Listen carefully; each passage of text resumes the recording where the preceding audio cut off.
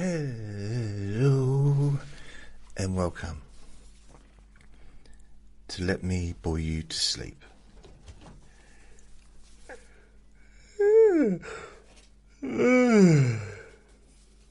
Oh wow.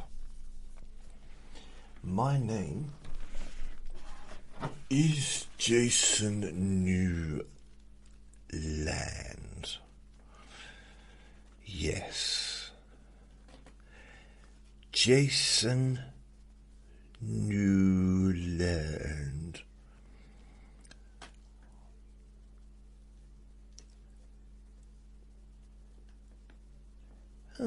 Okay. So, oh, blimey. I wasn't even yawning before I started this. Although I did have an early start today. I went to bed at 7 last night and got up at 3. So, yeah. I made a recording. I did my latest one in the old Break Free from Control and Manipulation. Today I did Guilt Used as Control. So, and it's the 1st of June 2026. Please only listen when you can safely close your eyes. So I have a website, jasonnewland.com. I've gotten rid of the jasonnewland.store.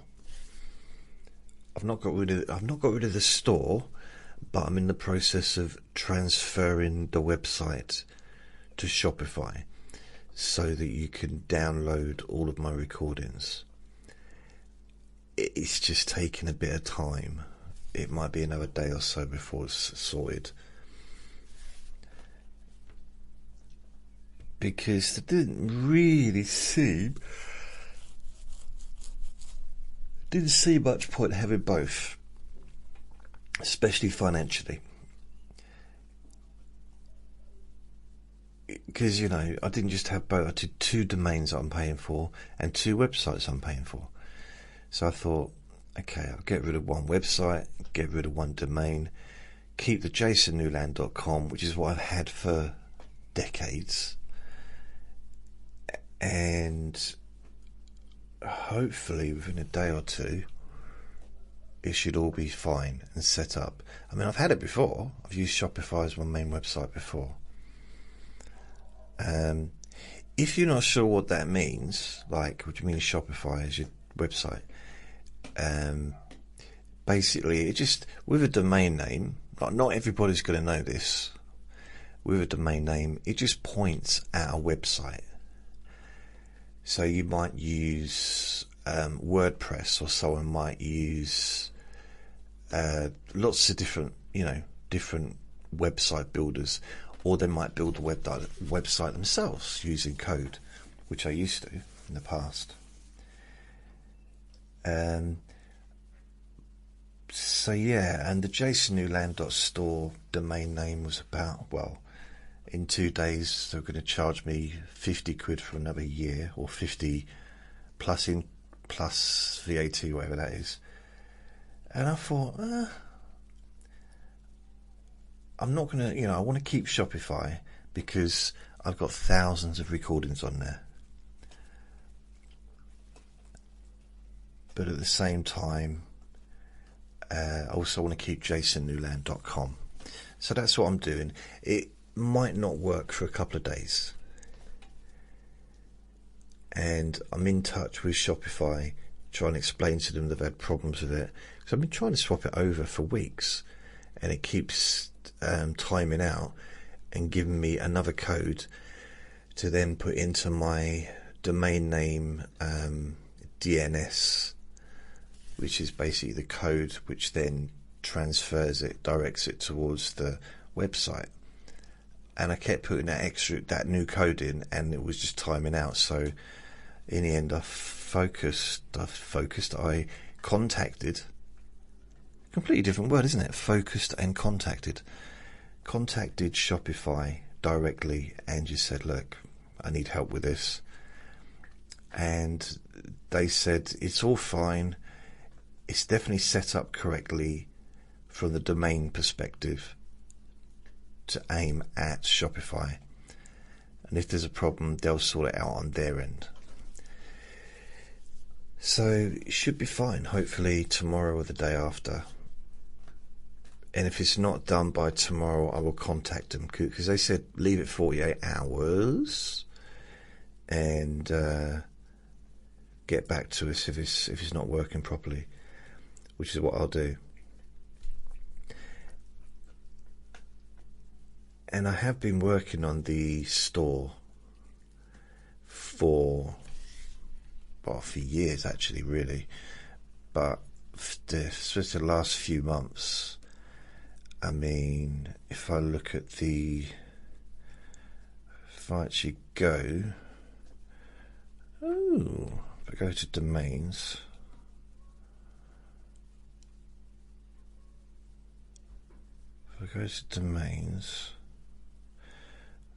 okay, it said needs setup, so I'm just going to ignore that for now.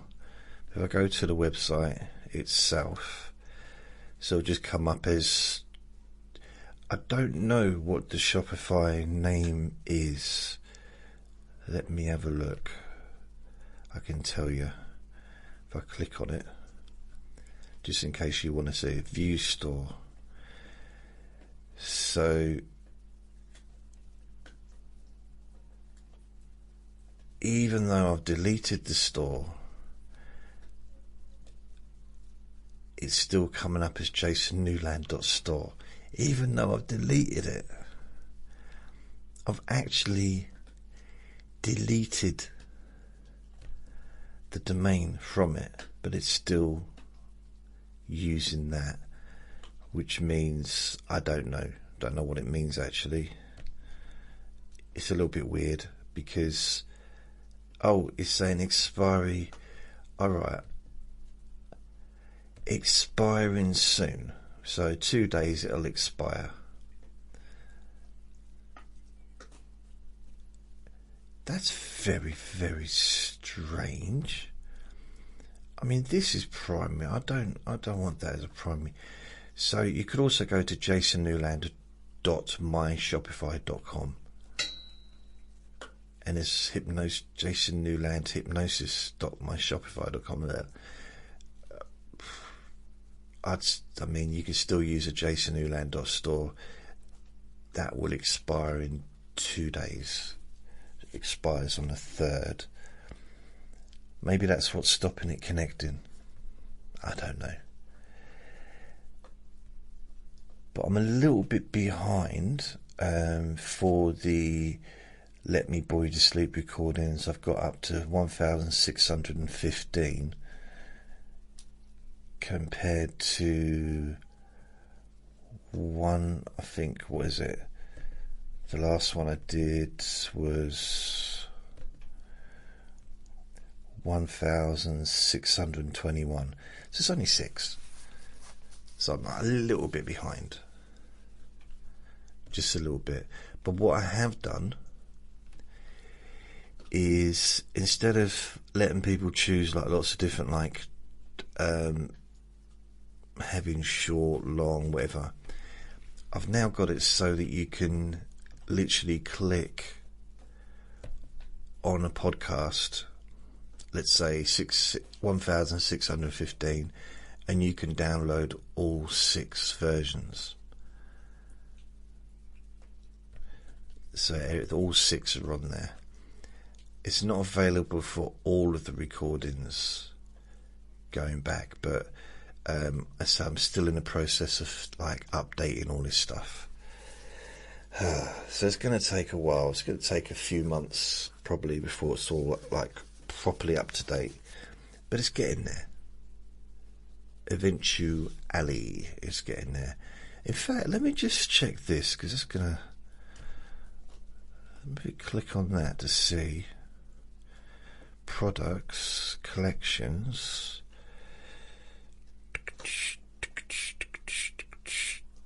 shorts. That's very weird. What's going on there? collections. Alright, okay. So, let me bore you to sleep. Where are you? Let me bore you to sleep. So I need to just get rid of the... Okay, right.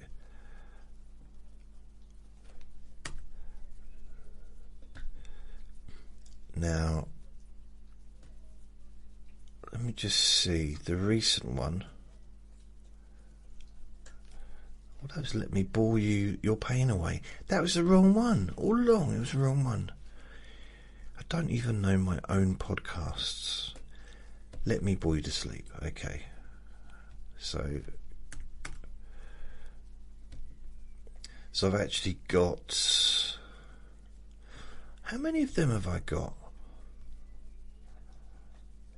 No, it's not telling me. You think it would do, wouldn't you? There are lots. A lot of them. Like thousands. Well, there's not 1,615 on there. There's probably about 10, 15 missing. Because I lost a couple along the way, but most of them are on there. So let me click on the latest one, see if all 6 versions will be downloaded. Yeah, okay, good. I think what I did in this case is I went backwards. So I started at the end and then went back. So I'll be honest, I don't know how far back I went, because I spent ages doing it and then I stopped. And I need to get back into it again. I just wasn't sure what I wanted to do with the store. I quite like the idea of having a store, but then jasonnewland.com is, I think for a lot of people, if they think of me, that what my website is, that's what it is, jasonnewland.com. And I've mentioned it so many times over the years that it feels a bit silly to change it, to get rid of it. Anyway, just to let you know that I do have a YouTube channel. I'm also on Instagram, X and TikTok, and every day I upload a recording to those as well, to TikTok, X and Instagram. I'm not able to upload the full recording if it's over an hour, because I only allow up to like 59 minutes.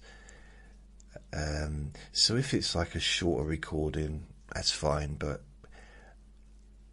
I don't, I rarely do a Let Me Bore You to Sleep that's less than an hour.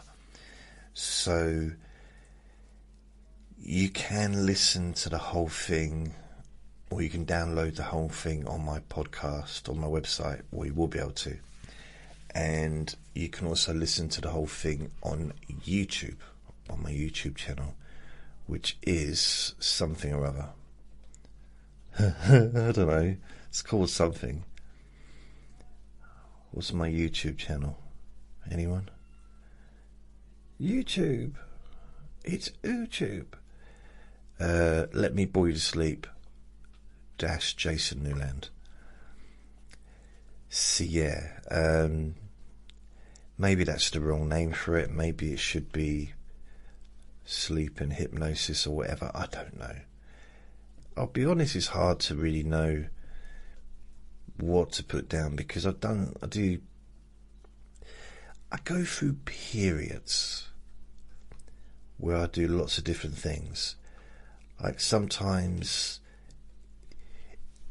for quite a while I was only doing the Let Me Bore You to Sleep recordings. There was one point when I said, that's all I'm going to do. I ain't doing nothing else anymore, just to Let Me Bore You to Sleep. And then I seem to, like this is last year, seem to have got back into doing the hypnosis recordings, even enjoying it actually. So Not that I dislike doing anything I do. I don't do anything I don't want to do, apart from maybe the editing. Not if there's a lot of background sound, then the editing can be a bit of a but you know, I've got the window closed and I've got the curtains drawn over. On a really hot day like this, I've got the windows closed. Blimey. But that side of things, it's time consuming. And because the internet's a little bit slow, you know, it doesn't always kind of come off properly.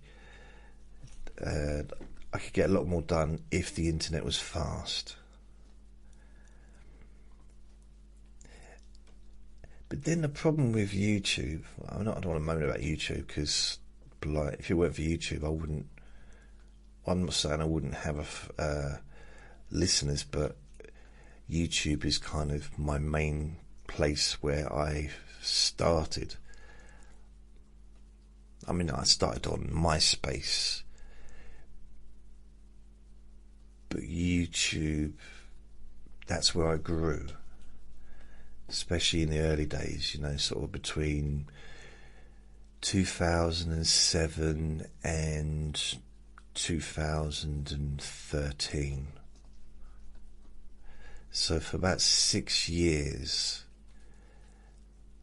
my main focus, I'm still doing podcasts as well, but a lot of the time it was just taking the audio from the video and posting it on as a podcast.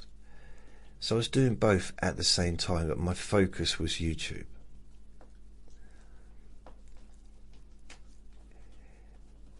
And yeah, so I've got a lot to be thankful for YouTube. You know, I've still got people listening to me now that were listening to me 20 years ago.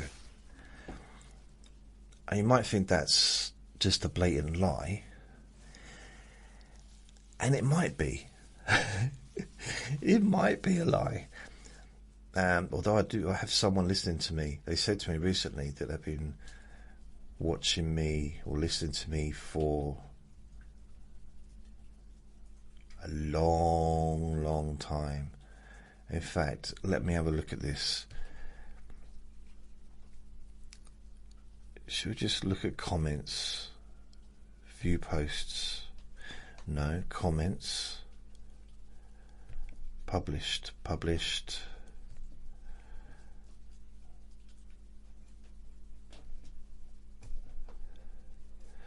Most relevant, newest.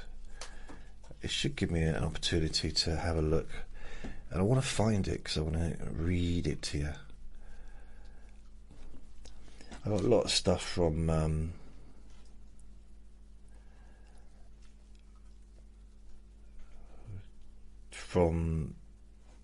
I can't even read. It's basically Sebastian. He gives himself these names that I can't read out.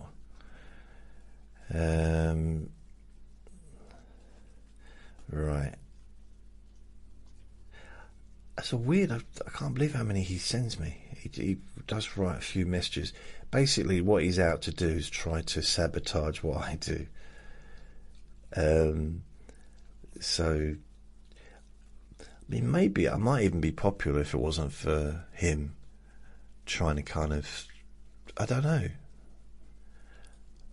Someone did say that to me once. They said, you got to get rid of him. You got to get him off your channel because he's just sabotaging you. And I like to think he's not doing it for that purpose, but I don't know. Because everything he writes is rude. I do find some of it funny, to be honest. What's this? MKA70. How on earth do you manage to record all this? Okay. Why on earth do you record all this? Love them videos, really helps. Thank you. Oh, blimey. I'm trying to find it. It keeps taking me back to the first page.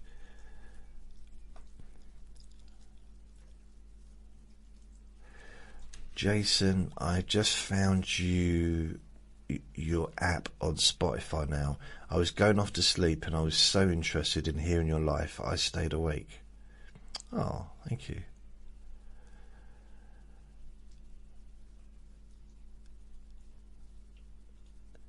Right. Sebastian.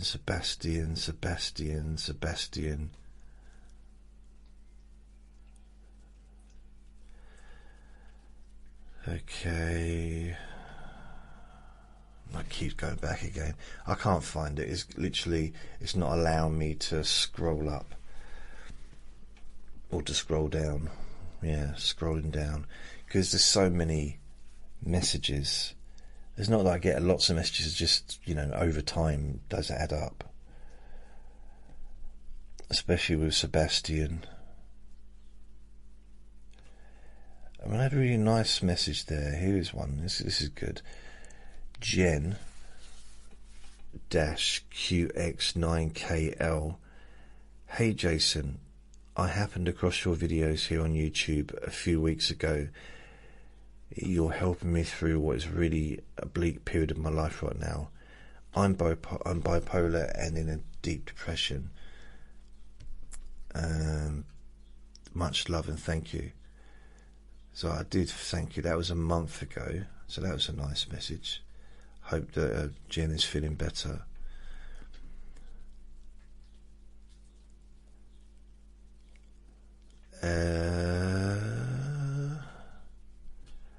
Okay, this is Sebastian Gay. Sebastian again, sorry. Freudian slip there, sorry. Sebastian again. It's got different names sometimes.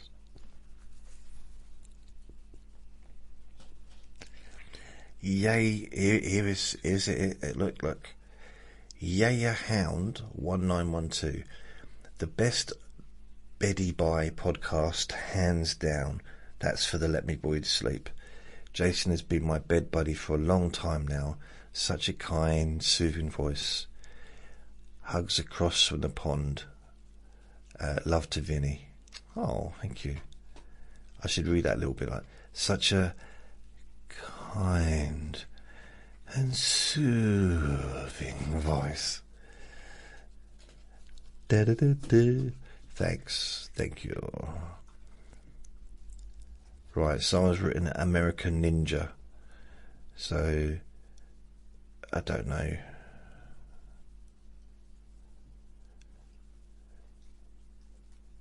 You have a talent for this, Mr. Newland. Appreciate your videos. Peace and good snooze from Australia. That's from Rachel.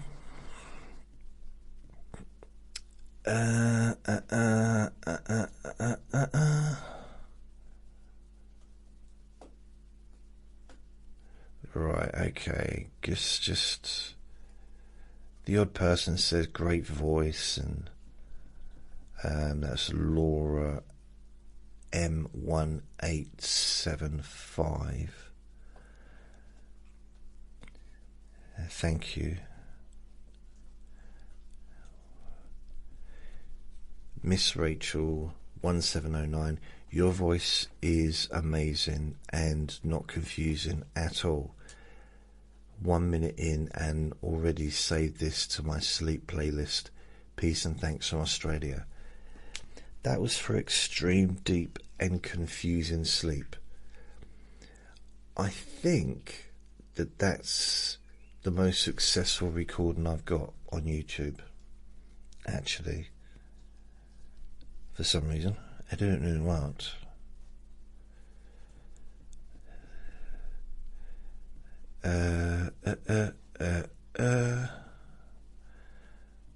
Right, no, I can't find it. I don't know what's bugged me now.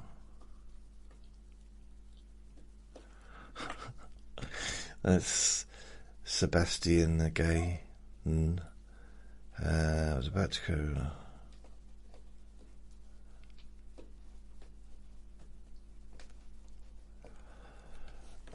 That's funny, actually. I was about to create a recording with the same title. Hypnotist in training, noisy neighbours. So that's Nicholas Ritter. So do you make recordings as well? I tell you, that's having noisy. Okay, this is Mike's Monday Boring Objects today. I'm going to talk to you about making audio recordings.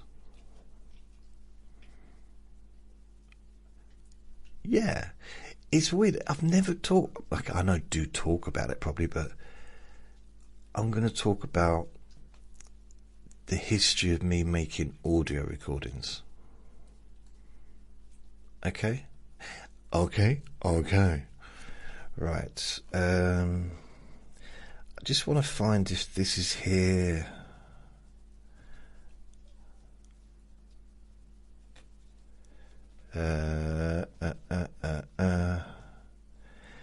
Christine, this is 3 months ago. For permission to pause. This is my favourite one to date, most relaxing one ever. This is the one I will listen to most. I usually like the music, but this one was pure sleep mode. Thank you. Oh, thank you for listening. Thank you for your kind words.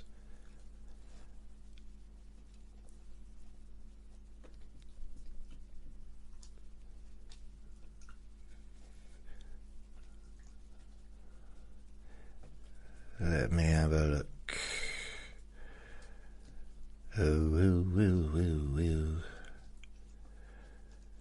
Okay, I can't find it. Someone did definitely leave me a message.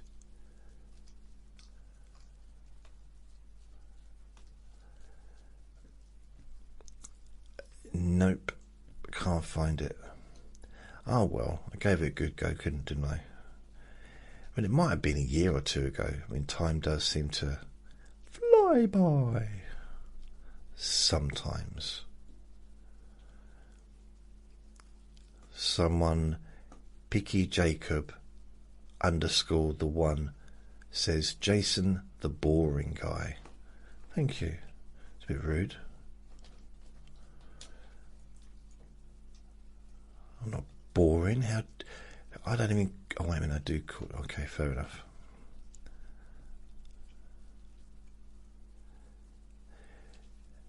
Beck630.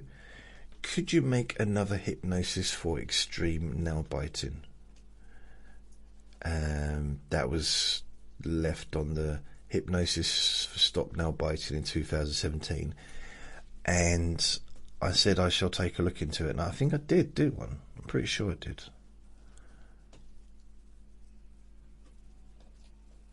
Right, okay. Again, more from Sebastian.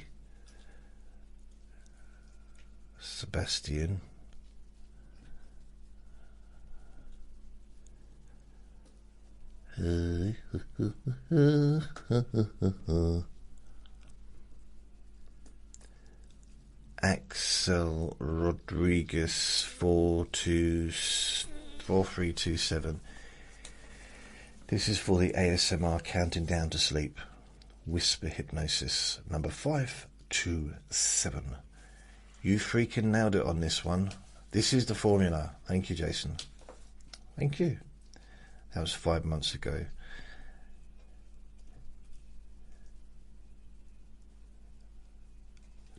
Tina.Lucille 6 months ago said, it's so weird that you have low individual view numbers on your videos, but a decent amount of subs and a high overall viewing count.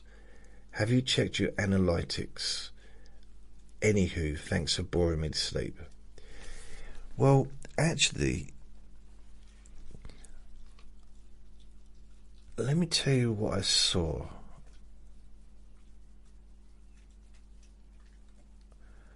Right.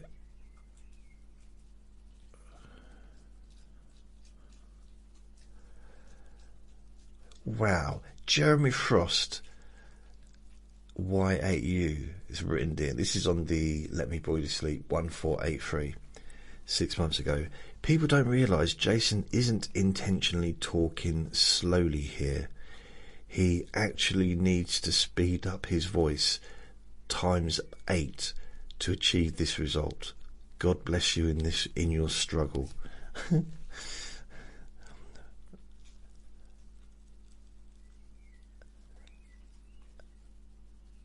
The same person says, great upload, no one can bore a person quite like you. And that was for my Thursday throwbacks. I feel that those Thursday throwbacks kind of came to a bit of an abrupt end. And something must have happened to interrupt the flow, I think. Look on, I found it. I found it. At BILLG95. This was 8 months ago, and a message left on Let Me Bore You to Sleep 1430. Oh man, it's crazy. I've just turned 30 and I feel like I've been watching you all my life. I remember the very early days. Shame the hypnosis is going, but good to see you're planning for another 10 years. Take it easy, Jason. All the best. So this is must...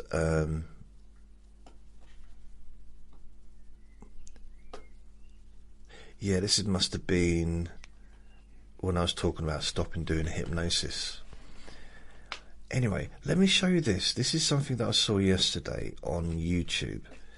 I'm a bit of an monopoly, I don't know, one of them. So if I look at analytics, right, okay, and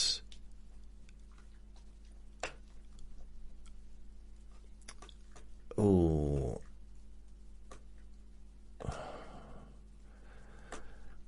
how many views reach my content?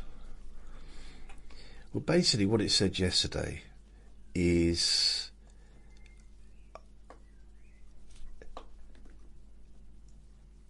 YouTube has frequently recommended my videos alongside other content since my stuff focuses on sleep and relaxation.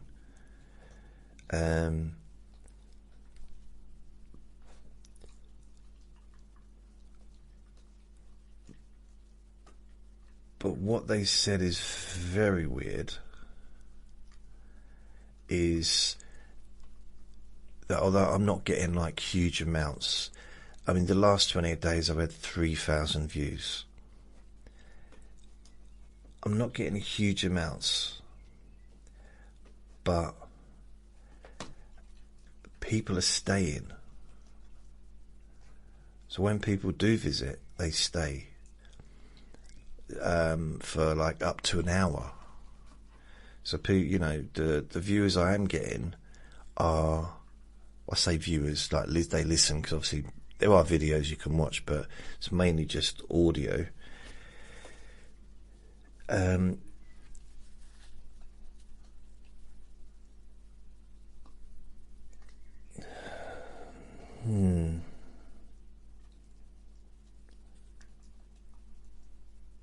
I suppose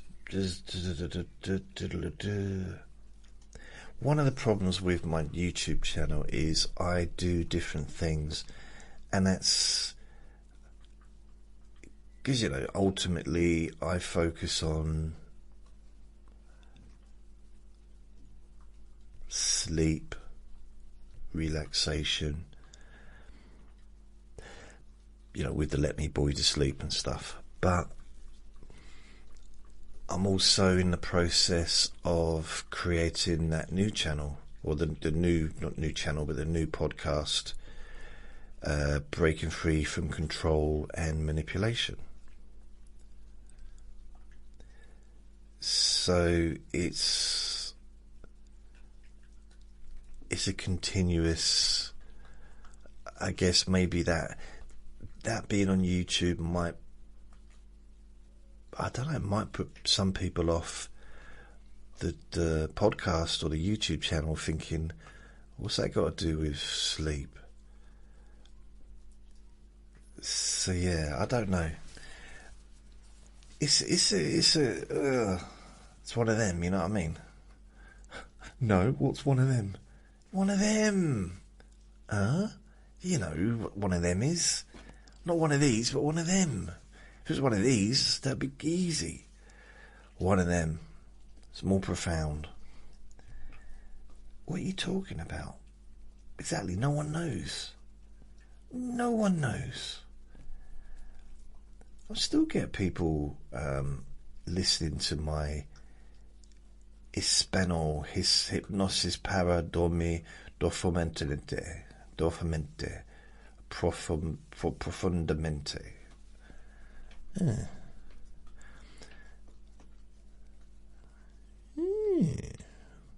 Anyway, so I'm not getting. I get 3,000 views generally a month, which isn't much. Watch time in hours, 1.3 thousand hours. 16 plus subscribers. Estimated revenue 1 cent. Sorry. Oh, that's funny. Wow, 1 cent. But, however, I'm not monetized. I don't have any adverts with money. Adverts on my YouTube channel. No. I'm just going to figure out quickly how much 1.3 thousand hours is. 1,300 divided by 24.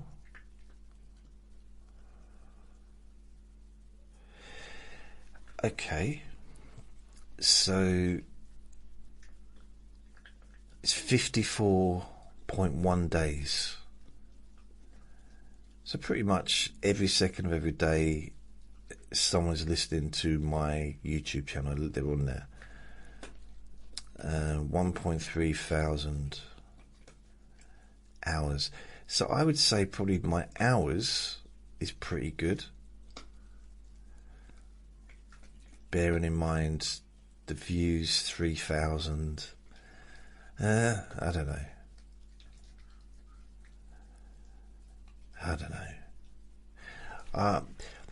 I think the way I see it is now, I need to just stop making changes, keep everything as it is. The YouTube channel is... it does its own thing. I make a recording, it uploads from the podcast host to YouTube automatically. It's been doing that for a long time. But in the past I have tendencies of deleting things from YouTube, trying to clean it up and tidy it up. I mean, what I did yesterday was... what did I do? I thought, because I did that little survey thing on YouTube, and it told me that I might get more listens or more views if I actually had playlists, which is what I used to have.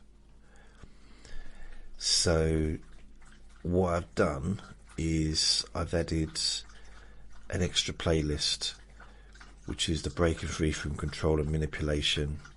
I did that yesterday. There is 72 videos. In fact, there's another 4 that I need to add. I'll do that right now, actually. Can make a bit more noise, please, Vinny. Thanks. So, recent videos, show all. So what I'll do, I'll add the 6 that have just started uploaded today, and then add them to the playlist. Deep.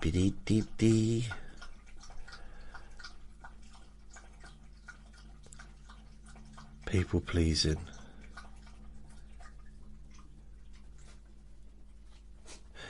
I'm not sure if I've got that. That's going to bug me now. I need to find out if I've got people pleasing on there. So if I go to playlists, click on that. it's much easier if you could see what I was doing, but at the same time it wouldn't be any more interesting. I clicked on videos. Why are you not coming up? Brilliant. Right, nothing's showing. It's like there's no videos at all. Yeah, there was 74 a minute ago. How does that work? Anyone? No, 72. There are 72 videos.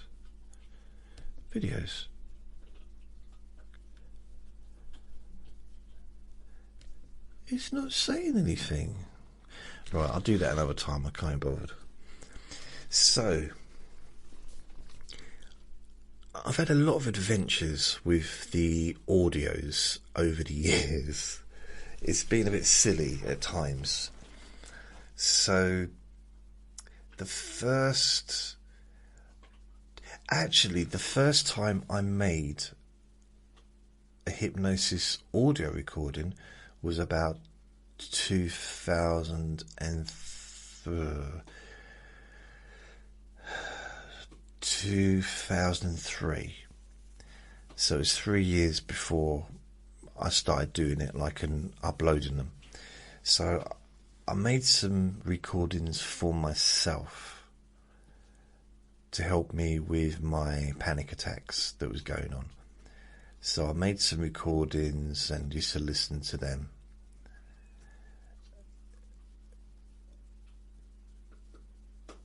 I've no idea even how I recorded them. I must have used some kind of dictation machine. I don't know. Dictaphone? No, not dictaphone. Well, they're called dictaphones, weren't they?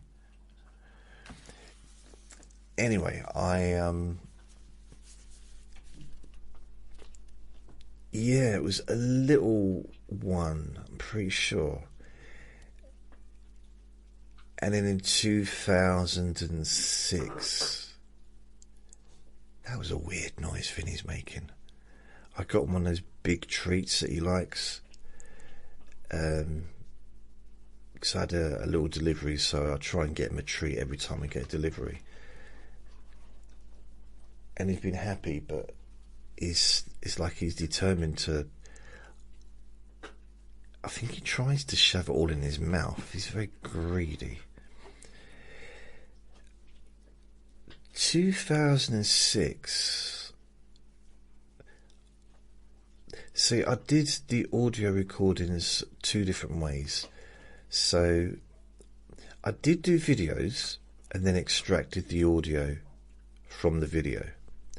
But I did also make audios with the laptop. So I did all that with a laptop with a webcam in 2006. And for those that don't know what a webcam is, because not everybody's going to know. I mean, webcams haven't really been a thing for a long time. So webcams, basically, you used to plug them into your laptop and rest them on top of the laptop, and it'd film you, like basically, because I was going to say in the past laptops, cameras were a bit rubbish. I think they're still rubbish. I've got a good laptop here, and the camera is rubbish. And the iPad camera is a lot better, and the phone camera is way better than all of them. But the laptop camera is absolutely ridiculous rubbish. It does the basic job. So yeah,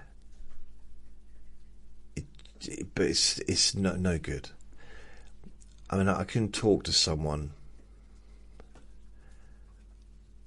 on the microphone's not very good, the internal, but it's good enough to kind of do a Skype or Facebook, audio chat.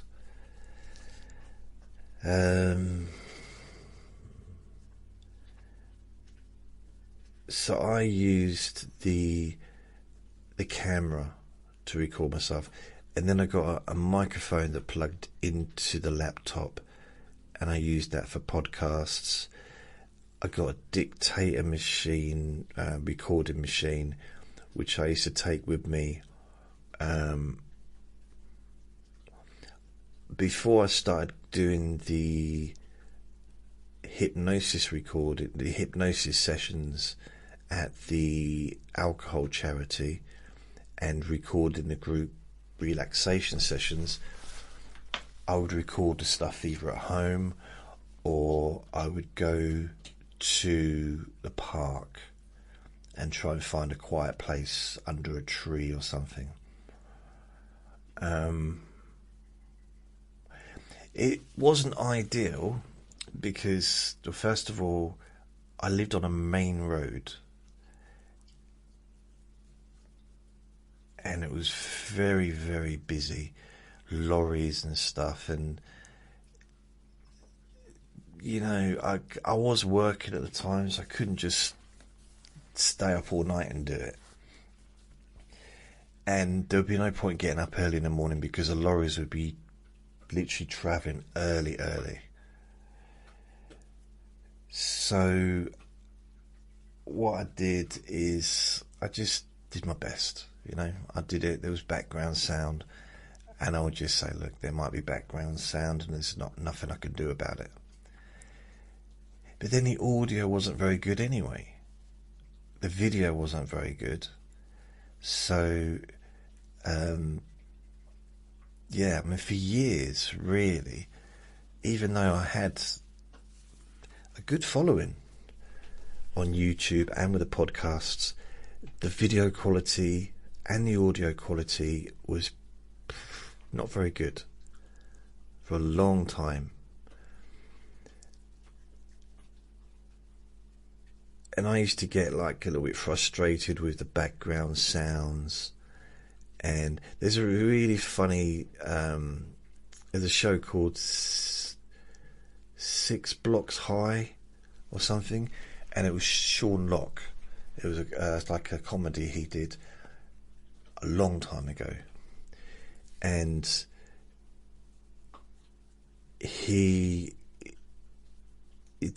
what they would do is they would show glimpses of other people's lives in that block of flats. So it'd go to different people and that, and one of the people, I think one had a pony, but one of the people was somebody sitting there making a relaxation recording, be talking like, now you can notice your ankles are relaxed, or whatever. And then there'd be loud music starting upstairs or whatever, and he'd lose it and start shouting and punching the wall and chucking stuff around. And I found it especially hilarious, because knowing what it's like to have been doing that all these years, trying to just find somewhere quiet. I've never managed it yet, really. I mean, there's this here, apart from the dogs barking and people are screaming in the garden, or if someone knocks on a door and Vinny just goes absolutely nutty, which is kind of his job, isn't it, I suppose? If someone knocks on the door, he's supposed to bark, isn't he? Because it's his home. But it can be quiet at times, like at night, late at night, early in the morning. It can be fairly quiet. So I try and make use of that. But back then, there was not really any quiet periods, much.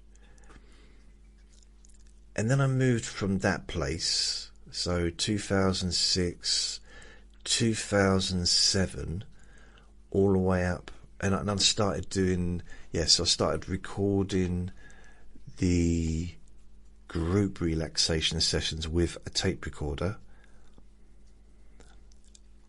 and That's weird. How did I transfer the audio? Oh, I know. It was a digital recorder. It didn't have a tape. It was digital, and I plugged it into the laptop, and then it transferred the digital file, the MP3 file, onto the laptop, and then I would edit it in Audacity, which is a free editing software.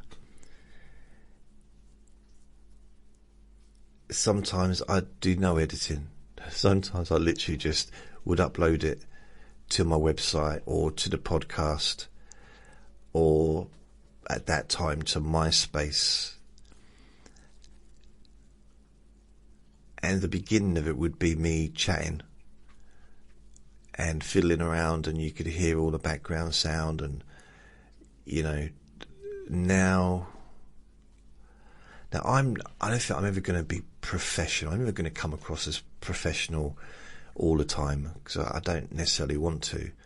Although I do take some of the stuff I do take seriously because of maybe the subject matter and that. But yeah, I'm not. This is just me. It's never going to be like studio quality, like recording studio quality. Although I did go to the studio and do some recordings at a recording studio once, and I made 3 CDs, but I'll talk about that later. It's true. That was expensive. I think I sold 2 CDs. It wasn't my most successful thing ever.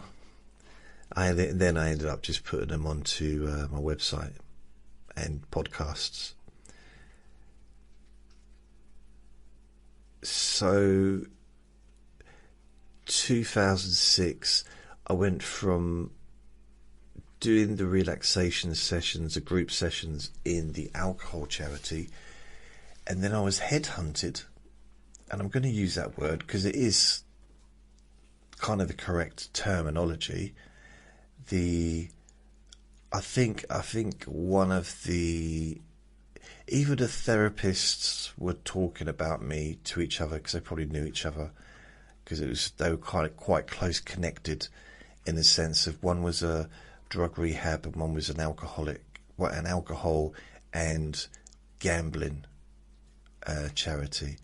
So they had close ties, and it was a small town as well. Or it might have been a client sort of said to the rehab place, so why can't you ask that weird man to come in and talk to us or talk at us for an hour like he does at the alcohol place? And yeah, so they were looking for me. And they found me. They went into the evolution shop. So I must have told someone along the lines that I was kind of involved in the Buddhist centre. And they came into the evolution shop downstairs from the Buddhist centre and asked if they could get in contact with me. So I think his name was Ray. Was it Ray? So he left his number with my friend Nick. Well, he's not Nick anymore. He was ordained, but he's and he said to me, "Yeah, you had someone come in headhunting you." I said, "Okay." So I went in there. Well, I called them up and I said, "Can you come in whatever afternoon?" Because I think at this point, or was it one evening? I don't know. I mean, that might not have started till 2007. No, it would have been the end of 2006, because I went part-time from August onwards in 2006. So, yeah, that's it. So I had my afternoons free, so I'd work from 9 or 8 till 1 or 2. So I went along in the afternoon, and I sat there, and there was like 3 people interviewing me, and I was like, and they were asking me questions, and I said, look, the best thing to do, like, first of all, you know what I do. You've already had good feedback from, the other place. Instead of just sitting there asking me questions, why don't we just do it? And that's what I did with the first one, because I was volunteering my time, and I didn't really want to go through some big interview to volunteering my time for free. Like, let's just do it, and you can see for yourselves whether or not it feels useful. So they did. Not only that, they brought a few people in, and there and then we just did a relaxation session. If anything, that was my biggest audience, my biggest group, because all the staff wanted to be there as well, especially on a Friday, because it was the end of the day, and they'd all come in and listen to me, and they look forward to it. Well, I don't know, I made that bit up, but I think someone told me they looked forward to it. I might just be changing history. Okay, I never did any group relaxation sessions. I made it all up. No, I did. I wish I still was. Like, I kind of... Do I? Yeah, I do. I wish I was still doing it. That was one of the few things in my life that I've done that I really felt good about. I mean, out of all the things I've done in my life, I suppose the chronic pain relief service, going to people's houses and then having an office and that. So I did that in 2006. I felt good about that because I was helping people there. And then doing the relaxation groups at the alcohol charity and the drug rehab place through 2006, all the way through until the end of 2007. Those were, that was the 3 things that I probably feel best about, other than the online things that I've done.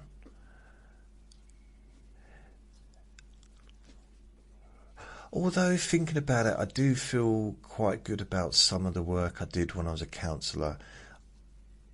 I did feel that I helped some people. Probably, well, not everybody, but some. And when I did the pre-pain relief service, and that was just hypnosis and a bit of NLP and stuff, every single person said that they felt better afterwards. I don't mean better as in healed. I mean the pain level had gone down. Like 100% success rate with that.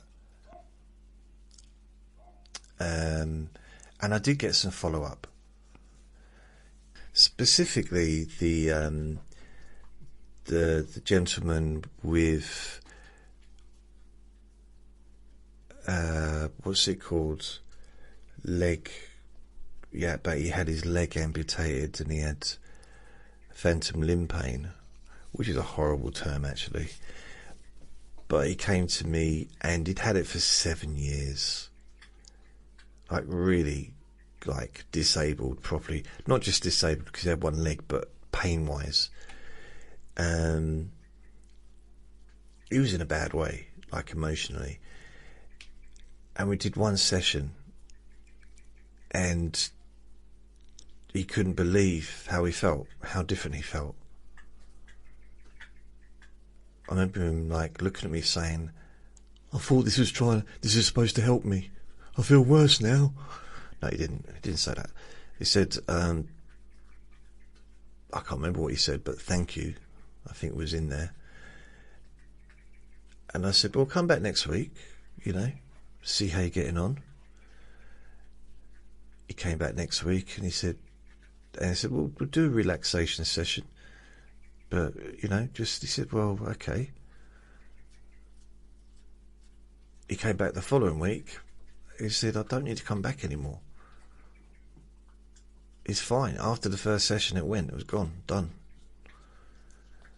The second session, it was nice to, have the relaxation, but he didn't need it anymore. He didn't need to.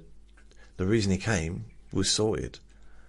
And 3 weeks later, after, the third week, he didn't even stay. He said, mind you, that I did do a massive fart before he came in the room, so that might have helped or not helped, however way you look at it.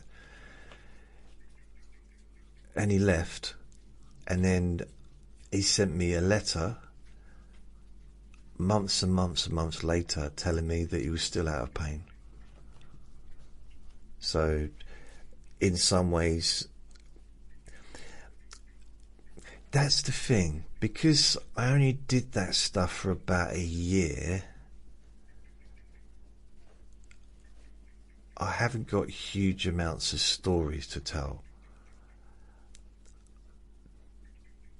But I had some success that I didn't expect. I was surprised. And I was also surprised when I had the lady that needed double lung transplants, and she really didn't like me. I mean, she was a friend of a friend, and I went round her house. She couldn't pretty much leave the house. She was sitting down on oxygen, and so I was in her house. She didn't like me. She took a dislike to me almost instantly. And I hadn't farted, and I was wearing trousers. So it's not the usual situation. And I'm like, okay. Now, it's not that I'm used to everyone liking me. Of course, I've occasionally had people that seem to not like me, but I'm kind of more used to indifference, I don't mind indifference. In fact, indifference is almost normal. If you've not met someone before, you don't know them, why would you have an opinion about them if you've never met them and know nothing about them? So, but this lady, she didn't like me. And she made it very clear quite a few times by saying, this is pointless, this is a waste of time. So what her issue was, I wasn't there, obviously I couldn't do anything about her physical condition. She was on a waiting list for transplants, and she was told that she had an appointment on a Tuesday. This is the Saturday afternoon. She had an appointment on a Tuesday to go and have tests to make sure she was able to withstand the operation, basically. She had to have those tests in order to stay on the transplant list, because she'd already had, I think, 2 appointments previously, and this was like staying over in hospital for like 2 days or something like that, and both times she couldn't enter into the hospital. She had a massive phobia of hospitals, and even more so of having those tests and stuff. At the end of it, she was laughing, and I didn't know that I had it in me. It was almost that the salesperson in me kicked in, where I was not letting go, which it can be a good thing if you're the salesperson, and if you're a sales team leader and you're a company. It might not be such a good thing if you're the person on the other end of the phone, or whatever, being sold to. But on the same side, I didn't ever sell anything that wasn't needed. They called me up. I did do cold calling before, but more recently. But at that time, it was insurance, and that kind of. I remember, I think my manager used to say, I'm like a dog with a bone. I literally won't let it go. And I'm a little bit like that when it comes to, if it's something that's important to me, it's like I've started and I'm going to, I don't know, I'm going to continue this till it's done. And I can push myself. And that's what I did with her. I pushed myself. I didn't push her. I prodded a little bit, I suppose, pushed her out of her comfort zone. But I tell you what, I was more out of my comfort zone than she was out of hers, I bet you. Because she was at home. You know, she was kind of pretty much in control of everything. And I had to work my way around to figure my way in to affect those changes. And after, I think, 2.5 to 3 hours, which is a long time, it's a long time to be sitting, talking, doing therapy. I think it was over 2.5 hours, I remember that. And I don't use the word attacked, but I attacked her from all angles. Attacked the phobia or the problems that she was facing that were getting in the way of her potentially, having the treatment that she had to have. It really was a life or death situation, literally. And the doctor said if you didn't turn up, if she didn't come through the doors this time, she'd be taken off the list. And that'll be it. They weren't going to deal with her anymore. Because there's too many other people that wanted to be on that list that, there's never a shortage of people waiting for medical treatment, unfortunately. So, anyway, we did it all. And I wish I'd recorded it. I really do. In fact, I don't know why I didn't.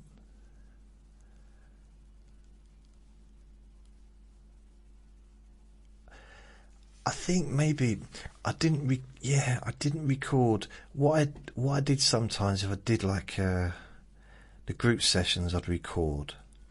But there was something about the one-on-one sessions that I didn't feel comfortable recording. It was different when I was a trainee counsellor.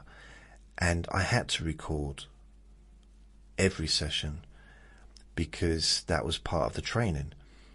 And anyone coming for counselling were aware of that, because it was a free service offered by the college. So it felt weird to start with, to be honest, but that was like 2008. Anyway, so I leave thinking, well, it seemed to go okay at the end because she was laughing, like really dropped her guard a lot. She put her shield down, wasn't waving a sword around anymore. Honestly, it's no longer shooting at me with a machine gun. And no longer chucking sharks at me. And we left on good terms, and she promised me that, she'd let me know how she got on. Now, she didn't let me know, but her sister did. And her sister called me up and to let me know that she'd gone in to the hospital, gone through everything, and was fine, and would be coming home tomorrow. But absolutely, and everything's been fine. So at the end of the week, I spoke to her, the lady herself, and she said that she couldn't believe it. She actually had the time of her life. Probably not as good as Disney World, but maybe time of her life isn't the right. Probably wasn't the time of her life, thinking about it.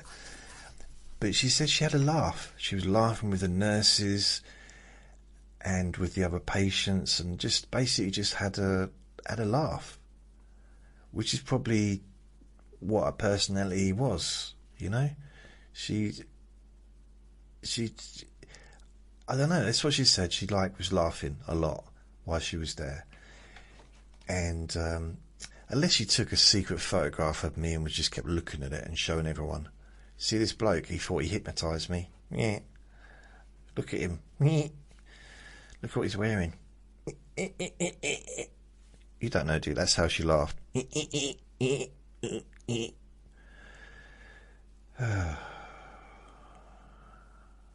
Like a little mouse trying to play the trumpet. So she also sent me a letter a few weeks later with feedback. I've still got them. I've still got these letters. They mean a lot to me, actually, because I had a few of them, and it was all really serious conditions. There was nothing light there. It was all serious stuff. There was 1, 2, 3, 1, 2, 3, 4, 5. I don't know. One wasn't serious, like medically, but it was serious for their career. So, yeah, anyway, so I didn't record those recordings, those sessions. Kind of wish I had now, just so I could just listen to them, hear what kind of rubbish I was coming out with. I mean, if I could achieve, or with them, achieve change, because obviously it's not just me doing it, is it? It's with my help they could achieve change, but change that was really, really necessary, then I must have been doing something correct. But I don't know what. Really don't. So then I moved to, because I started university, and I moved to the town where I was at college doing my degree in counselling.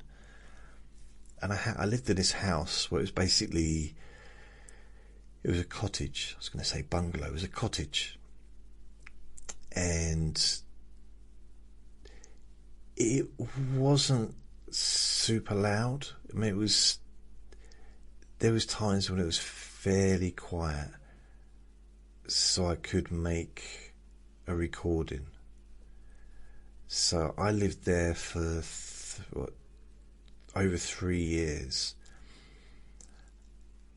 Occasionally, when they was on holiday, I would do recordings in the kitchen, because I'd spread my stuff out a little bit, or I'd do it in the dining room. That's because once I spent 11 days, 10, 14, about 10 days making a stop hypnosis course, aiming at making it the best sounding course I'd done, like quality wise, audio. And honestly, I put more work into that than I have done anything else since. It was very time consuming, but I was also at the same time watching Prison Break. So I had the Prison Break box set, so I was watching them as I was doing it. Not at the same time, but taking a break and watching the Prison Break episodes. So that was a good 10 days. The landlord and landlady went away for 2 weeks, I think. And it was so nice to just not have them around, just have a little bit of a break from other people, you know. Because the daughter, who was in her 20s, I mean, I was in my 30s, late 30s by then, she was in her kind of middle 20s. And every time she walked into the kitchen, I'd make her jump. Yeah? And like, she'd shout, put the symbols down. No, I wouldn't. But she just like she forgot I lived there. Now, they'd been letting students live in their house since she was probably born, because they had 2 rooms in the back, and I think it was an extension they built, so 2 rooms and a bathroom, and they would let those rooms out, which gave them a bit of money, I guess. I was paying 60 quid a week, I think. 60 quid, something like that. And I had the smallest room. I couldn't believe it. It was like standard treating the man the worst. Honestly, I was in this tiny little room. I had too many books that couldn't even fit in the room. They were all stacked up in these plastic storage things.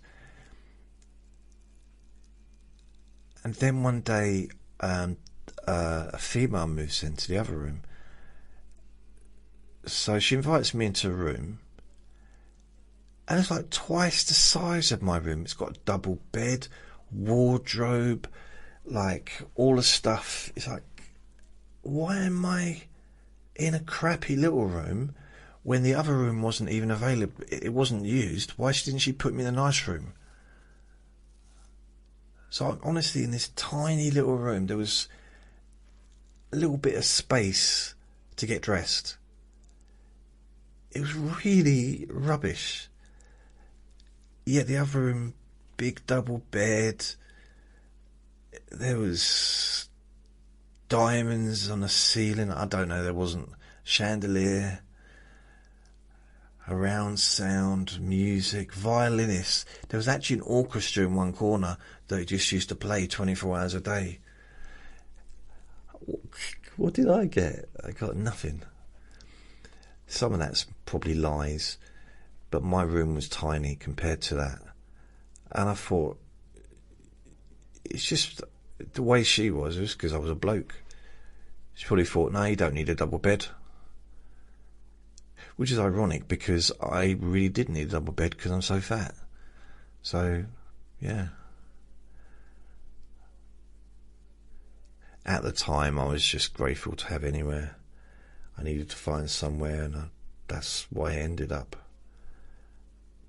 But it just seems silly, because I spent nearly the whole time I was there, it was only me living there. The other room was taken up three times. 1, 2, 3, 4 times. And the final time, when I was evicted, there was a female student living there. Always females, no men ever moved into that room. And probably not a year, but the following summer after I moved in November, a female from the pub moved in, and then she moved out, so I'm not quite sure what happened there. And then another student moved in, I think the following year, and then she moved out. And then another student, this one, I think she was a refugee, and I think she was a student, but she was like learning English.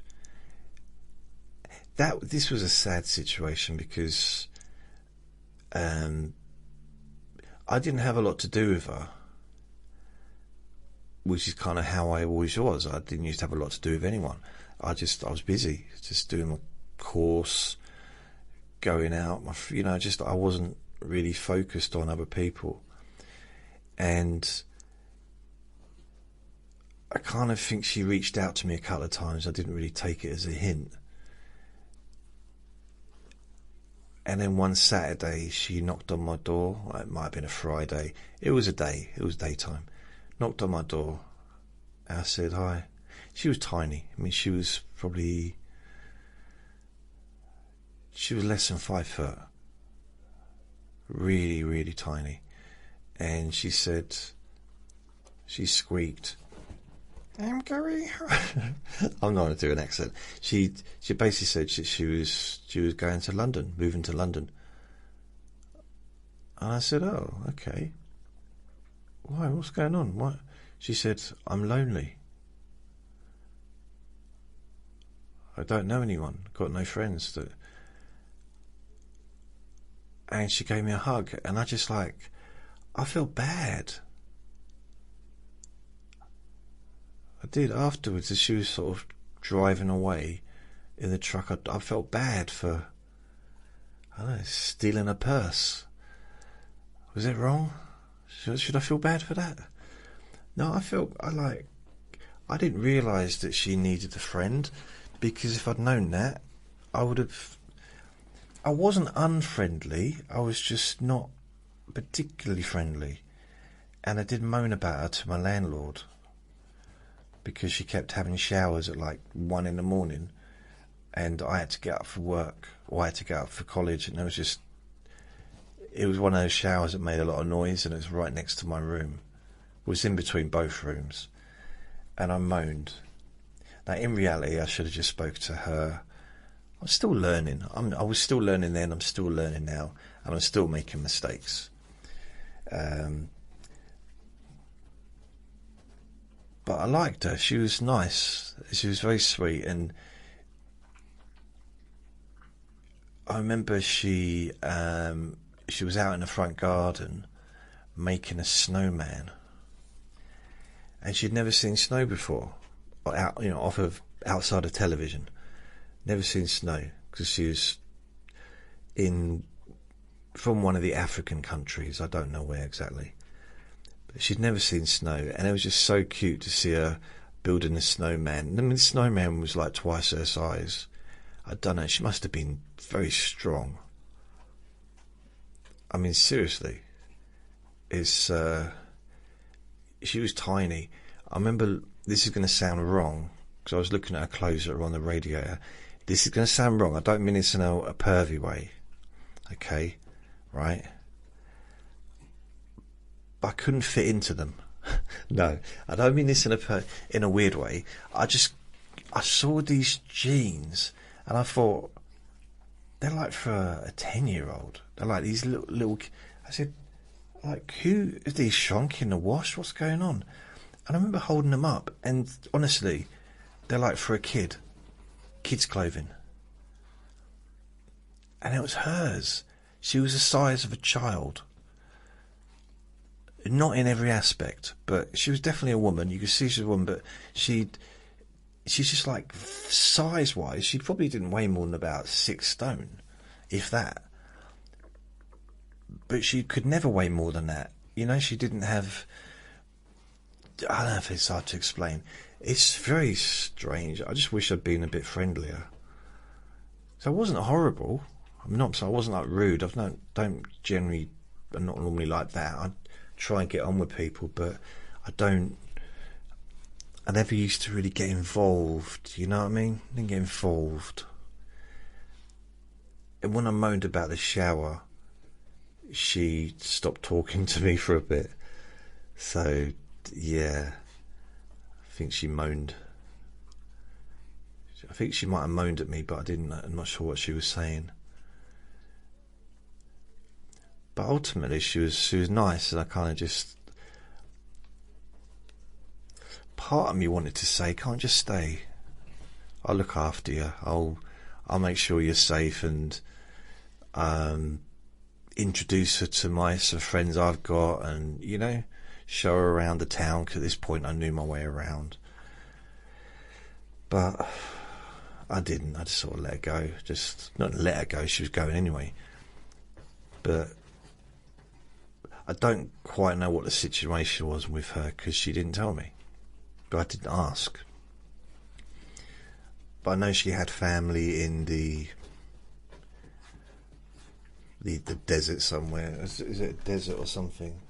Vinny, do you have to make so much noise? Okay, that's a yes. Fair enough.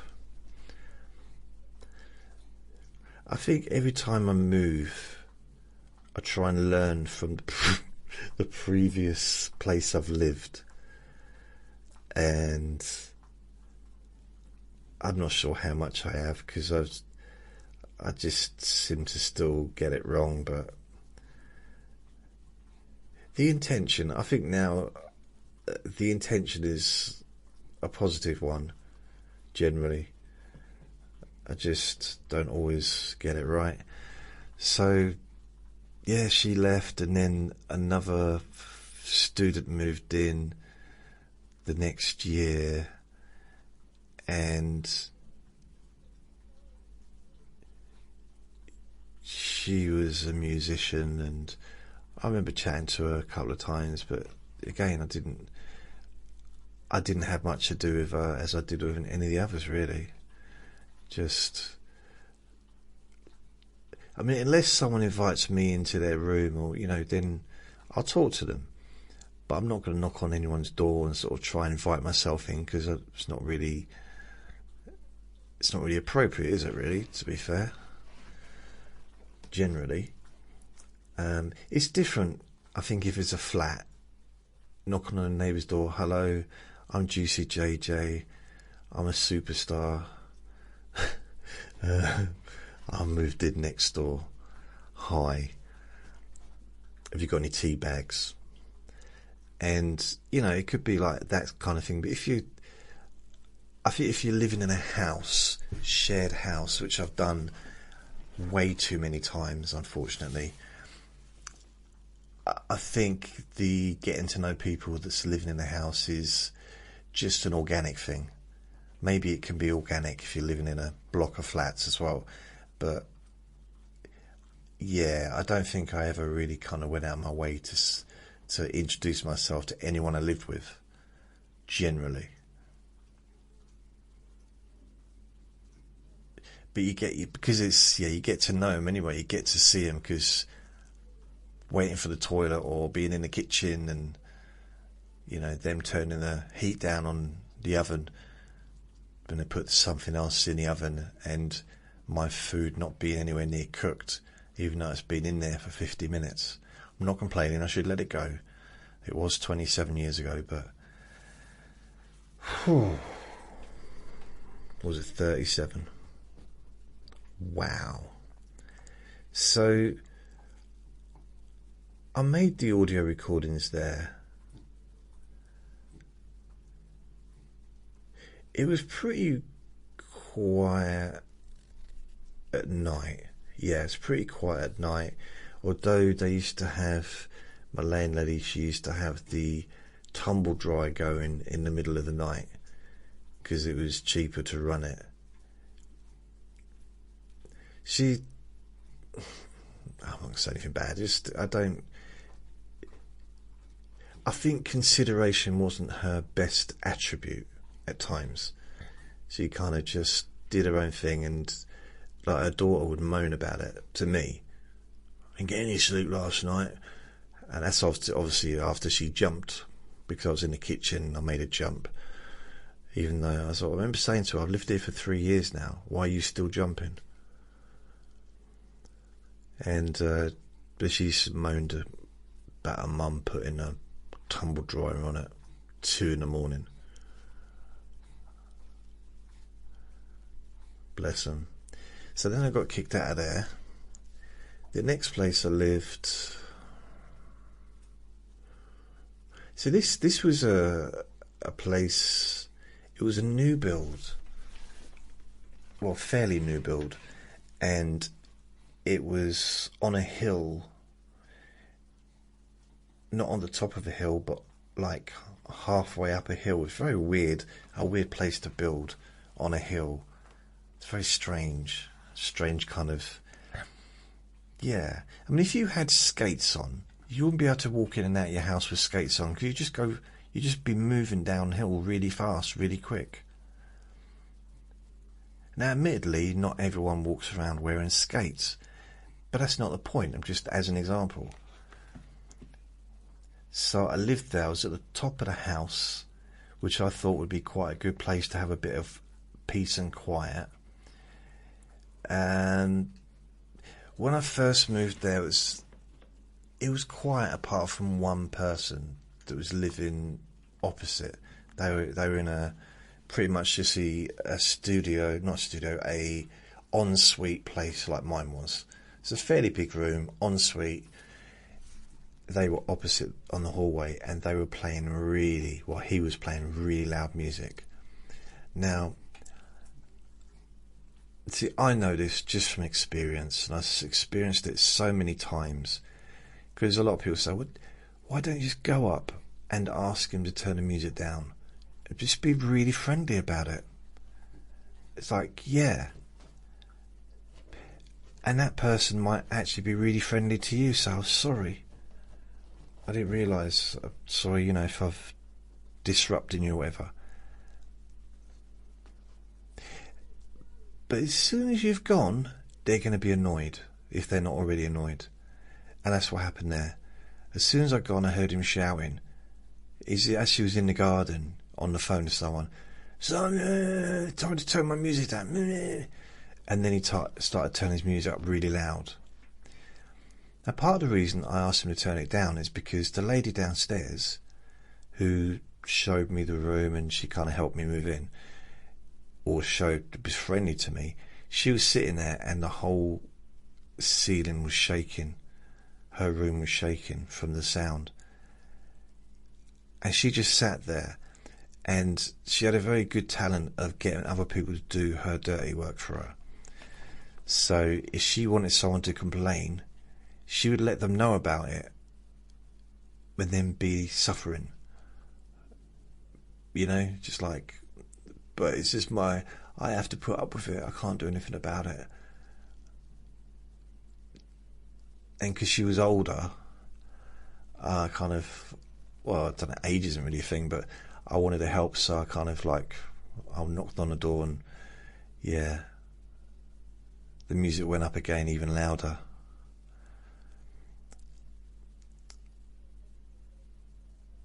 So that was an interesting thing, but then he moved out, so it's fine. There wasn't a huge amount of noise there, so I did do a lot of videos. There was too much noise for me to, yeah, what I did, this is something I did in 2011. I started using, there was this room, it's like a cabin kind of thing behind a Buddhist centre, and I used to go in there at night. I got permission, had keys, went in there at night, and I used to make videos or make audio recordings like 11 o'clock or whatever. And because it was quiet, nothing going on, the pub behind was closed apart from weekends, and I'd make videos, and those videos became quite successful, or I got a lot of views. So I was pleased with the recordings I was getting done there. I was still making videos and audios in the room. At one point I used to make a video nearly every day in the bathroom, just talking for 10 minutes about something, kind of like a motivational thing or a relaxation session, and I'd be in my clothes and I just, it'd be echoey and not ideal. And then I moved out of there after a year, got out as soon as I could, and couldn't afford to live there, basically. £125 a week. I found somewhere for £65 a week, which was my little dungeon I lived in, and that was damp and mouldy, but it was £65. I didn't know it was damp and mouldy when I moved in, but once I moved in I was kind of stuck, and I made recordings there. It was quiet at night,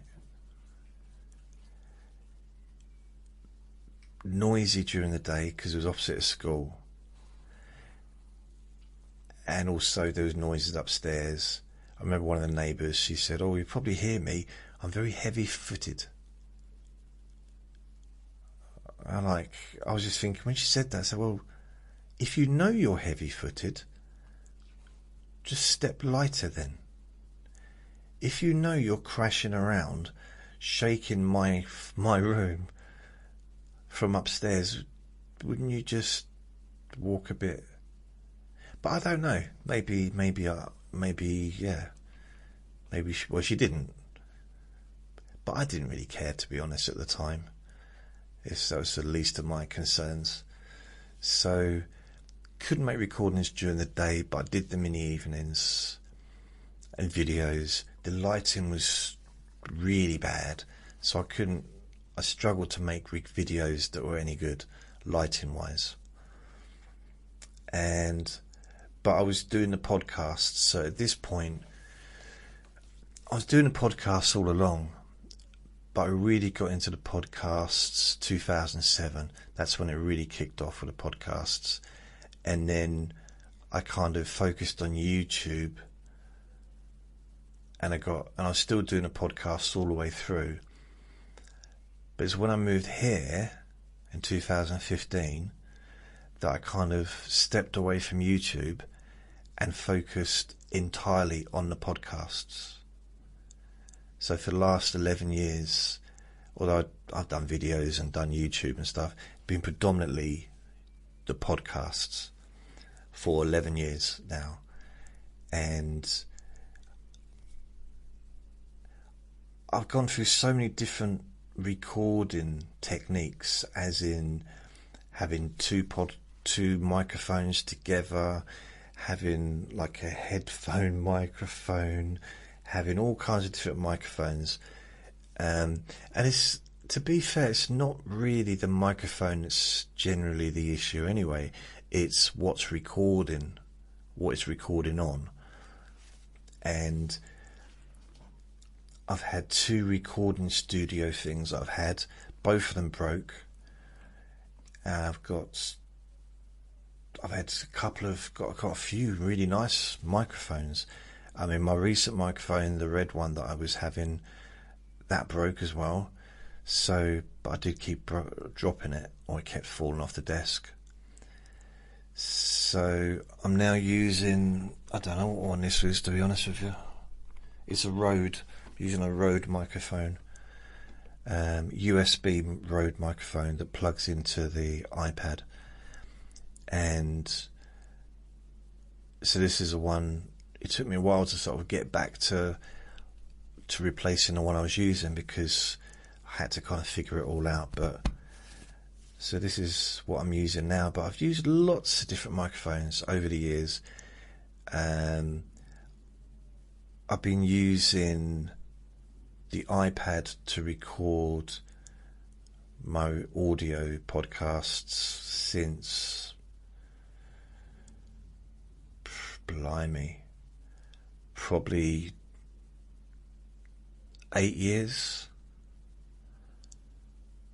maybe longer. 9 years, 8 years. I've had this iPad since 2001, I think. So I must have had another one 3-4 years before that. So yeah, it's been quite a while. I can also plug this into the laptop, and I've also recorded stuff on my phone as well. Like made videos and then extracted the audio, or edited the video and saved the audio separate as well. So I've done it that way. But basically nowadays I record the audio on my iPad using the Rode microphone. Hope for the best that it's quiet outside, which it has kind of been. There's been a few little bits and bobs, but nothing major. It's probably the longest the dog's gone without barking, unless it was barking and I just don't hear it anymore because I'm used to it. I hope not. And that's it really. That's kind of the history. It's a short history really of my recording, the different places that I've gone. And I went to a recording studio 2008 and made 3 recordings, three CDs, one for relaxation, sleep and pain relief, and had them all printed up and everything, and then ended up just sticking them on my website for free, so that didn't really come to anything. I don't even know what happened to them, to be honest. But I have lost a lot of recordings over the years. Laptops broken and stuff like that. I didn't have backups and the podcast host closed or whatever. So yeah. Or just deleted my stuff, which has happened. Which is a little bit annoying. So that is the end of this recording. Bum ba dum bum bum bum bum bum bum. So thank you for listening, and remember to be kind to yourself, because you do deserve to be happy, and be gentle with yourself. You deserve to feel safe. Just as I said that, Vinny gets up knowing that it's time to go out. Take care. Lots of love. Bye.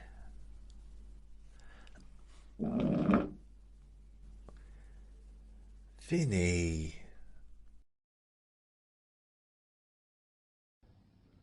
Relax in a more deep and meaningful way,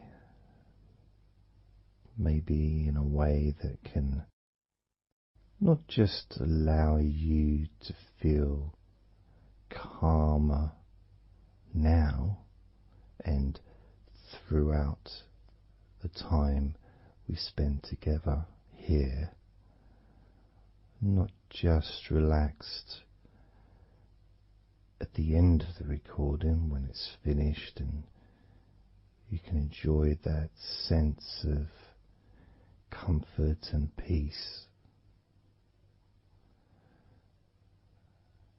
but also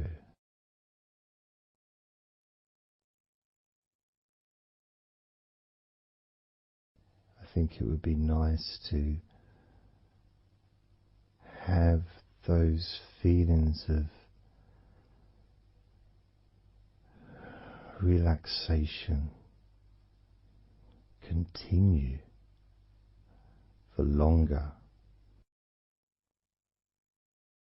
after the recording is ended, so that you can still benefit from listening to my voice, maybe in a few hours' time, perhaps tomorrow.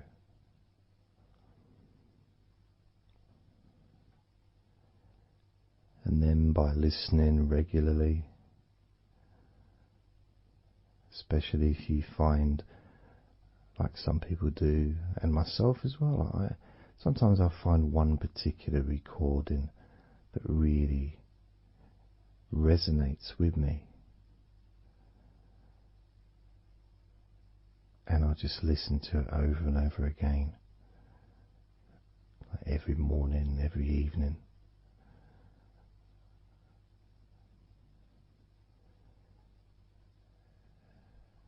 There was this recording from, we're going back to about 1999.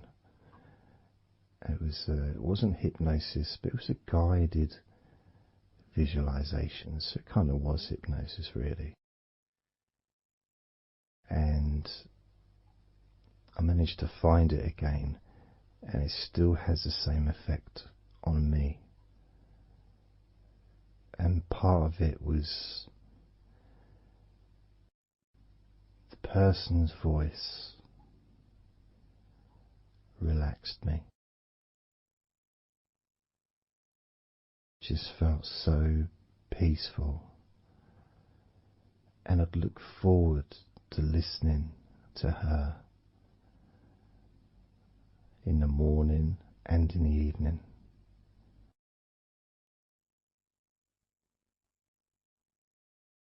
And I knew before even pressing the play button that as soon as I'd done that, pressed the play button, this was in the days of CD players, press the play button. In fact, it might have even been a tape recorder. I'd lie down on the bed and then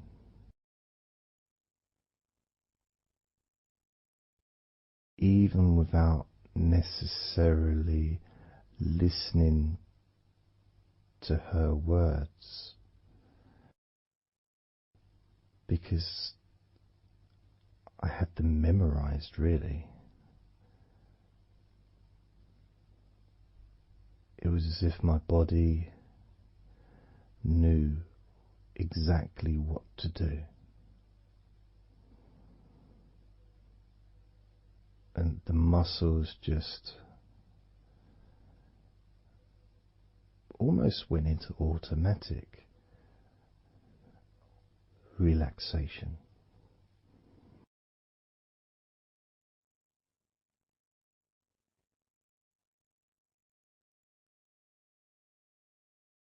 And I remember my mind would slow down.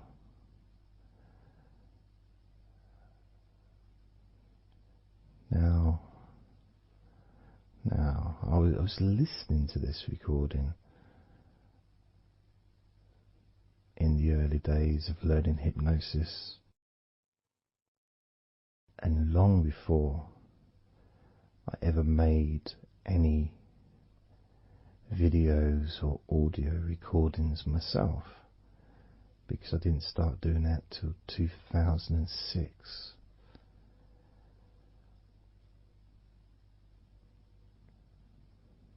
But I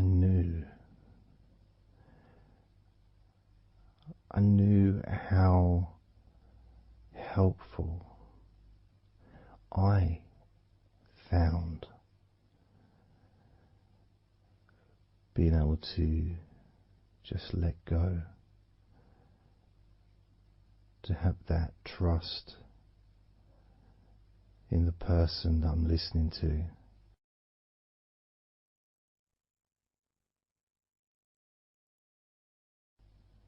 Knowing that it's going to be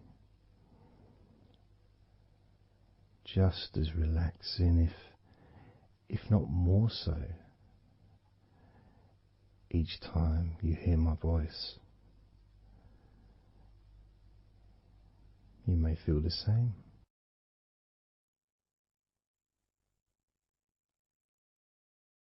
Some people have been listening to me for over a decade.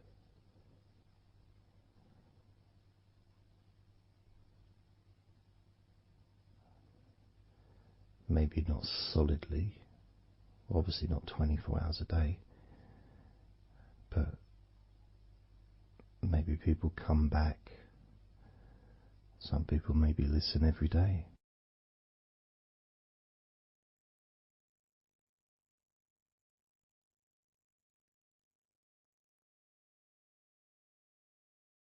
And something that I do, which you may not realize by listening, is when I record these recordings,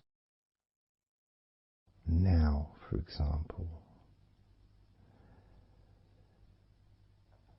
I also am affected by the words that I say.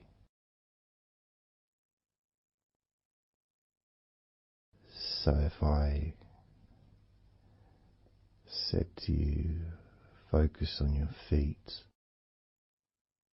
notice your feet relaxing, I will be focusing on my feet. I will be noticing my feet relaxing.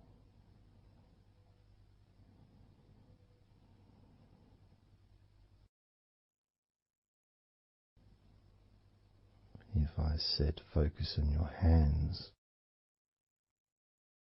and maybe notice the difference between each hand. Perhaps notice the air in the room, the temperature of the room on the backs of your hands.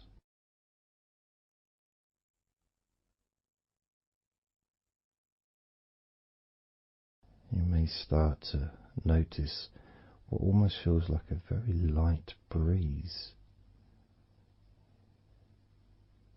even though there may not be any type of breeze at all where you are right now.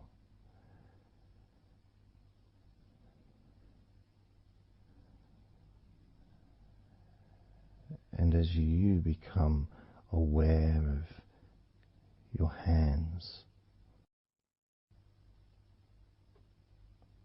I'm also aware of how relaxed my hands are feeling now.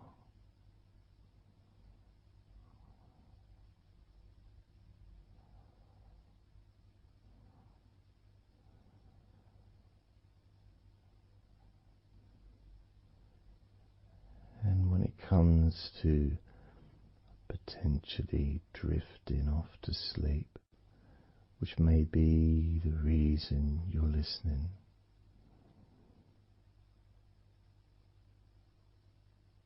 I also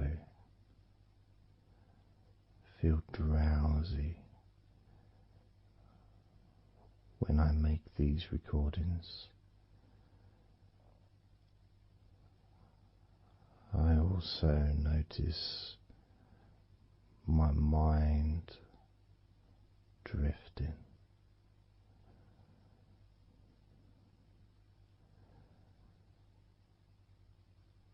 In fact, at times I've actually fallen asleep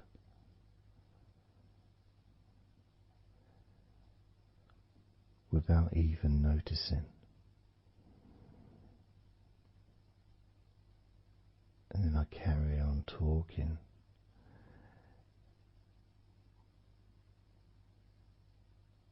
And it's only when I listen back to do the editing, I hear snoring. And I think, I don't remember snoring. I remember talking. Is it snoring or is a pig turned up? That's what I sound like when I snore.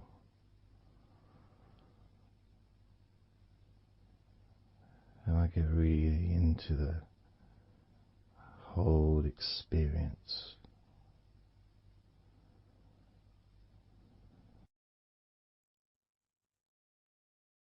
I don't know how you feel.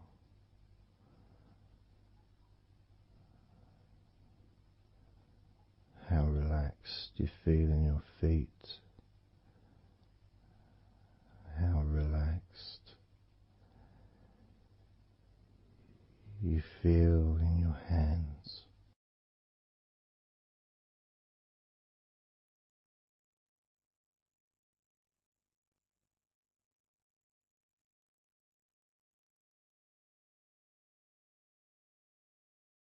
I have noticed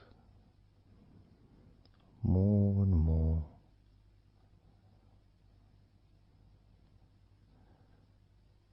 that the more relaxed, deeper level of comfort you feel, the easier your breathing becomes.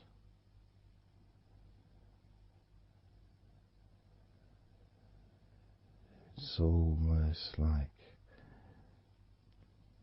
that additional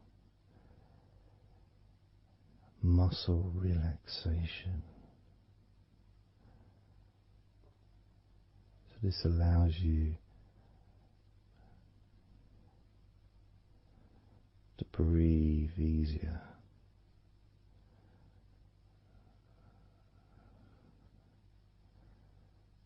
Without necessarily focusing on your breath.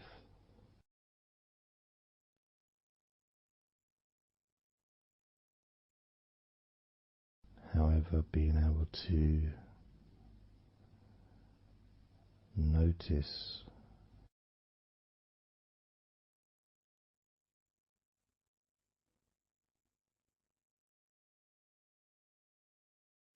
the ease in which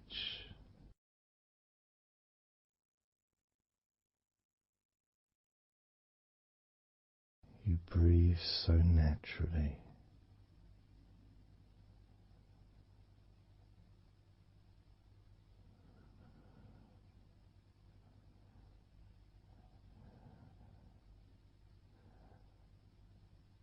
You breathe so very easily and smoothly.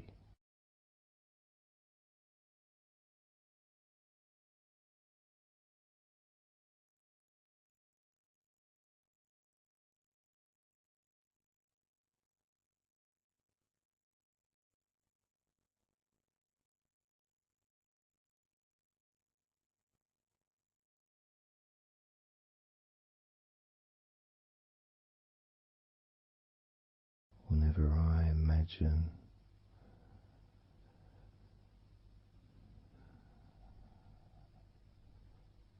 my breathing improving,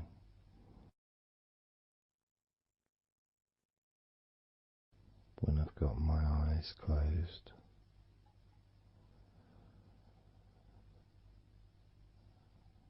I tend to visualize a beautiful field with trees and flowers,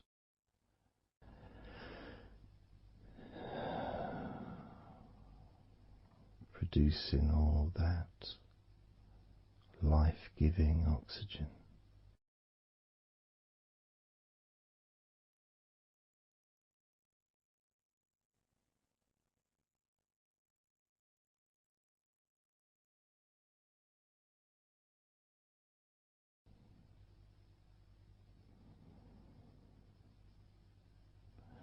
It feels nice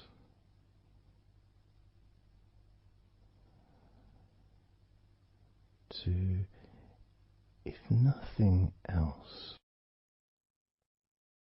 just taking some time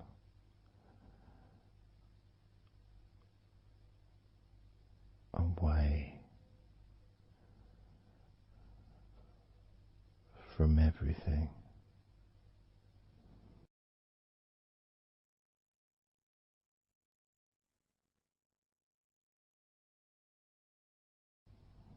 Enjoying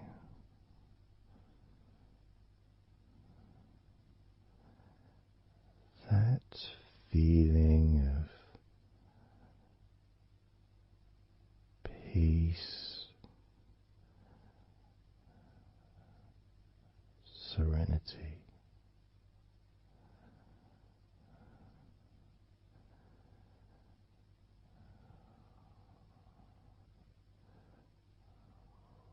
with a joyful heart.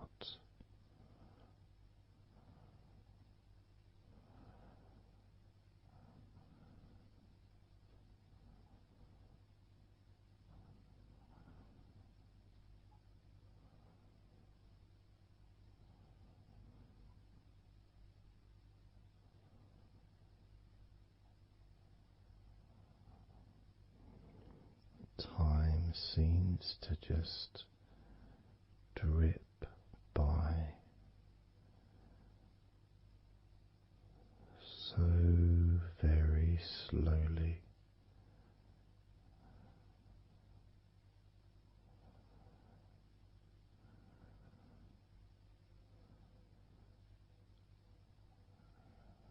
Relaxed,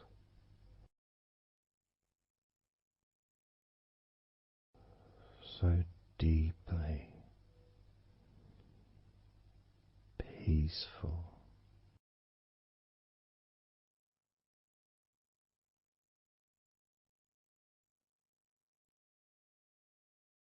completely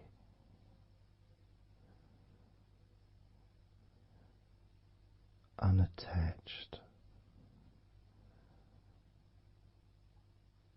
to any thoughts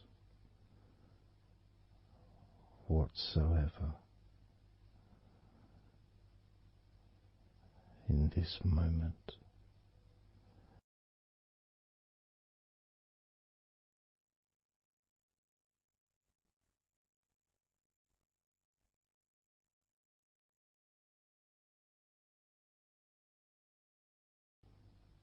Completely free,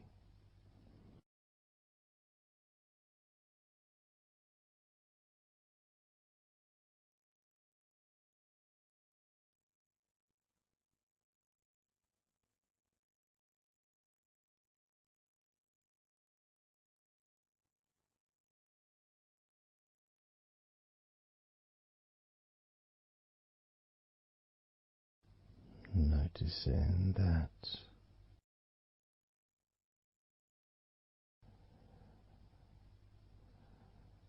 your mind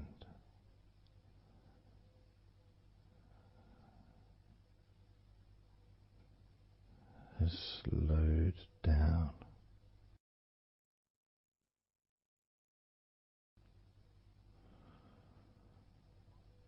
slowed down,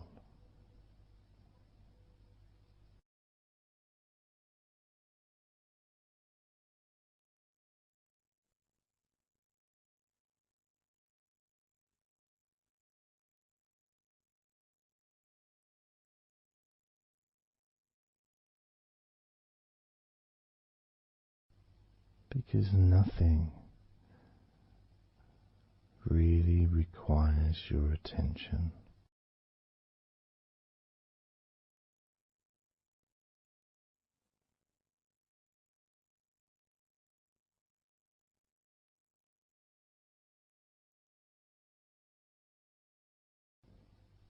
You can enjoy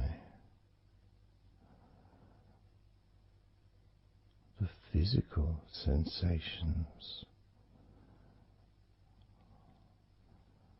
of allowing the stress to drip out of your body,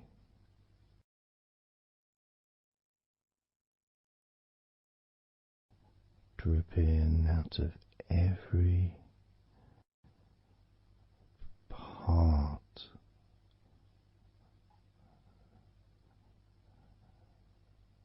of your body.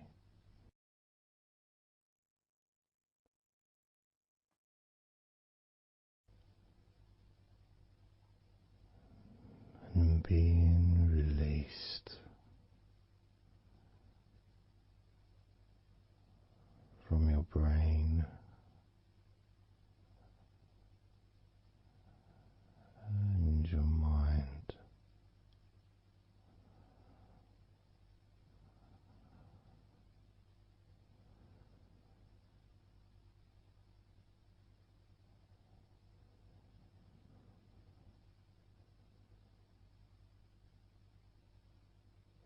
slowly but surely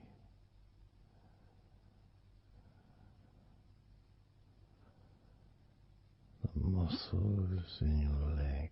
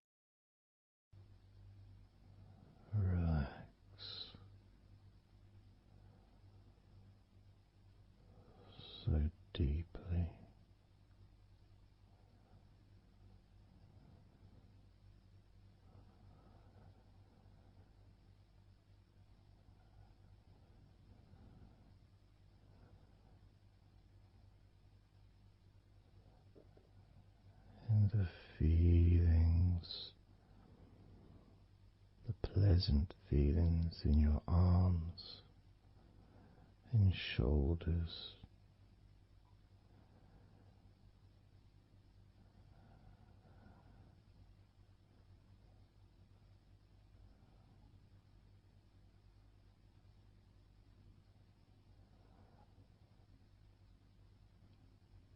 Deepening each part of your body further and deeper,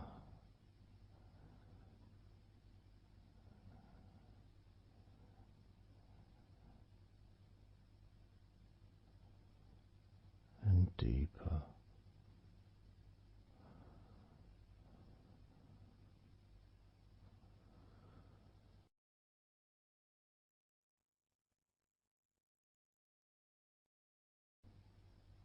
Noticing the feelings in the back of your neck,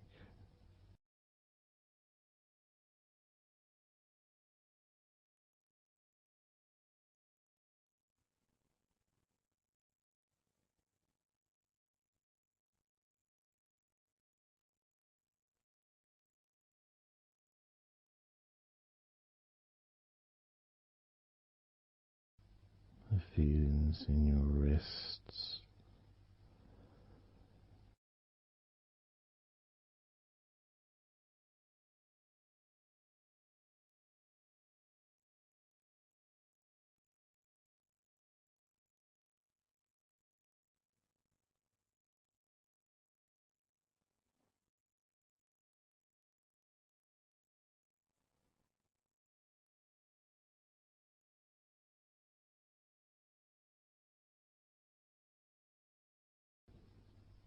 the muscles in the front of your body.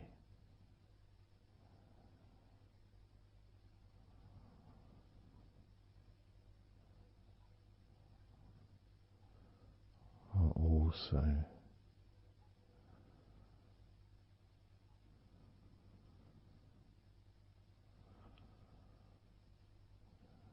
feeling peaceful,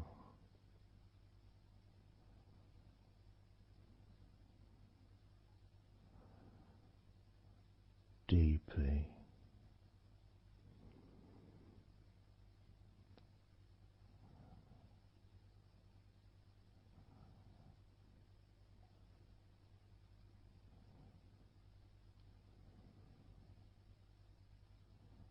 as a sense of peace spreads through your very core.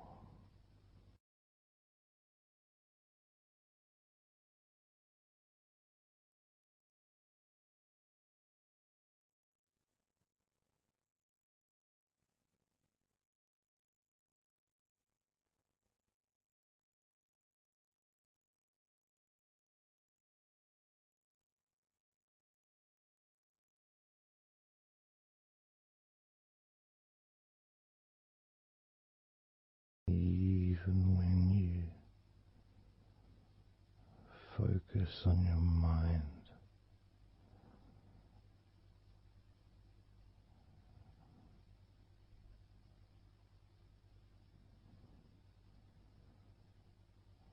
your mind becomes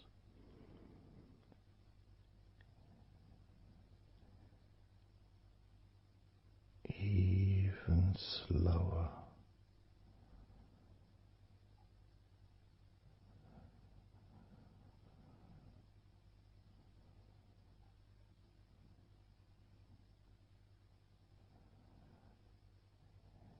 even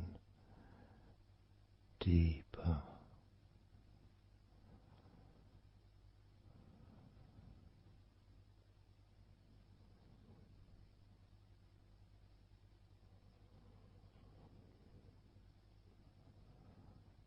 Relaxing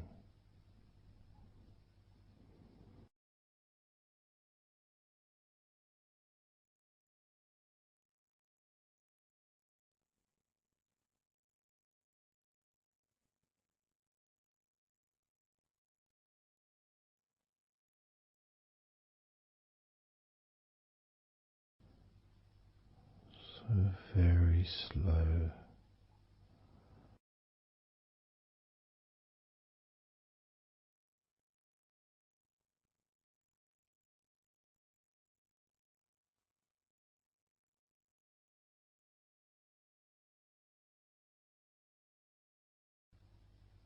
Your stomach,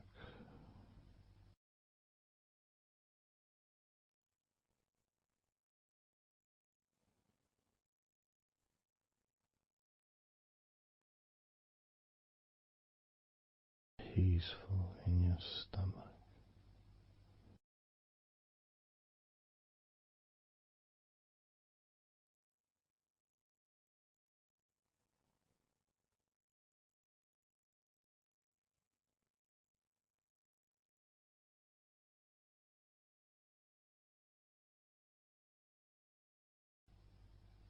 Your back,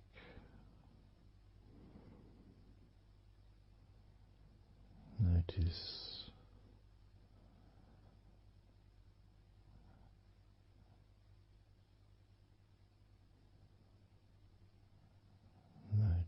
how relaxed you now feel.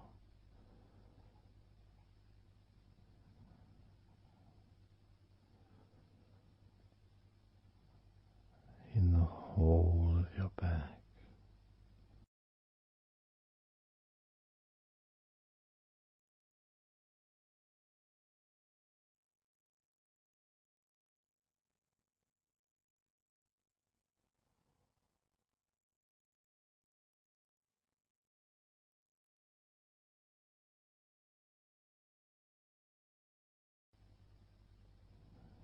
Your spine,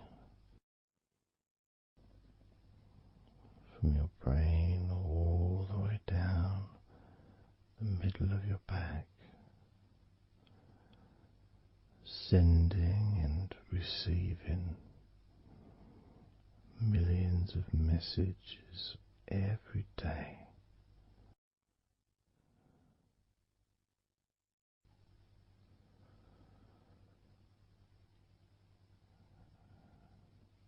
Deep comfort increasing.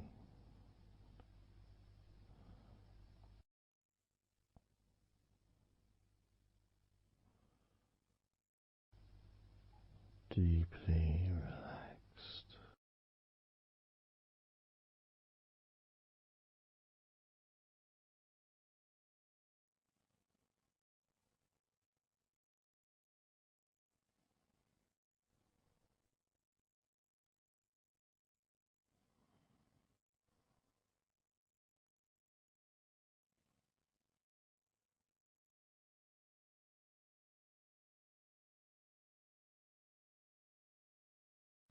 Your knees,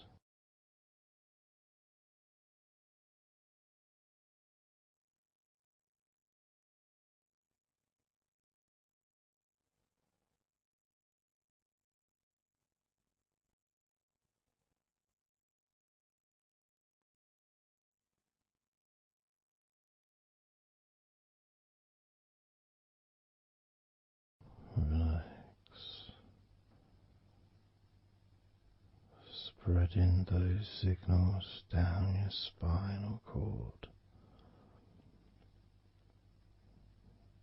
into every part of your body.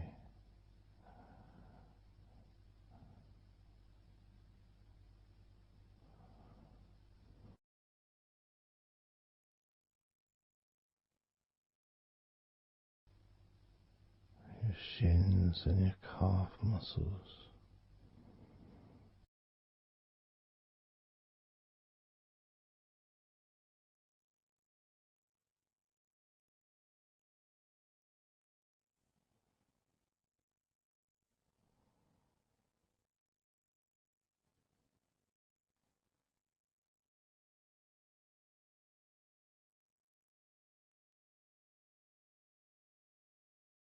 your elbows,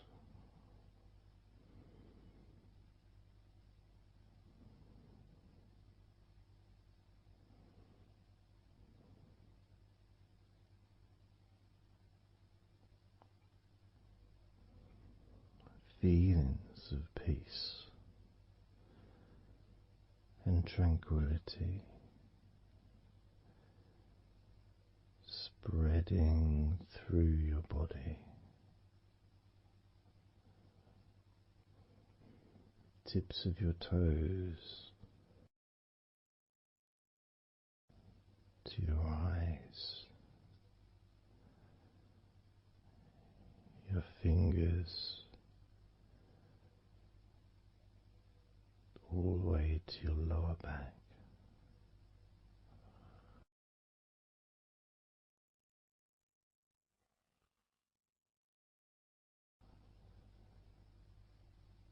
And letting go, really letting go.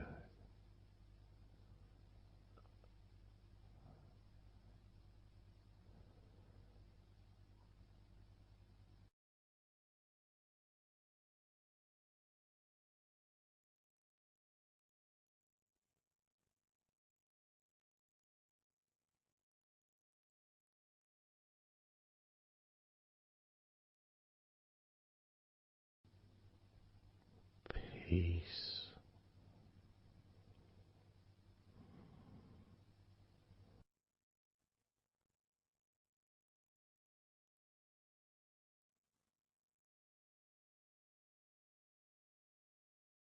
Drifting.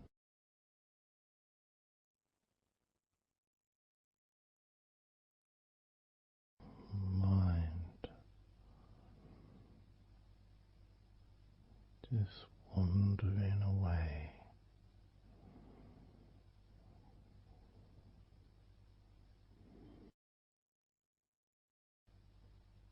Happy to let go. Let go. Completely let go.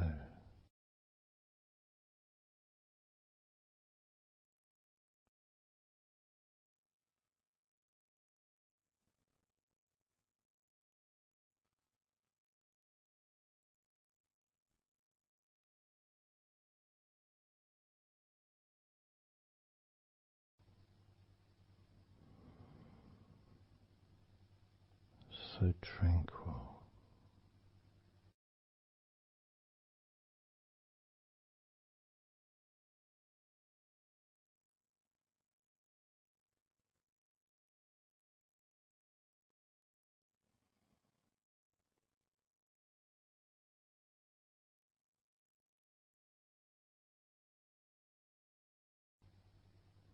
Your whole body enjoying a sense of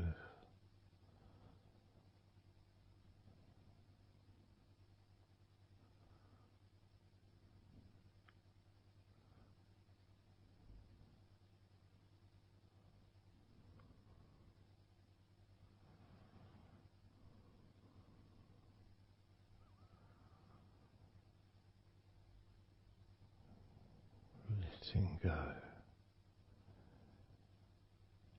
even more.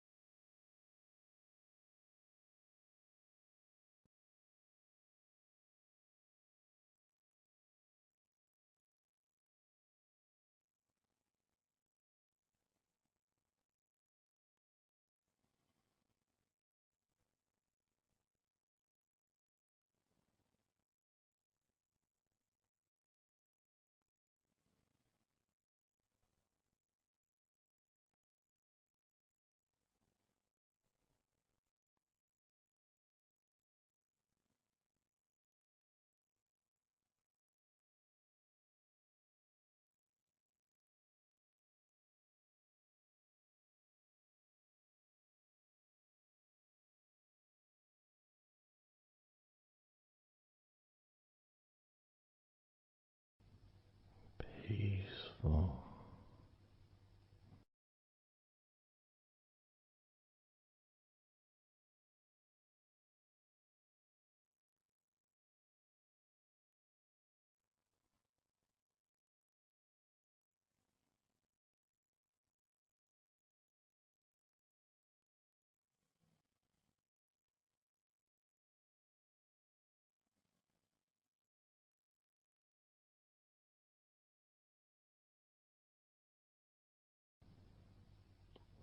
enjoying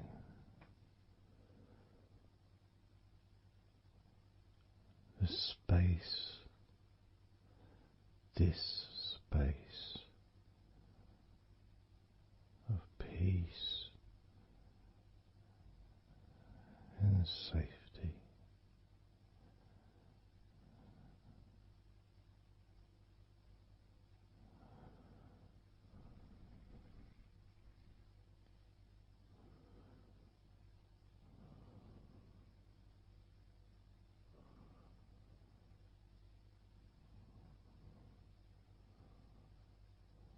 So very, very relaxed.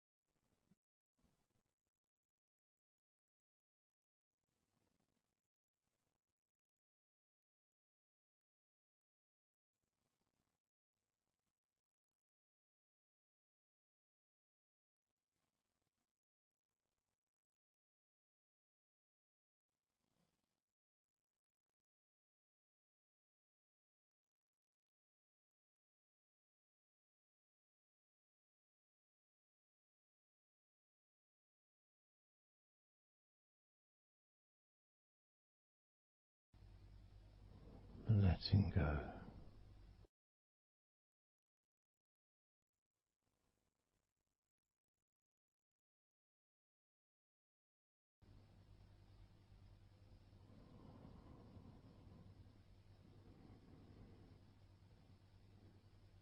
Maybe we can just focus on the different parts of your body, just to notice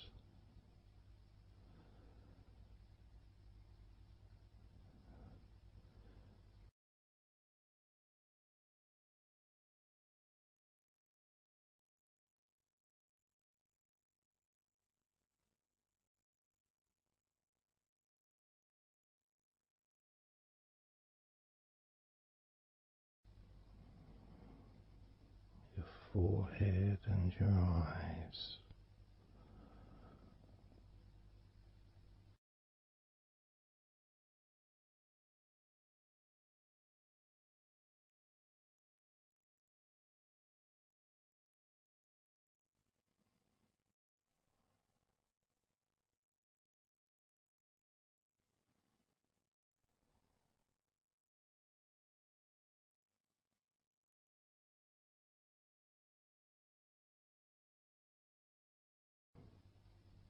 Your jaw,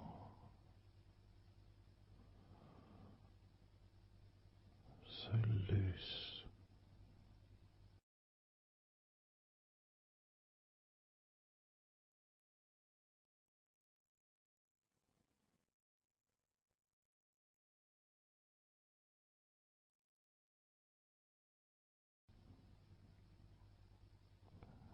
noticing a sense of complete freedom.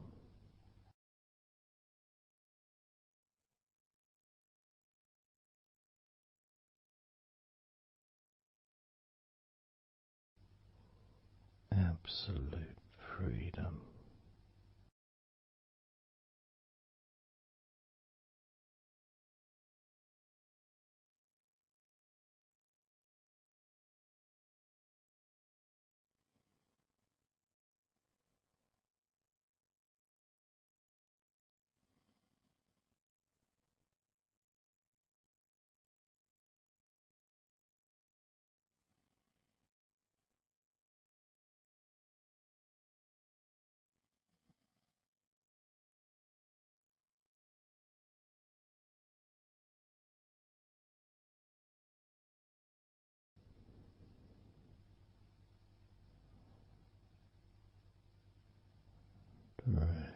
drifting.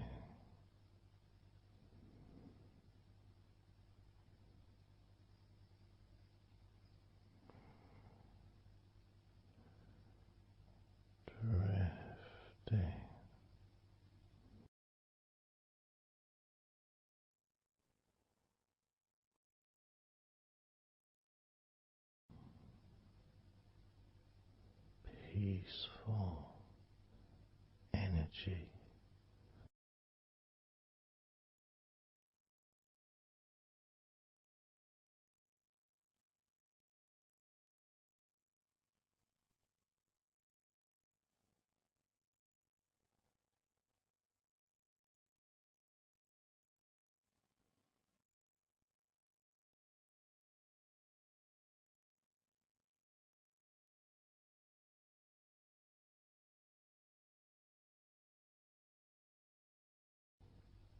Peace to breathe.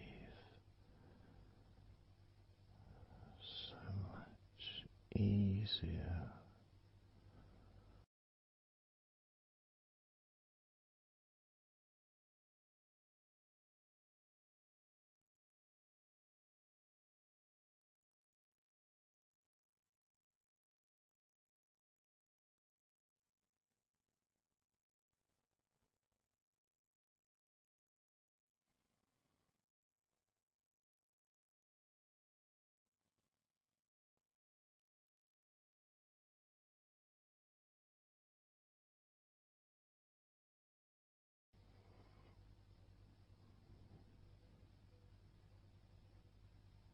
Loose.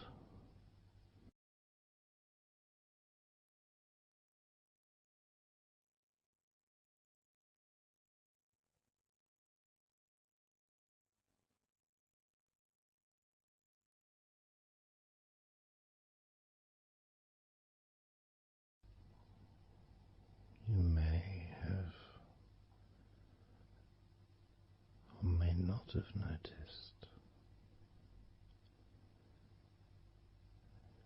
your mind drifting.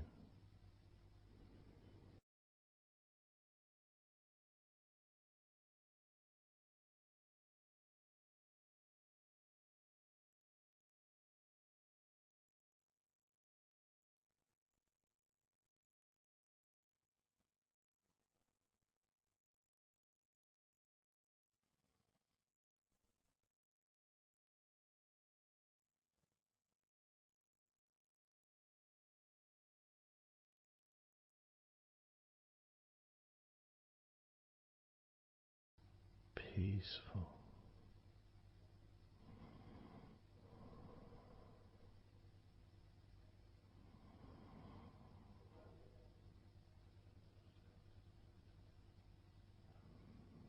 Moving even more deeply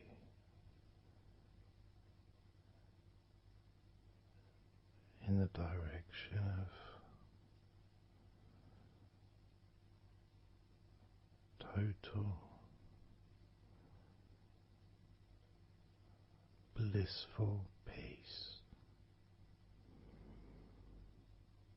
Blissful peace.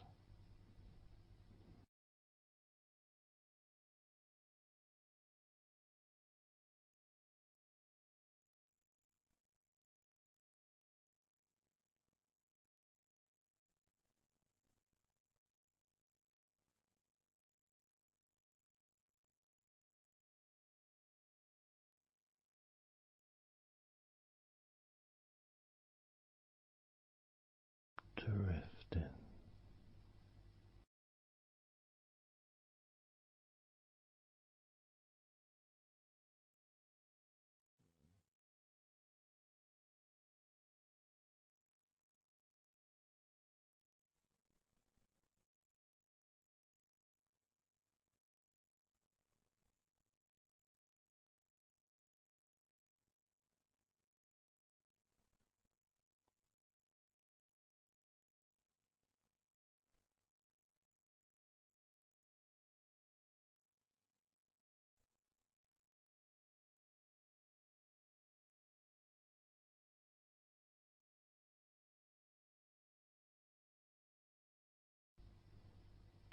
total peace.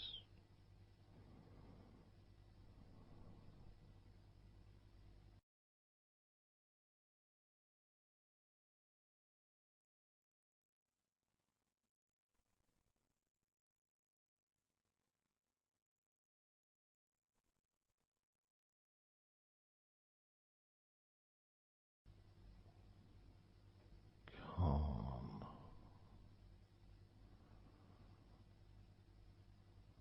so calm,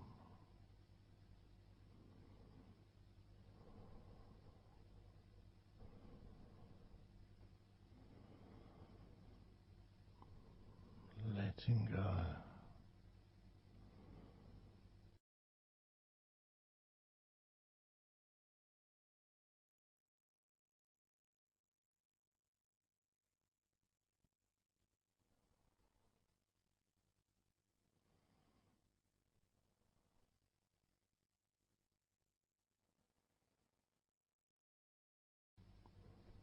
Peace of mind,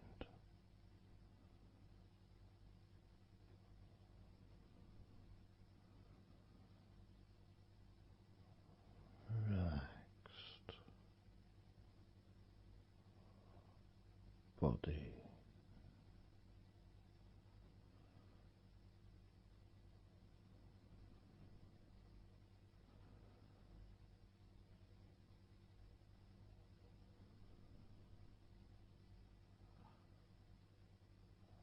so relaxed,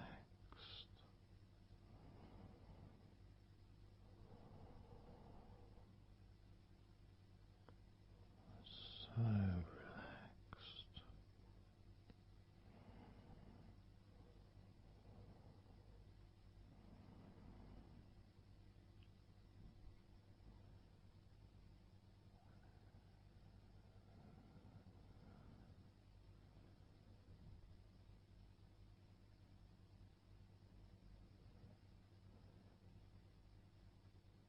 Your body feels almost invisible.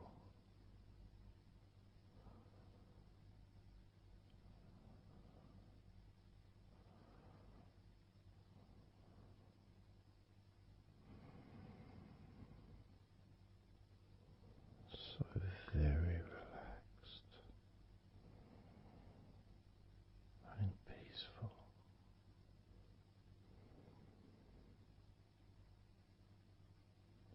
So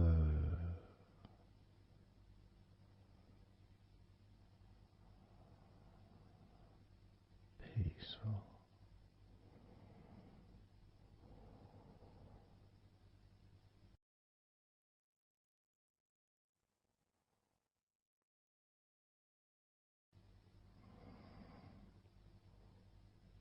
Relax.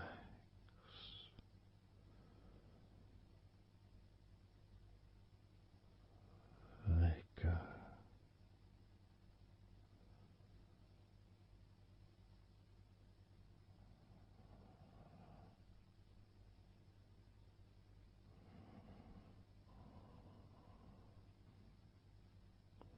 So peaceful.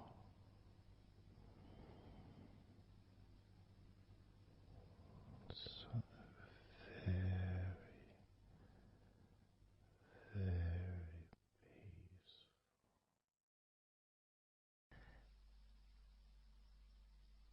And you could start to notice that you are feeling more relaxed.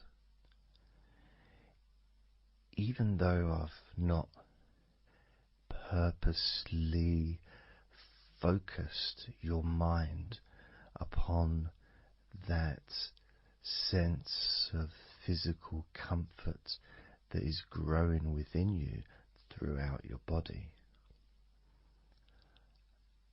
and your mind starts to slow down.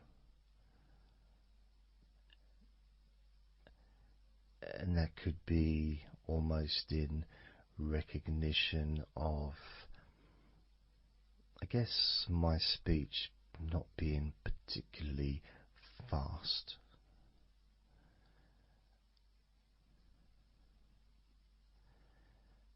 things just generally feel calmer just by listening to my voice. You give yourself an opportunity to take a break from the day, take a break from your life as it is, and to give yourself a rest, giving yourself permission to take some time off and to allow your body to relax and allow your mind to slow down, which in turn releases the tension, any stresses that you had in your body.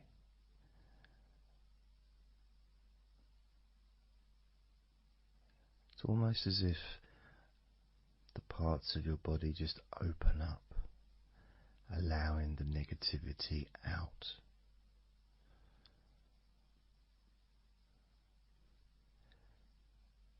And at the same time, replacing that negativity with positive, healing energy, which then fills your body up, and your mind too also starts to appreciate those feelings of increasing confidence and an almost uplifting feeling, a positive healing, an energy that spreads through your body like a wave of comfort. And all this comes from just allowing yourself a few minutes, maybe half an hour, however long you want it to be, to just rest.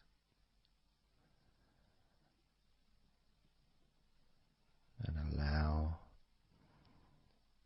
your mind and your body to almost reset itself to the settings of comfort and relaxation, calmness, which allows more room for feelings of pleasure and happiness to move around your body and into your mind, almost as if your mind and your body are sinking together, almost mirroring each other with that growing positivity and calmness. And it feels nice. It really does feel nice to know that you are the one that has allowed yourself to feel more comfort and to experience more of this deep relaxation spreading throughout your body.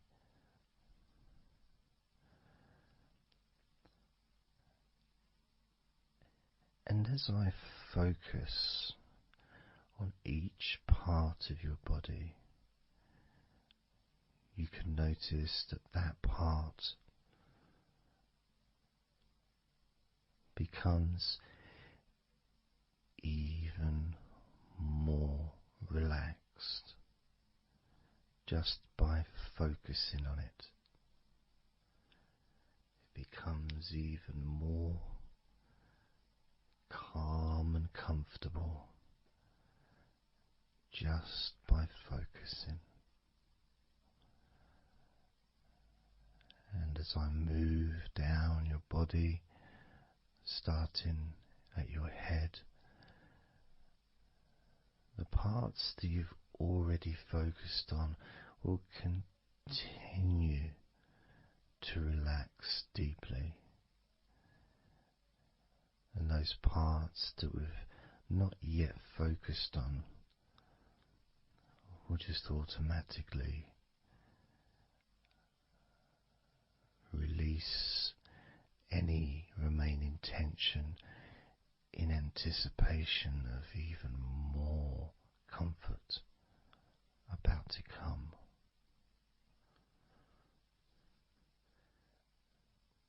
Now, I'm going to start by focusing on your forehead. Just being aware of the feelings of your forehead. And any background sounds, like Mr. Herbert the pigeon, can just allow you to feel even more relaxed. It just means you're in the moment. This isn't a sterile environment. This is the world.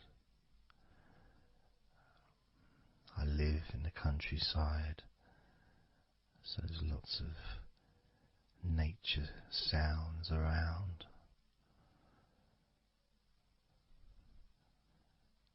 So as you focus on your forehead, just notice how it becomes even more relaxed as you focus only on my voice and that part of your body.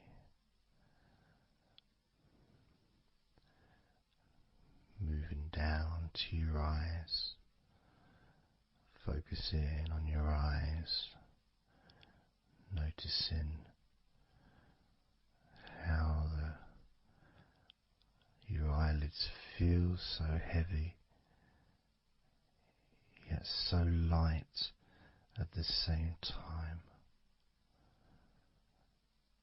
And all the muscles around your eyes relaxing completely.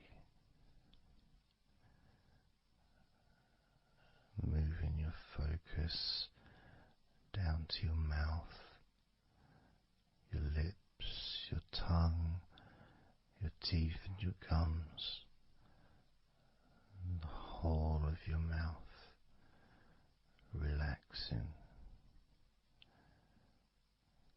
calm and loose.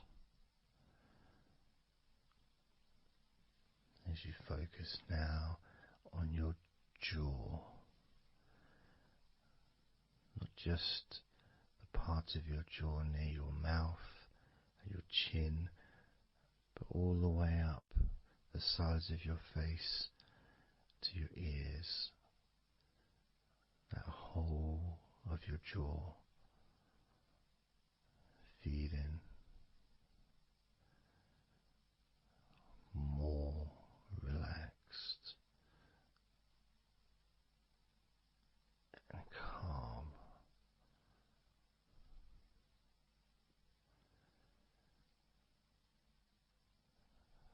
Focusing on your neck, the front of your neck and your throat, relaxing and loose and calm. The sides of your neck, the right and left side of your neck, relaxed and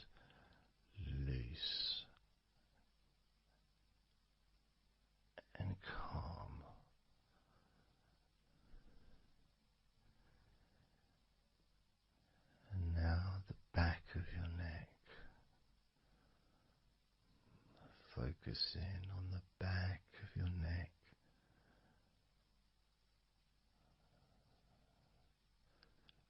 letting go of any tension that may have been there before, and enjoying that sense of increasing comfort and release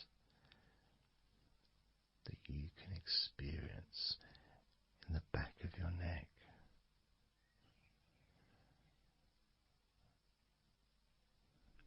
Moving down your back and moving either side of your spine, right from the top of your back all the way down to the bottom of your back.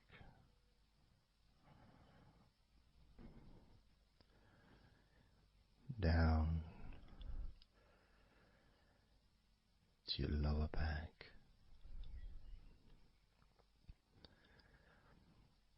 As you move up and down your spine, you can feel the muscles either side of your spine relaxing even more.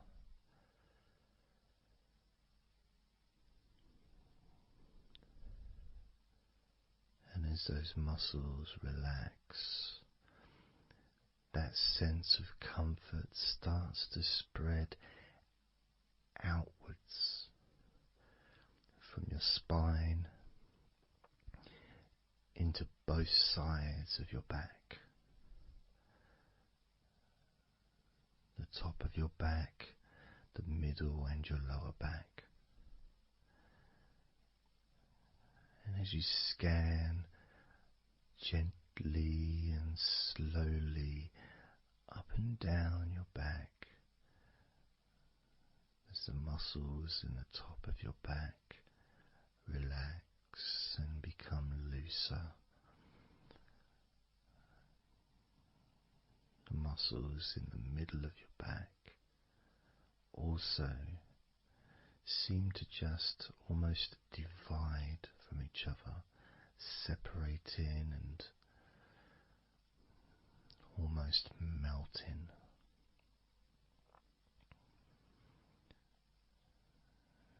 And in your lower back, there seems to be an extra special feeling of comfort that spreads into your hips. So down your lower back, into your hips, into the area where your coccyx are, and into your buttocks. And all those muscles that spread from your lower back into your hip area start to melt,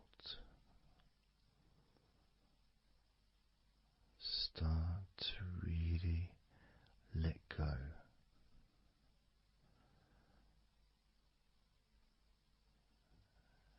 And even though we're about to focus on your shoulders, your back and your spine will continue to let go. Continue to relax so calmly. And as you focus on your shoulders, you may notice that they're already feeling really loose. They're already feeling calm.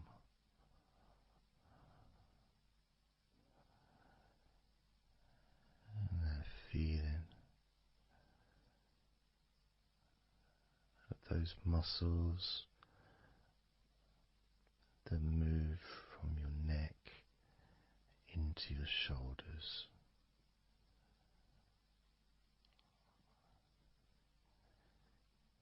Feel so soft and gentle, so smooth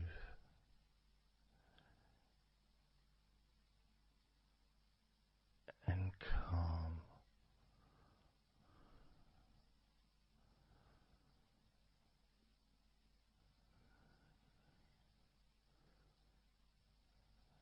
And the feeling in your shoulders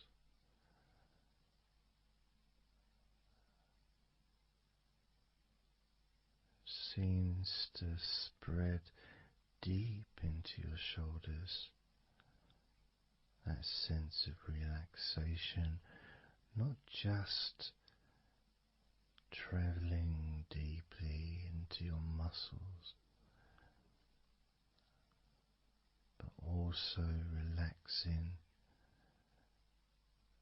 the bones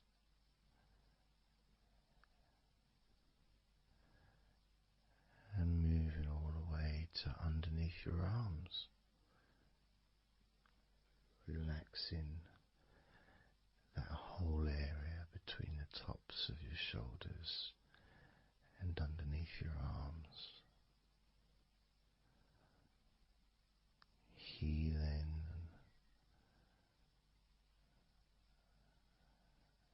You feel so relaxed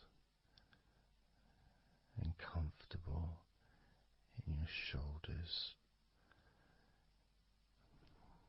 which sends that deep healing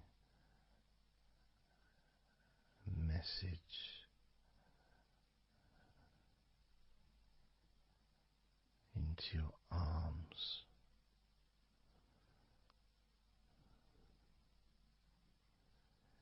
And you may feel almost as if your arms are not even there because they're so relaxed, so deeply relaxed.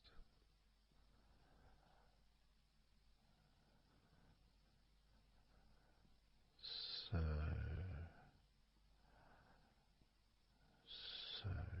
calm.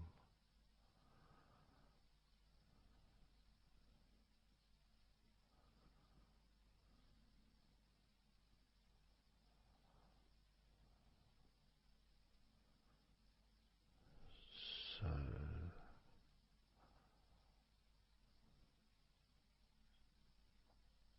loose.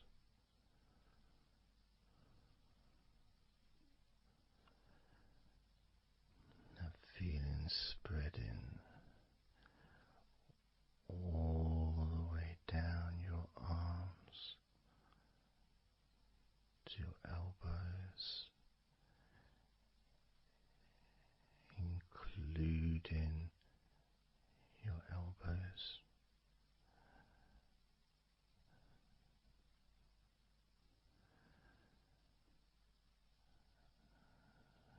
Circumference spreads all the way into your wrists, your forearms and your wrists,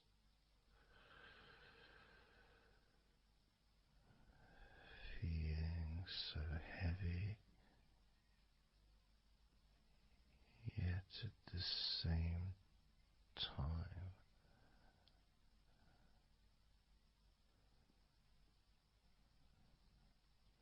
so light and gentle.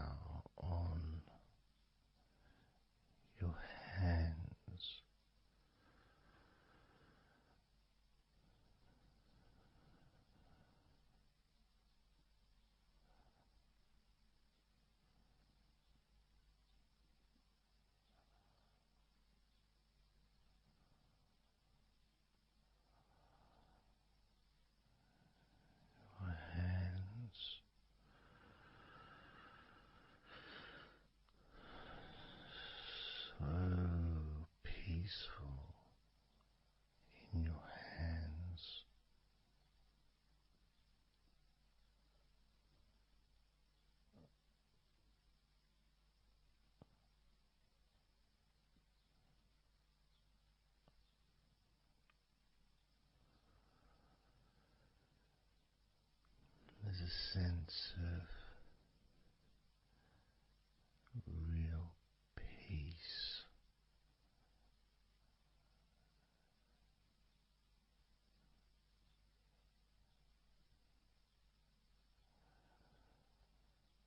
It just seems to feel so familiar when your hands relax deeply.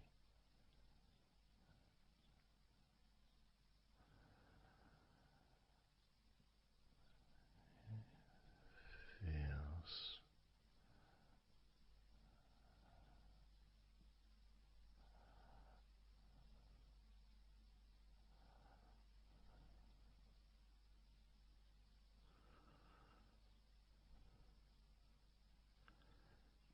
your fingers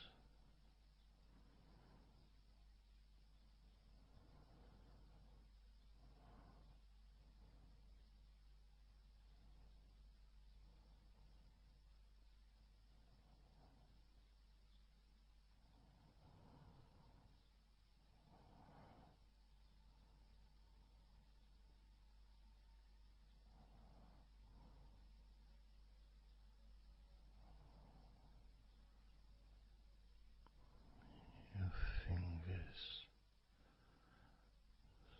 so loose.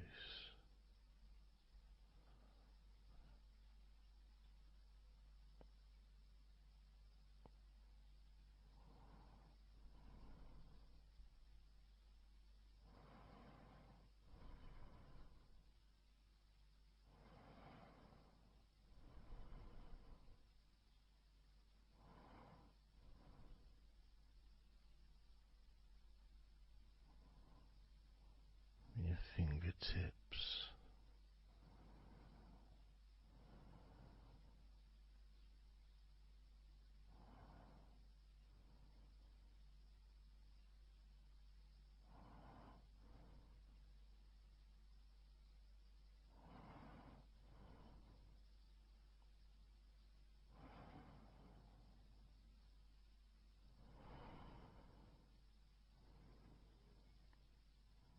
moving your attention to the front of your body,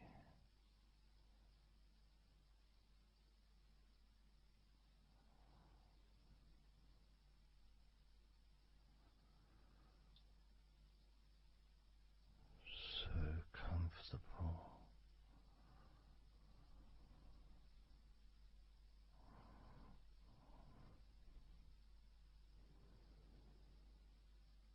Moving your focus to your legs,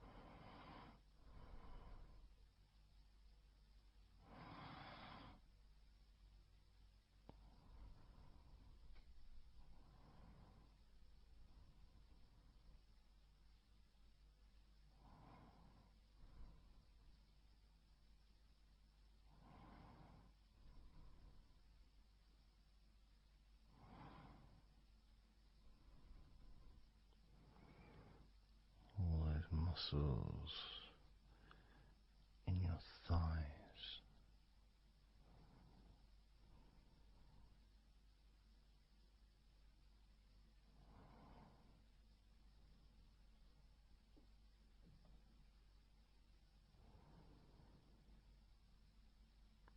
your knees, so relaxed.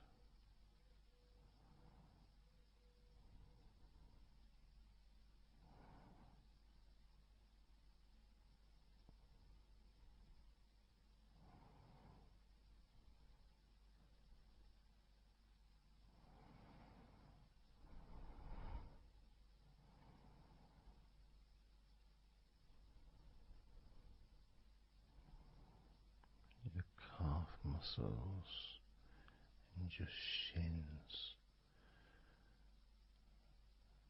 completely relaxed.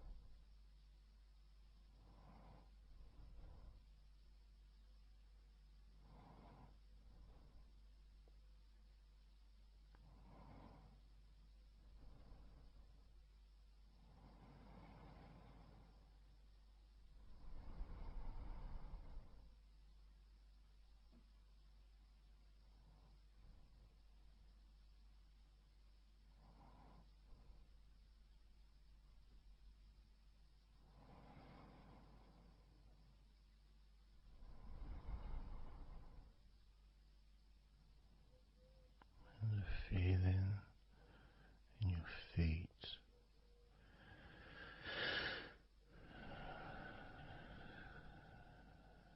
so peaceful and so calm,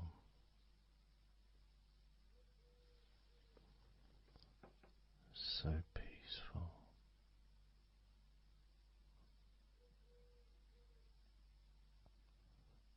so calm.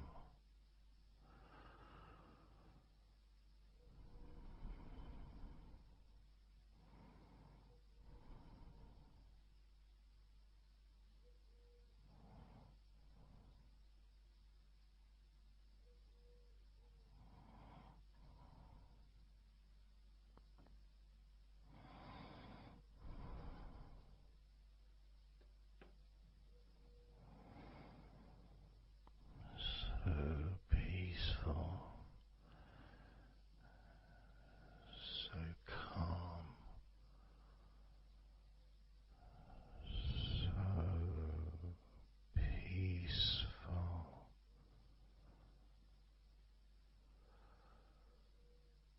so relaxing,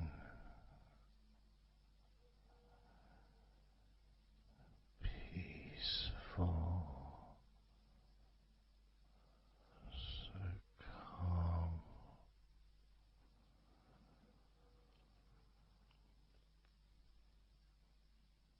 Allowing that deep relaxation to spread to your chest and your stomach. So relaxed.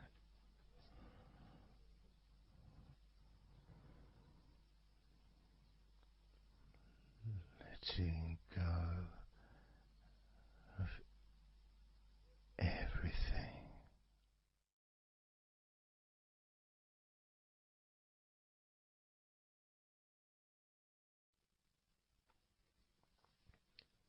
So I'm going to start counting down now from 20 down to 1.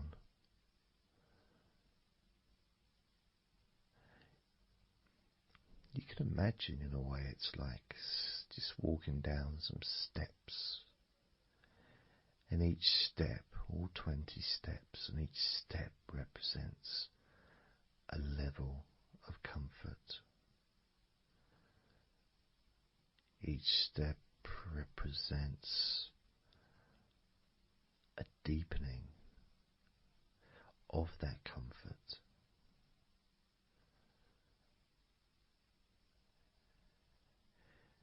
And the further you walk down those steps, the deeper and more relaxed you feel.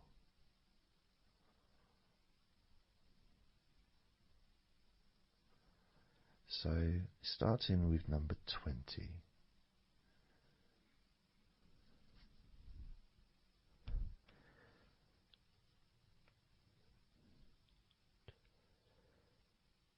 Twenty.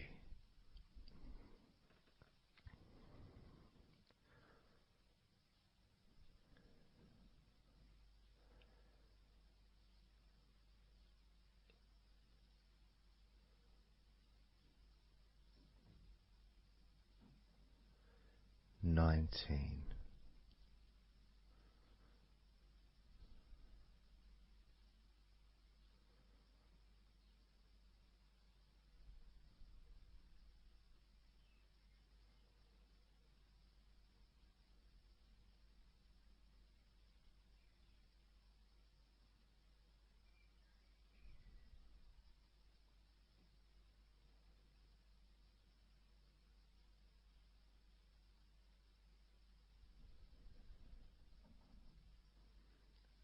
18.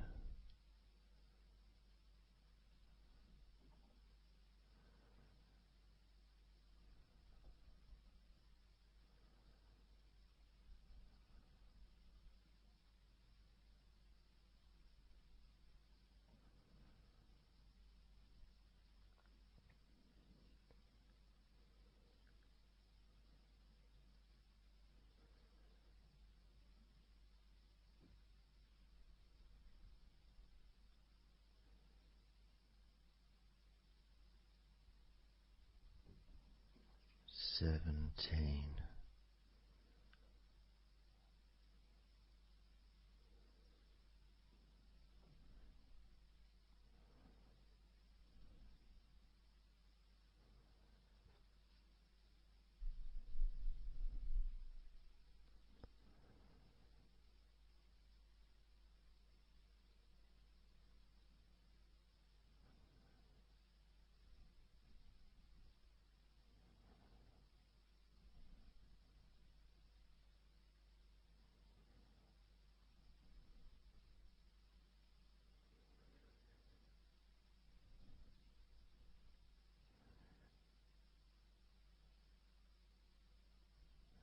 16.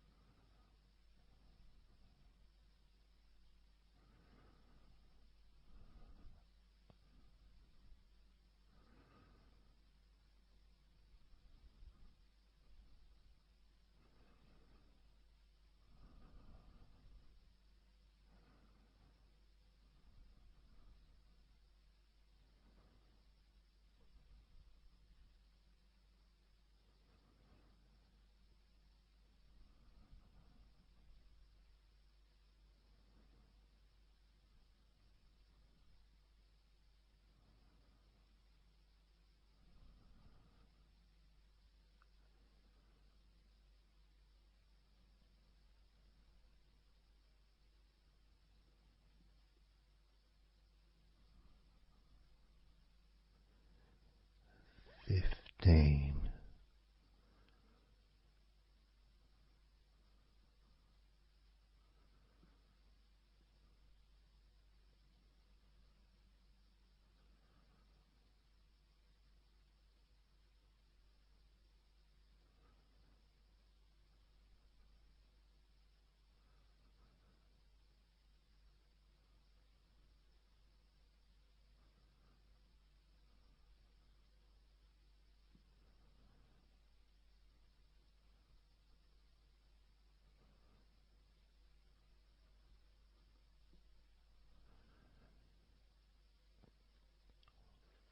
14.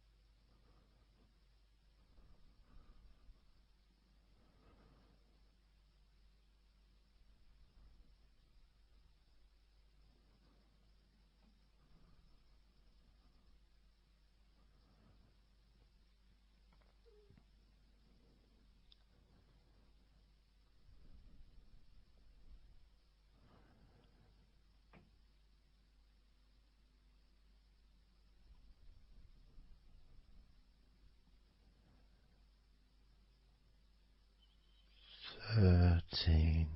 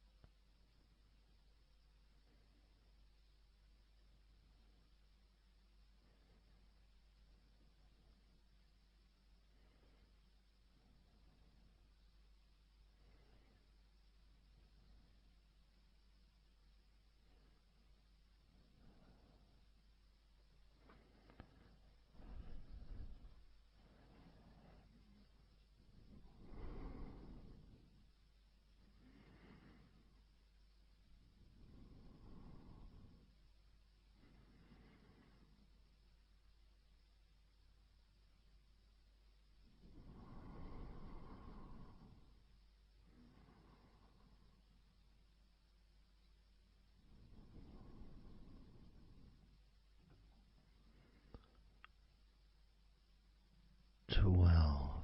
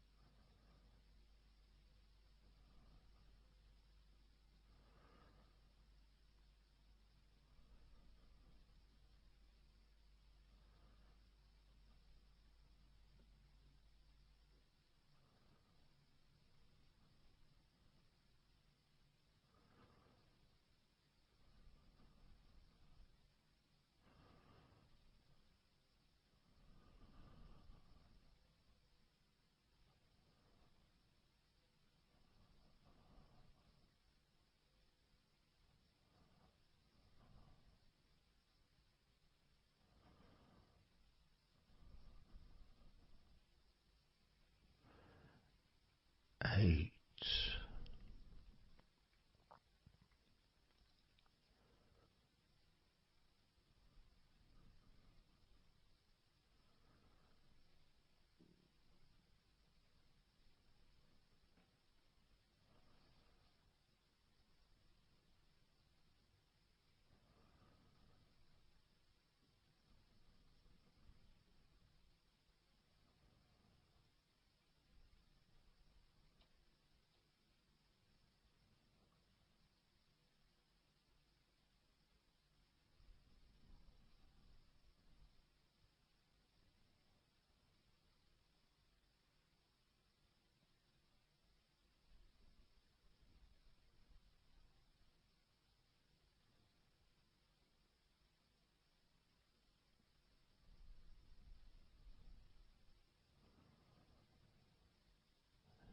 7.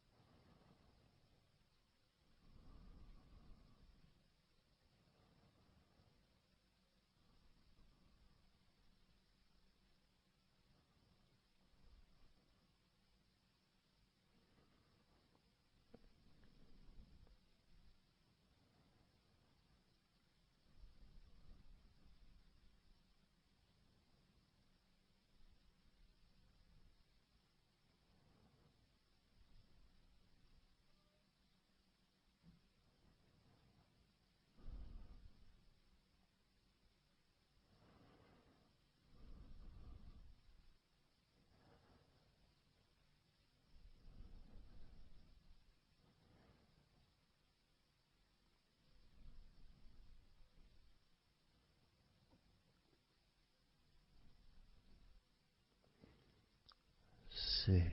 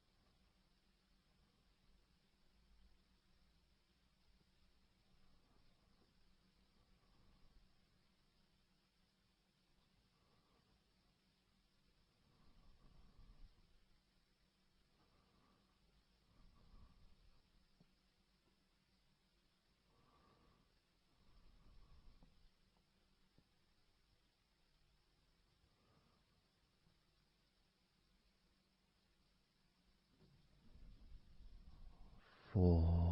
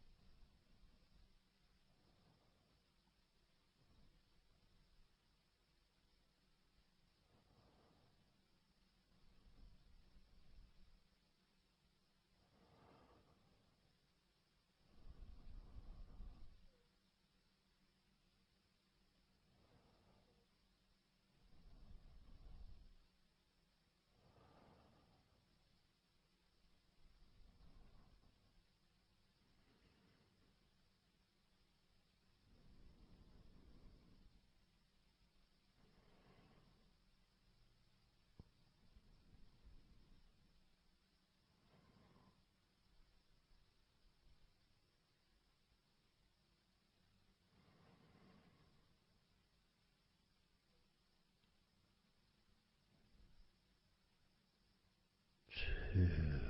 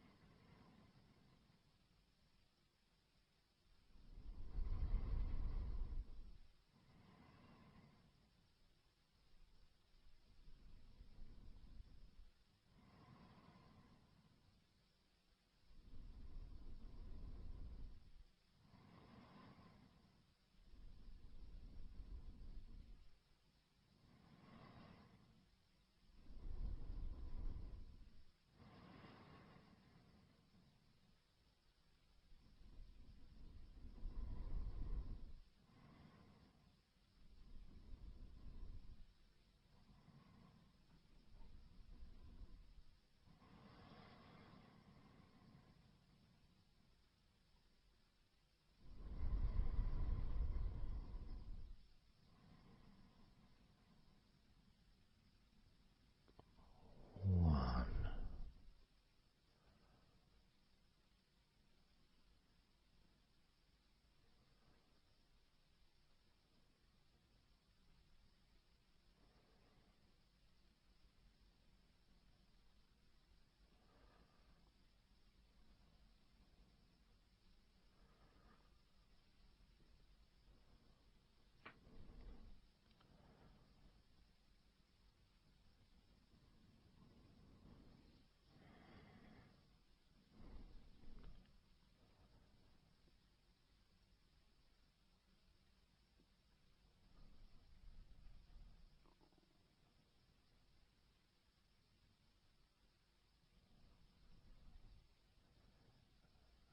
And now,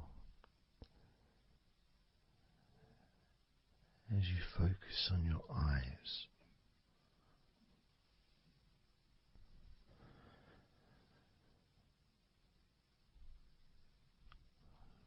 we're going to count down from 10 down to 1.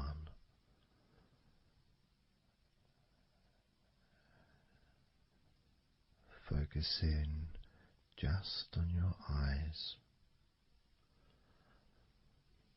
your eyelids, the muscles around your eyes, your eyeballs themselves, that whole area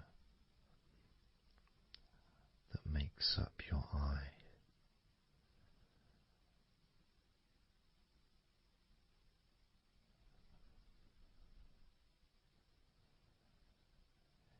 And as we count down from 10 down to 1, whilst focusing on your eyes,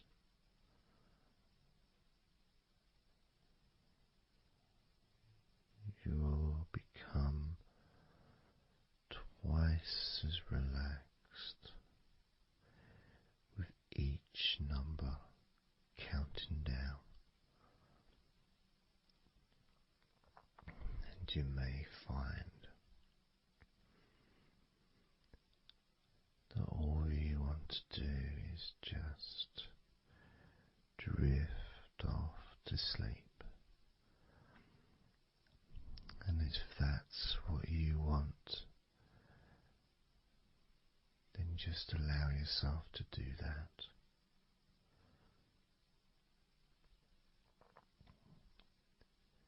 Now, focusing on your eyes, I'm going to begin counting down from 10 down to 1 right now.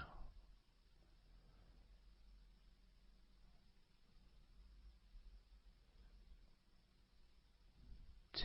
9.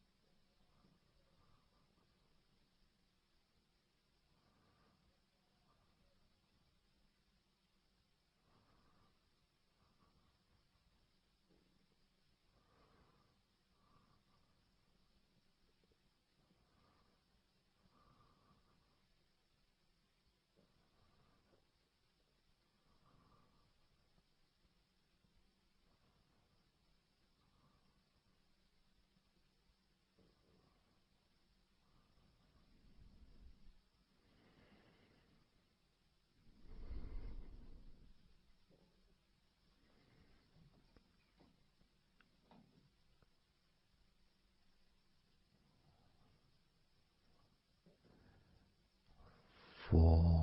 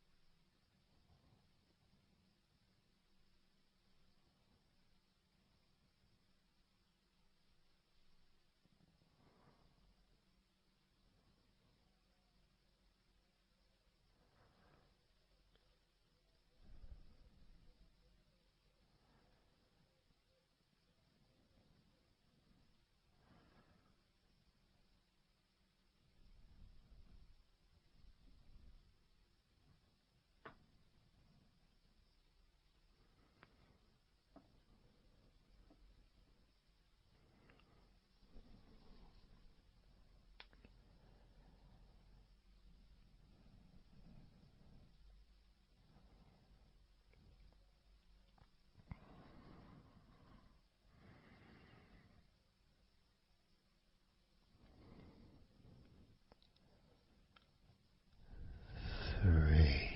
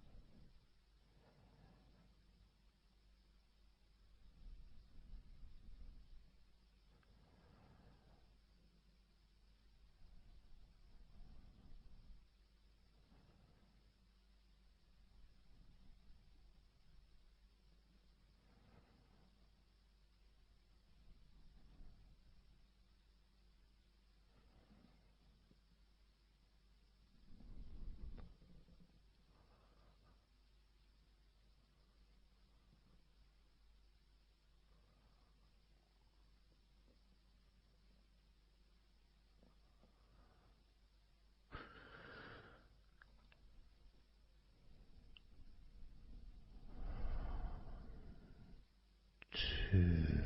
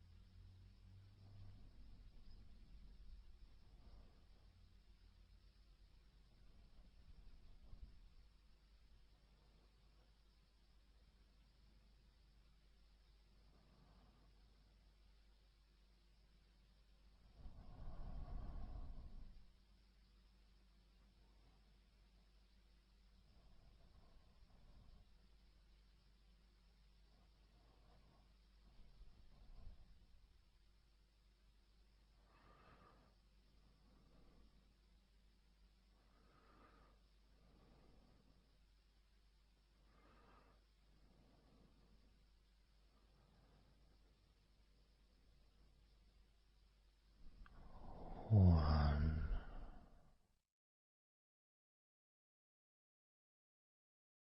So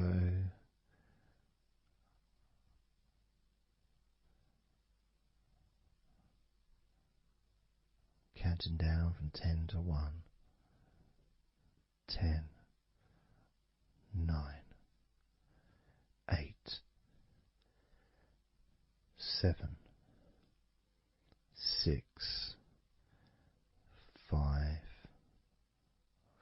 4, 3, 2, 1.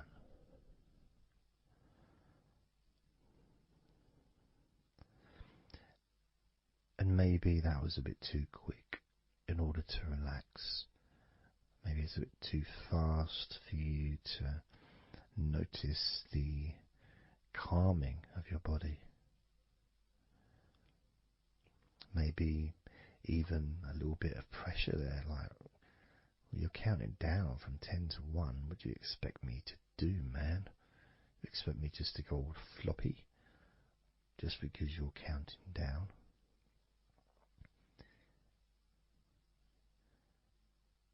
We could try again, but this time I'll go a bit slower.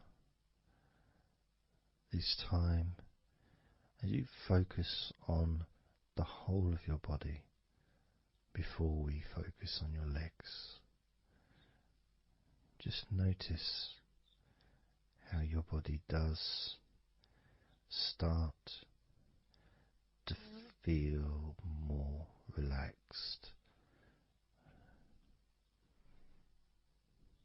with every number that I count down. 10.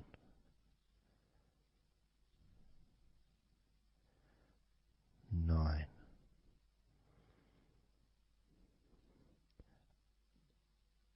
8.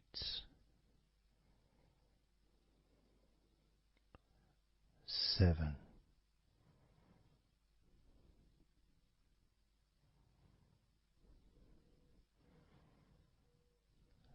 6.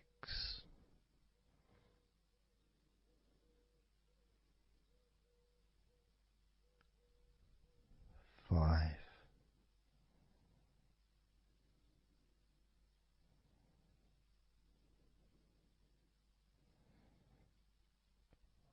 4.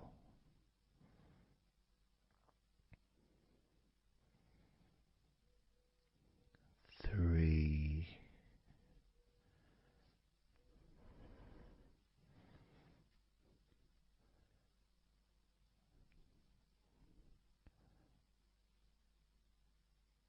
2.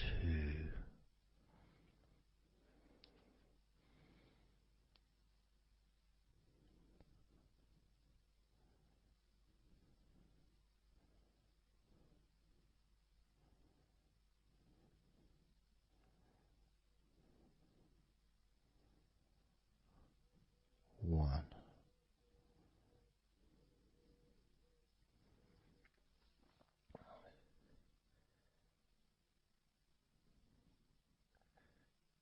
And just notice how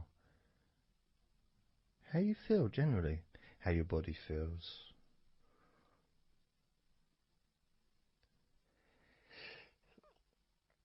It's not necessarily even about counting down from 10 to 1. It's that space that you have, that space between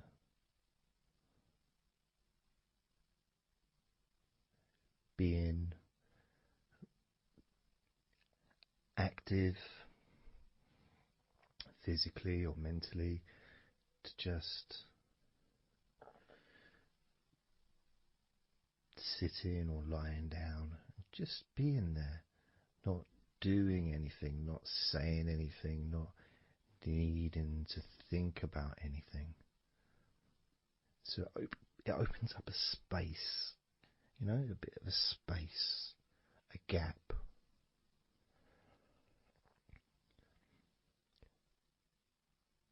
And the more I count down from 10 to 1, the bigger that gap becomes. So there's that gap of calmness, of comfort, relaxation.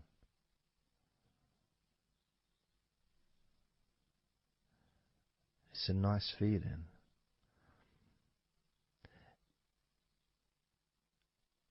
And it moves those stresses or discomforts physically or emotionally, moves them away.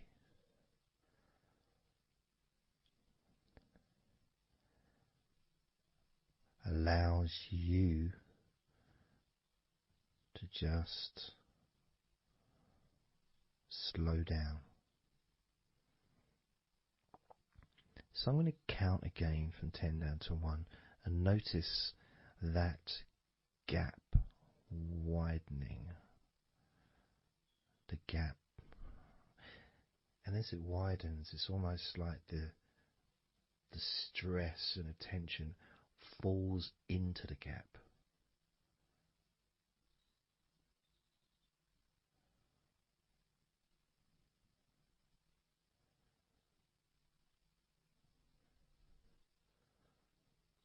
And gives you that distance, that space. Now, 10, 9,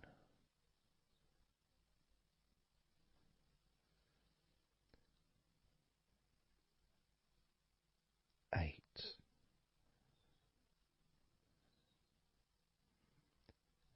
7,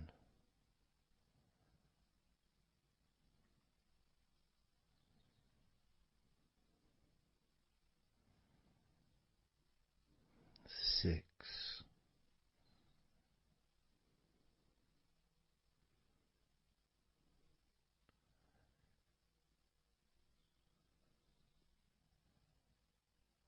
5,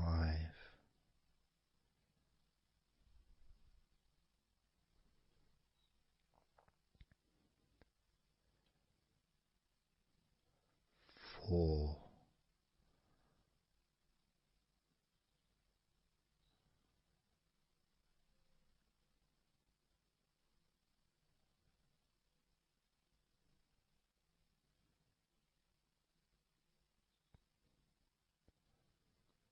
3,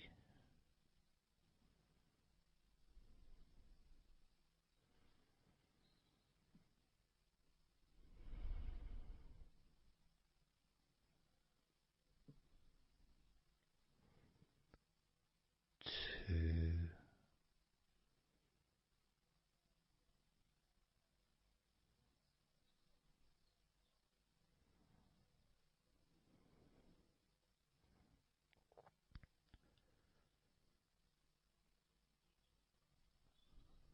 1.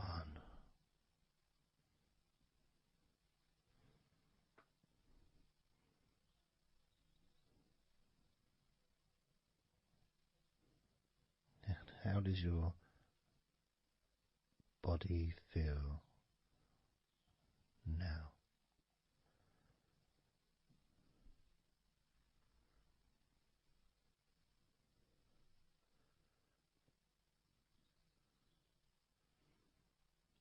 Can you notice that you're feeling calmer?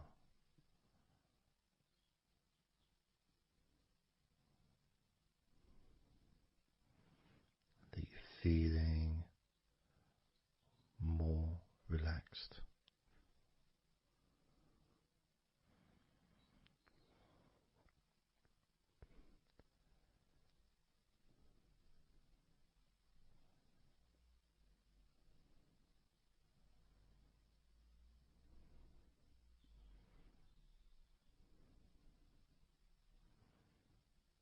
As we now focus on your legs, just your legs.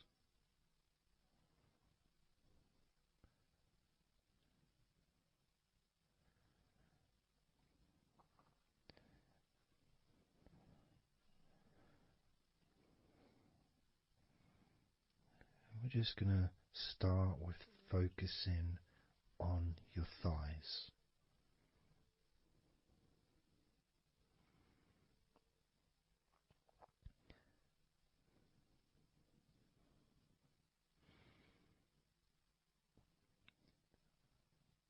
Of course, it's not the most exciting thing to be doing because I'm sure, like most of your body, there's not a lot going on right now.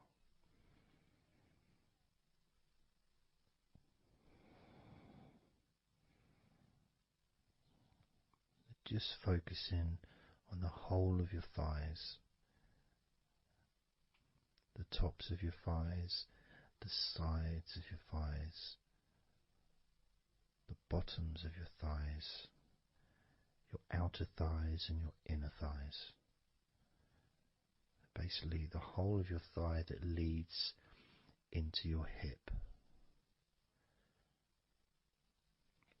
and then goes down to your knee joint.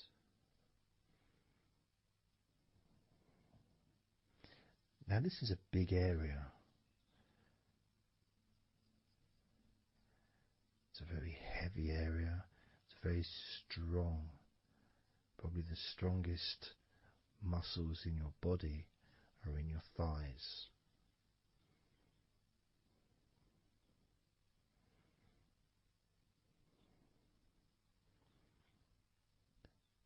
But I don't think we perhaps give enough attention to our thighs.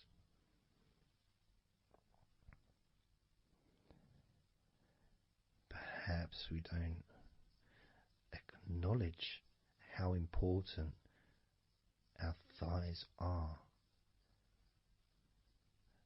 to our lives.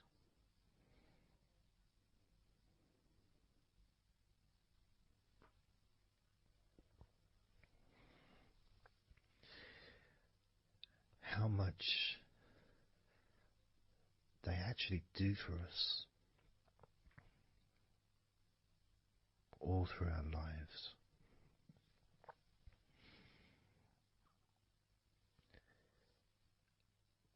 And it may sound really weird, but I think that all of our body parts, especially our thighs, need some TLC. A bit of love shown, a bit of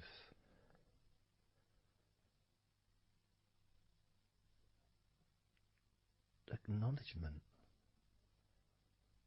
a thank you, gratitude for what our thighs do for us.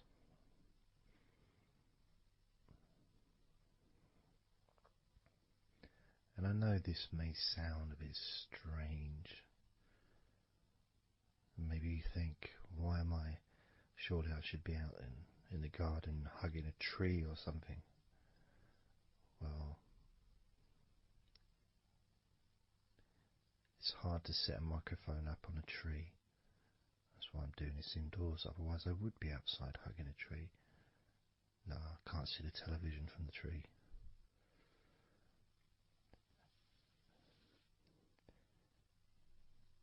If you move down to your knees, again, such an important part. And I think we don't necessarily, I'll speak for myself here, I don't necessarily appreciate all that my knees do for me until I have a problem with my knee. So occasionally if I have maybe I bash it or it's aching for some reason, it's then that I realise how much it does. You know, the benefit of being able to use my legs without any kind of physical discomfort is a beautiful thing that's possibly not appreciated until it's temporarily removed, you know, that comfort.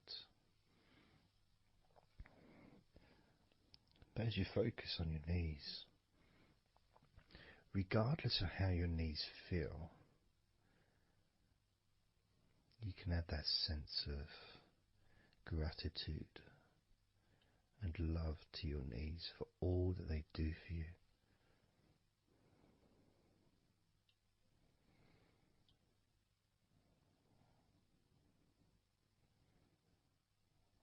And you can still have that attention on your thighs and maybe notice how your thighs feel. Maybe you've noticed that they are relaxing more deeply.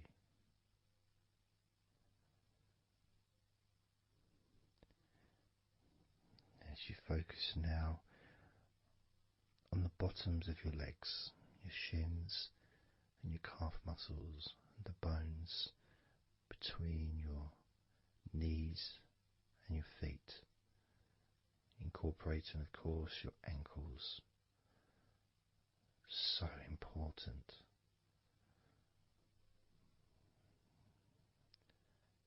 Anyone that's had even like the slightest sprain of an ankle knows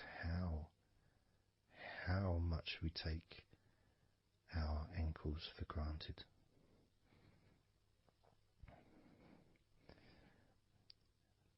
And it's kind of strange in a way when you think that, logically our wrists are a lot thinner than the rest of our arms, which is okay, can't see any problem with that because we're just picking stuff up.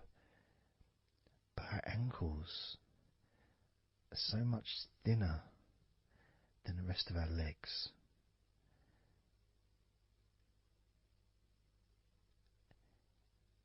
And from a physics perspective, or logical even, it doesn't really make sense that all this weight would ultimately be resting on your ankles, then leading to your feet. That thin area, thin bone, yet it does so much great work. Supports us, supports our body for a lifetime. Helps us to balance, helps you to get around and be mobile.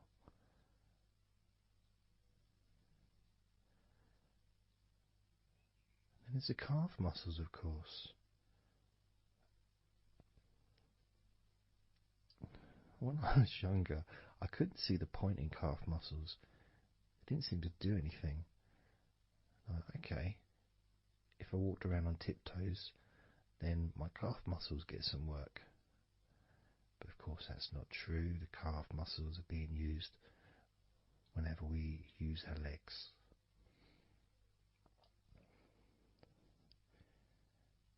And your shins, there to protect your lower legs, shaped in a way almost as a protector for the bone.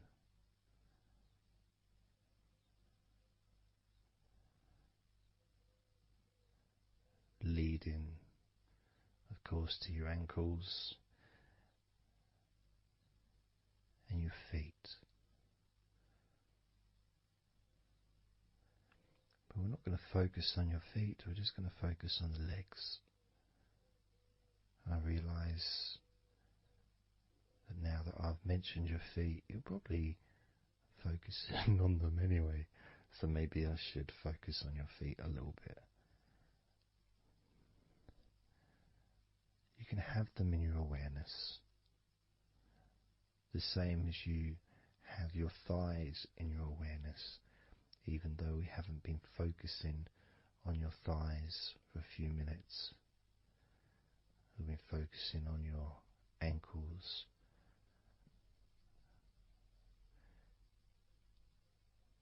there's still that sensation of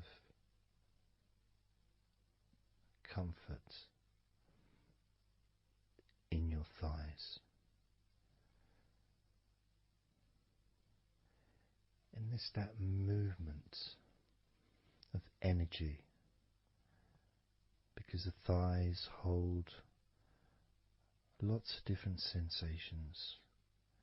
Of course, there's the muscles, the big, strong muscles that we have in our thighs.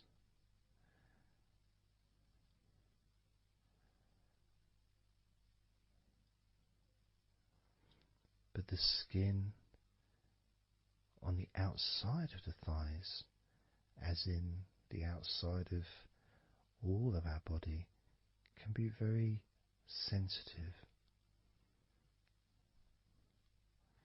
sensitive to the touch,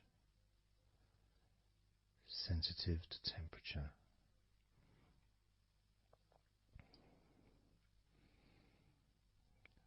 And inside your thighs, the bones, there's the muscle, there's the blood vessels, the arteries. So all this stuff, it's inside your thighs. And I guess sometimes it'd be nice if you could actually put your fingers inside your thighs and massage. So you can massage on the outside, of course, but to be able to get deep into the muscles, and to be able to just massage inside your thighs, massaging the bones of your leg, massaging all the veins, and just gently healing your thighs. And you could move down, massaging inside your knees, just massaging those bones, but with healing fingertips, spreading that healing energy deep into the joints of your knees.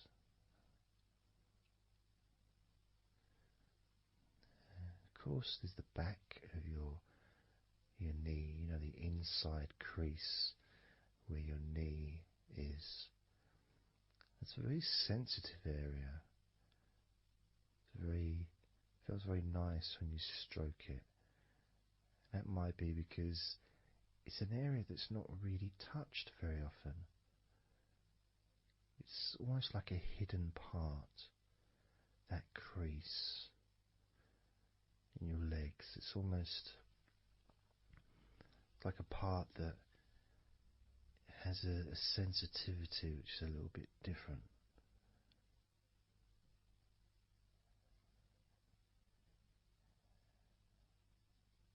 Of course, it's protected by your legs.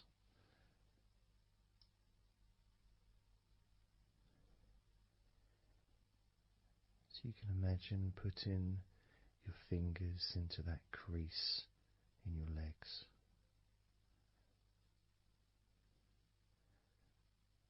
That fold in between your legs, you can just massage with your fingertips. Imagine your fingertips going inside, massaging the muscle tissue. You can of course feel the bones of your knees healing through your fingertips.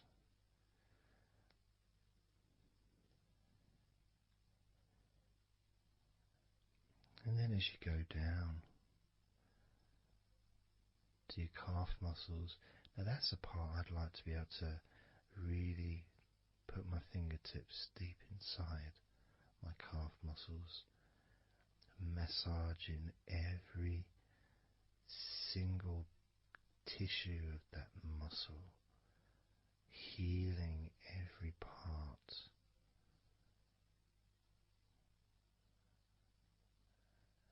And then doing the same for my shins, massaging and gently stroking the bones, gently stroking them, healing in a loving way, because they deserve to be treated as the precious bones that they are, because our legs are so precious, as in all the other parts of our body. They're more precious than any jewel on the planet.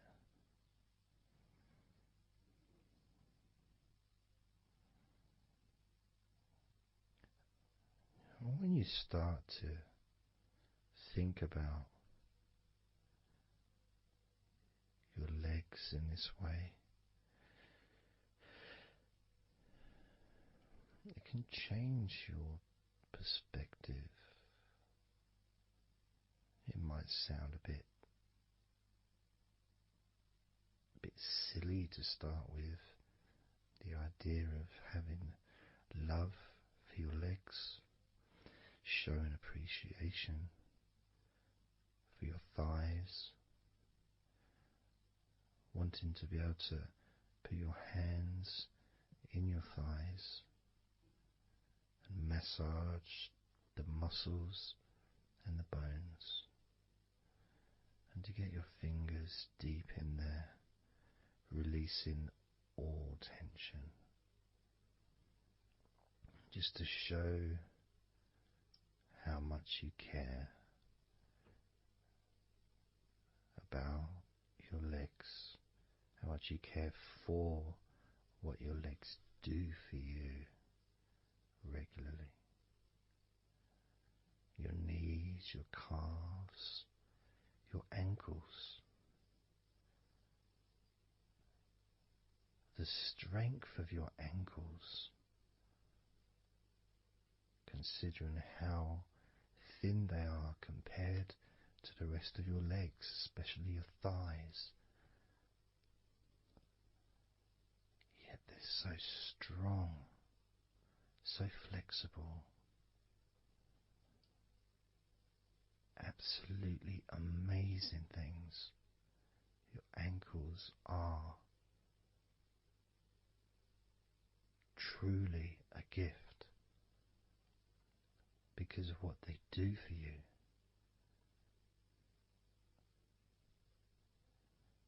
Supporting all that weight, regardless of what weight you are, even if you're only 8 stone, it's still a lot of weight for these little ankles. Now I'm a lot heavier than 8 stone, double that. Yet my ankles support my body all the time. Although they do give off a sigh of relief when I sit down. In fact, my whole legs do. My feet also go whew, and my toes clap. They're so happy.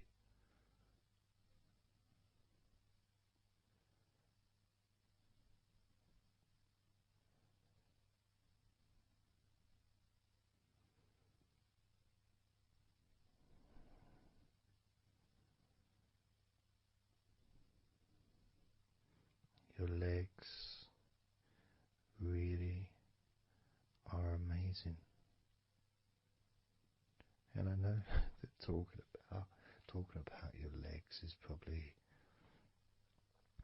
possibly among the most boring things you've ever heard anyone say, possibly. But boring or not, everything I said is true. Your legs are amazing.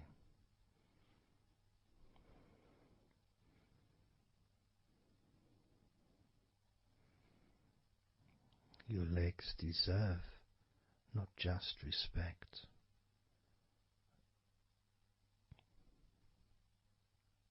but they deserve to relax deeply.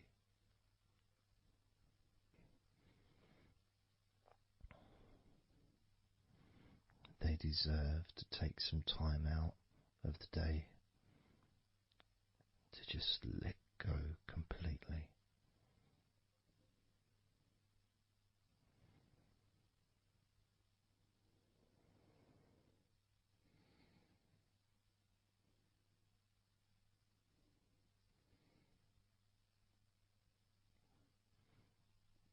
Your legs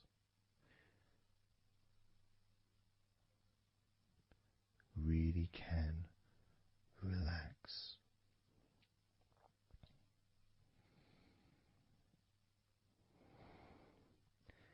And because the legs are such a very important part of your body, when you relax your legs, the rest of your body also naturally follows in that journey of comfort.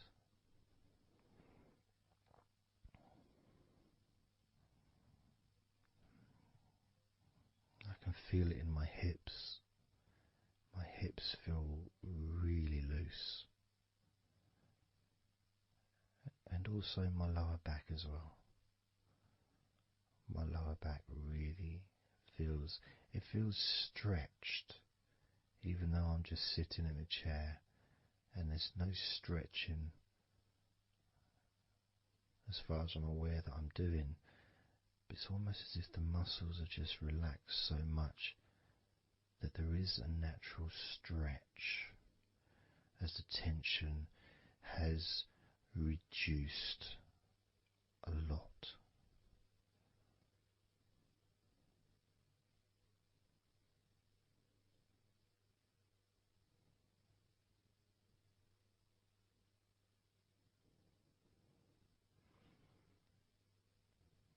And I'm now going to count down from 10 down to 1. And you can continue to feel wonderfully relaxed. 10, 9, 8,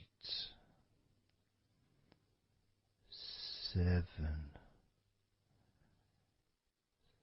6, 5, 4, 3, 2, 1.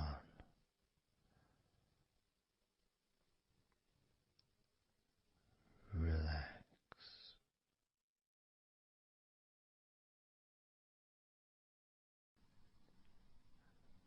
So I'm just going to count down from 5 down to 1.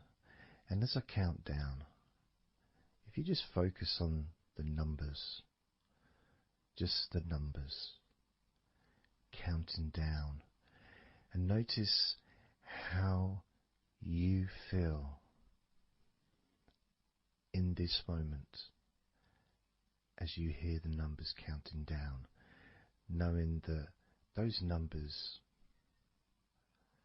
counting down represent you feeling calmer, not just in your body but also relaxing your mind. And just notice how you feel. There's nothing to do, there's nothing to say, there's nothing to think about. Starting with number 5.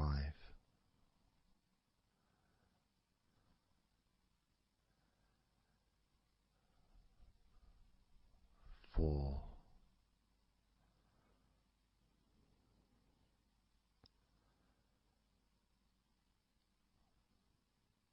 3.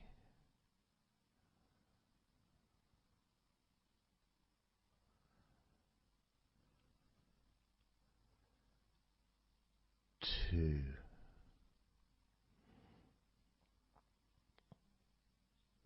1.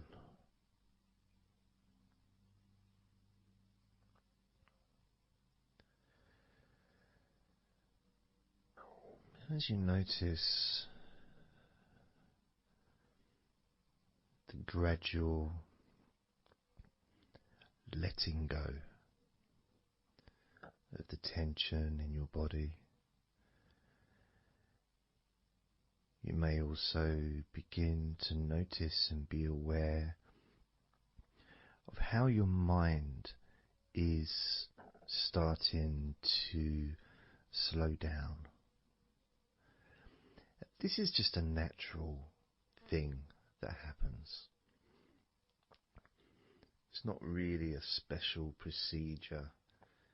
It's just natural because as your body relaxes, your mind also starts to relax. And the more your mind relaxes, the more your body relaxes. It's just a continuous circle of relaxation.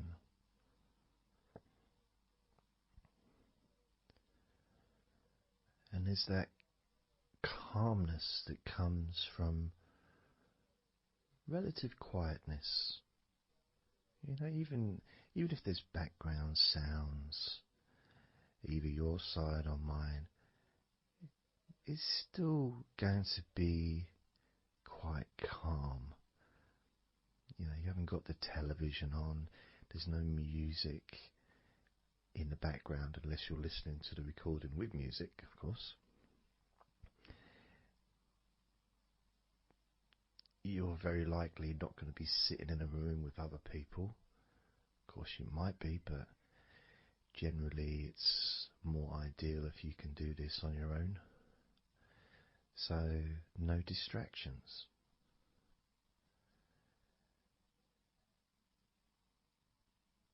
And when you stop thinking about stuff,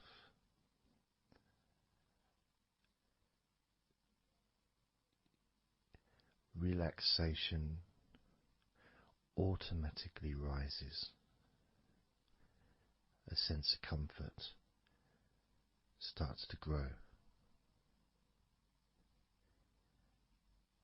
And without trying to build it up into something fantastical or something magical, this is just a natural process. Something that's easy to accomplish. In fact, it's almost, the sense of relaxing completely happens really when you put no effort into it. It's not something that you can really force. It's something that happens naturally. And part of the process of this recording and others is simply to allow you to take advantage of this space, this time, to just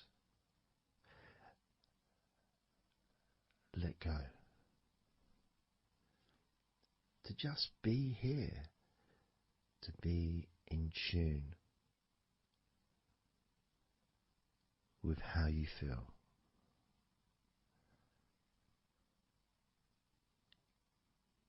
Yet with the intention of wanting to relax deeply.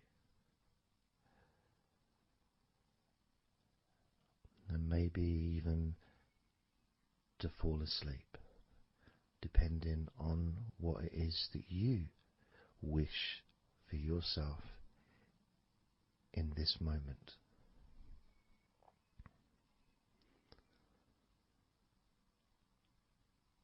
As we know, relaxing is the majority of the process of falling asleep.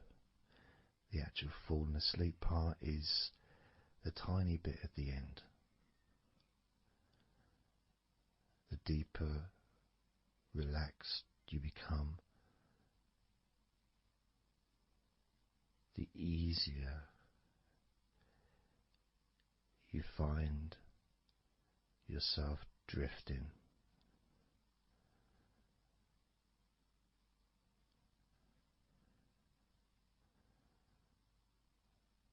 But you can also, if you choose, stay focused on my voice and really enjoy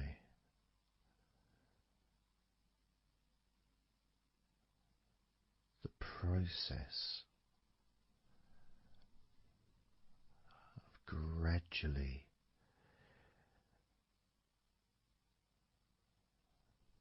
relaxing each muscle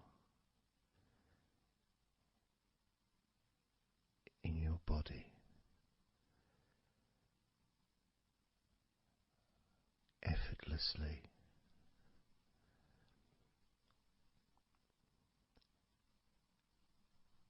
and just observing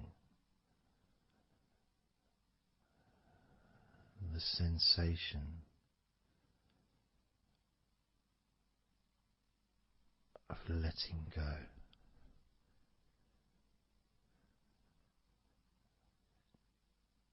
Completely.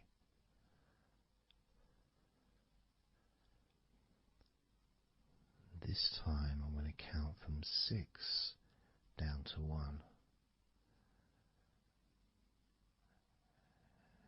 And you can notice your mind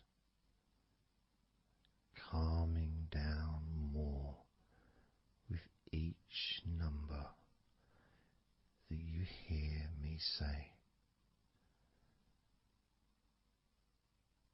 Naturally feeling calm and slow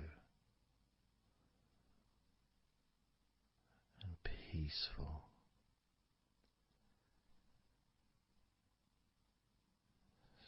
6.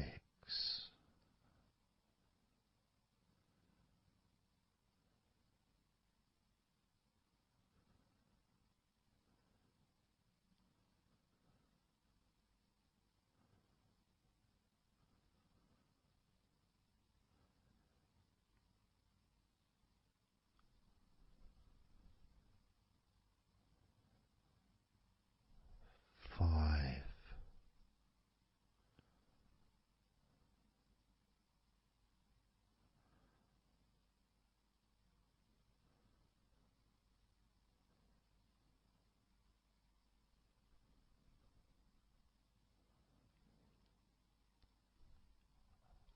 4.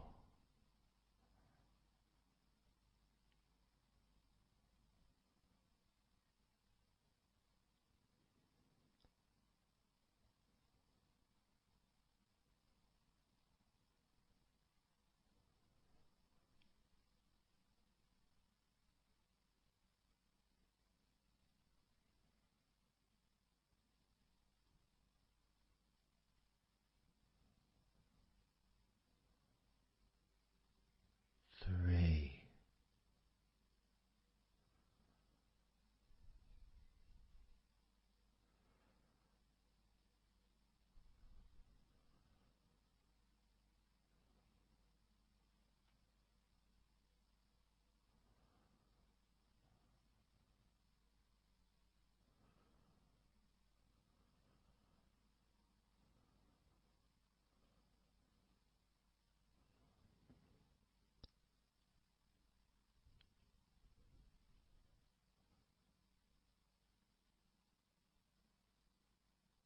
2.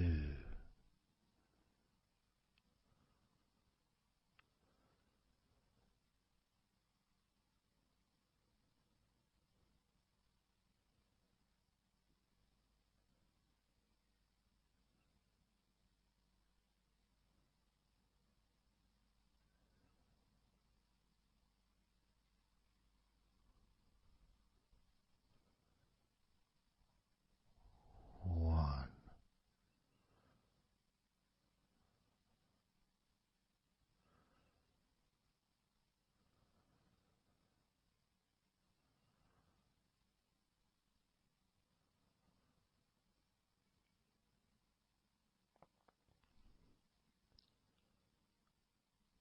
Being aware of how your mind has slowed right down, sinking deeply into relaxation.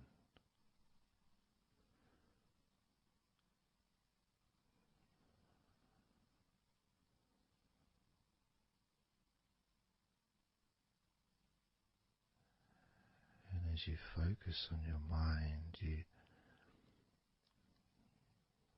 may notice notice that there are some thoughts still there, maybe some stubborn thoughts that for some reason perhaps need your attention.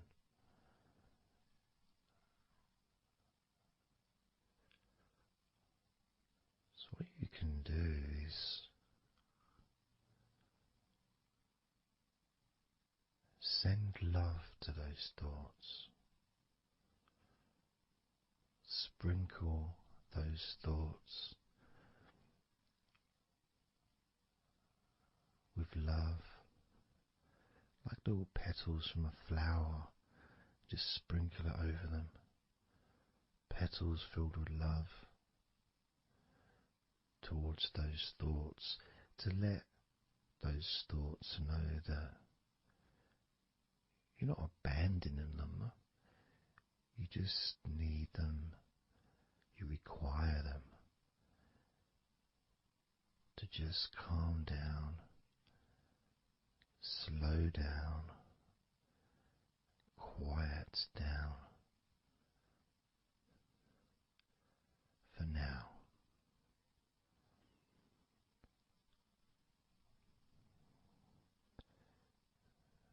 So as you focus on those remaining thoughts, as we count down this time from 7 down to 1, with each number,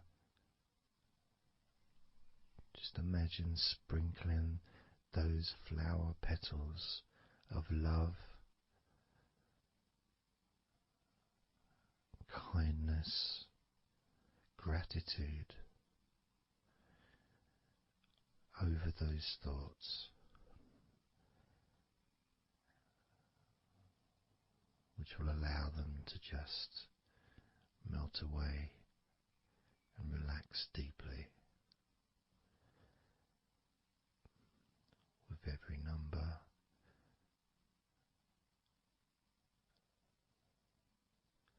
those thoughts will become more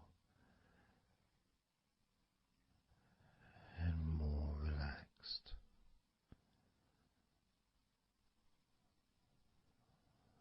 Starting with number 7.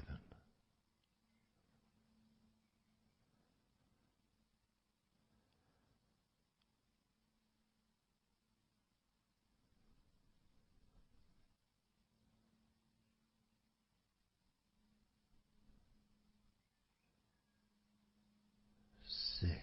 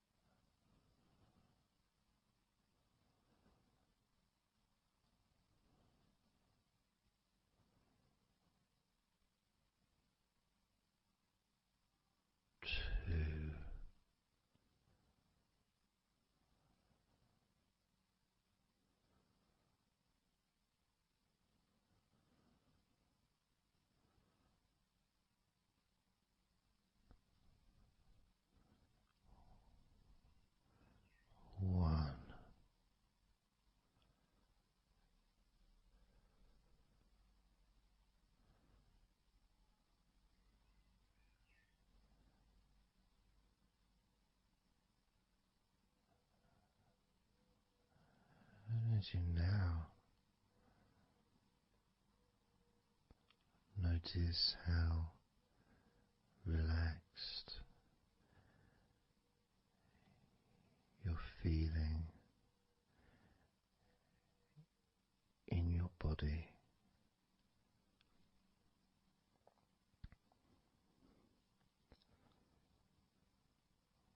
We're going to focus on your hands.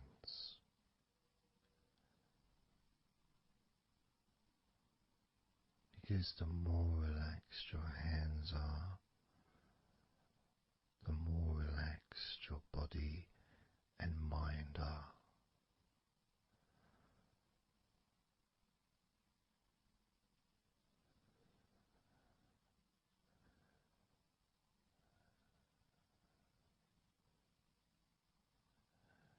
And as you focus on your hands and your fingers,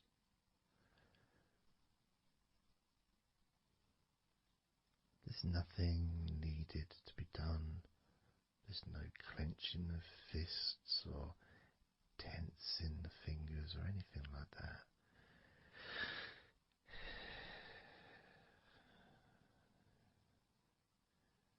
It's just noticing and focusing on your hands.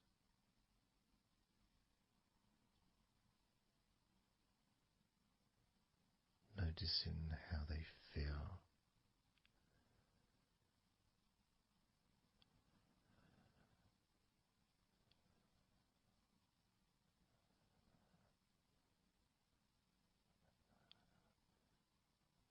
Because the more relaxed your hands feel,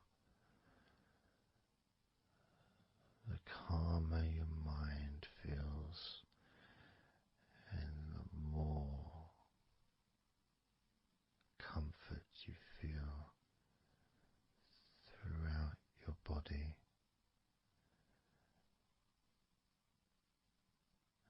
And you may have already noticed that your mind is starting to drift.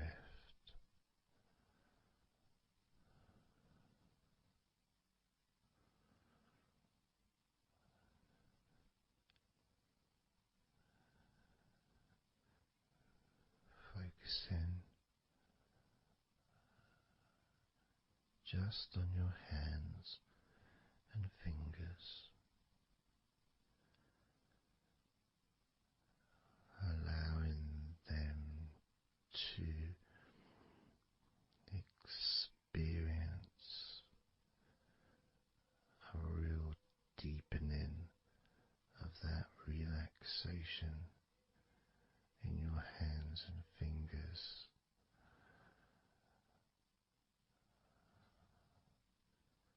More and more relaxed with each number.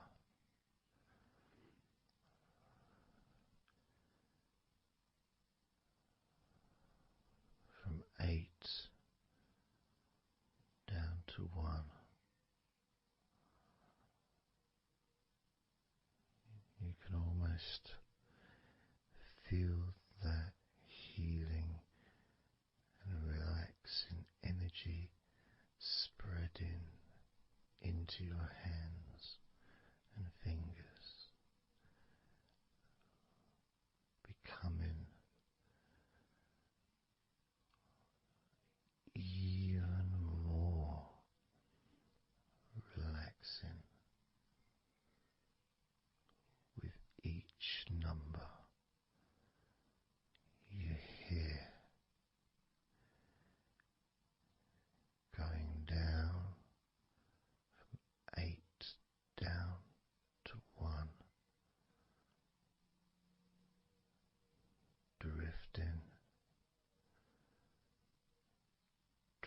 resting again. Starting with number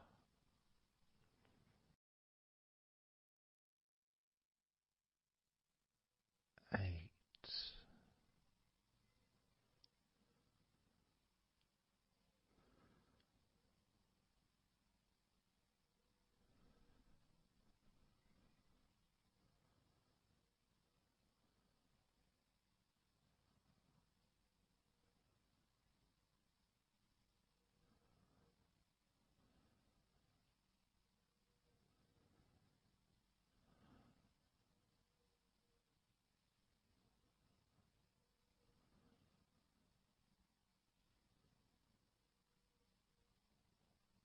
7.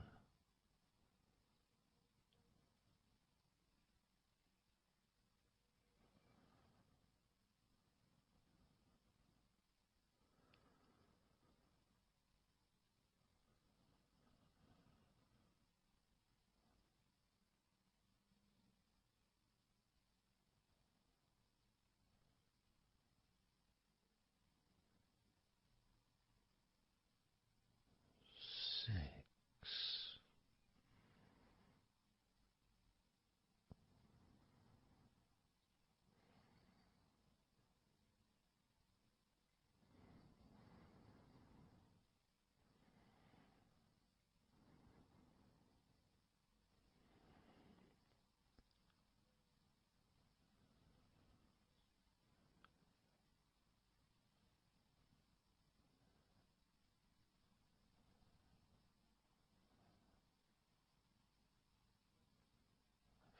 5.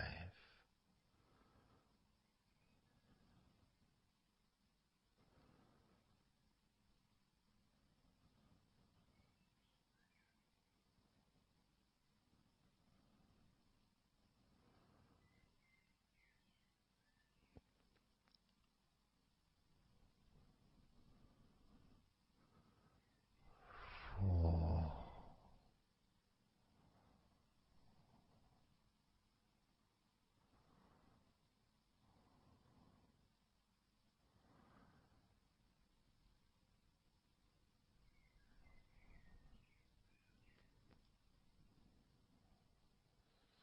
3.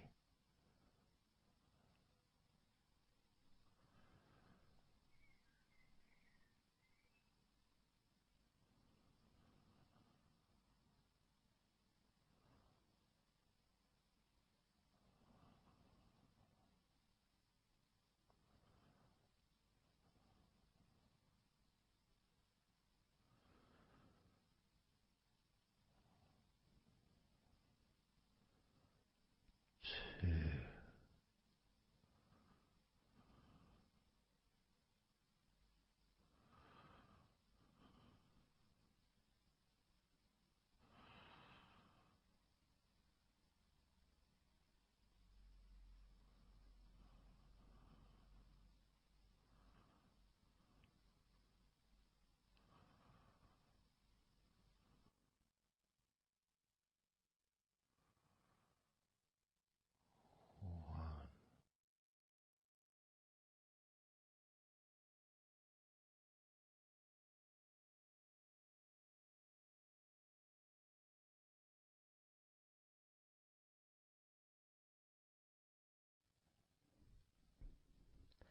Just being here now. Nothing to think about, nothing to do, nothing to say. And everything just feels calmer. And this is your natural state of being. This is how you just normally feel when you take away all of that other stuff that we add. Things like stress and worrying and overthinking and anxiety, tension, just generally thinking about stuff. When you take that away, which is what we do, what we're doing now,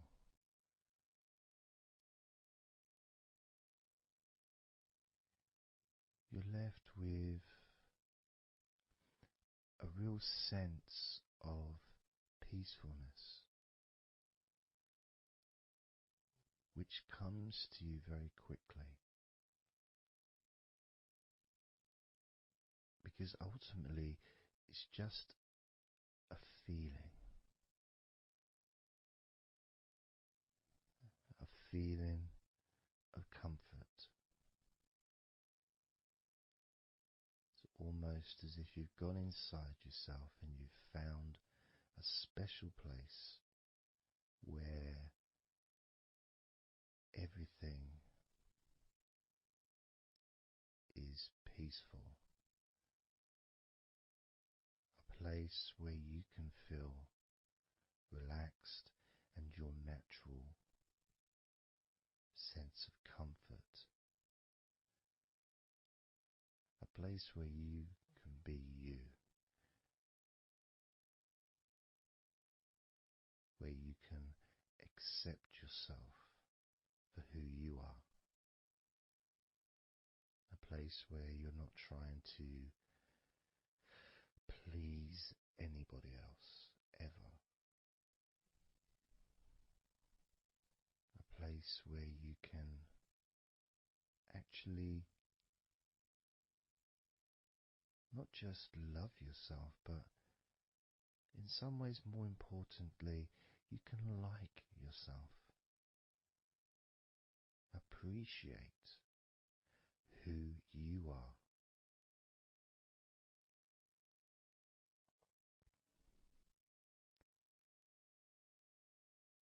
And that sense of gratitude is in the air all around you.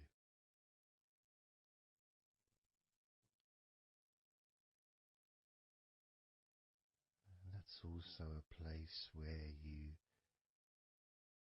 can actually feel the healing energy soaking into your body.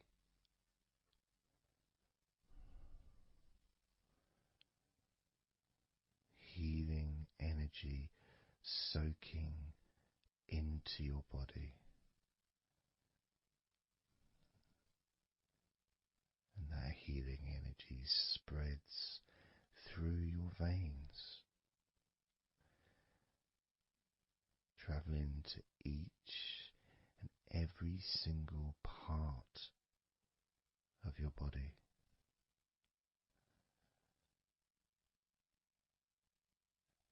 And you start to realize that actually that healing energy, it's not just entered into your brain,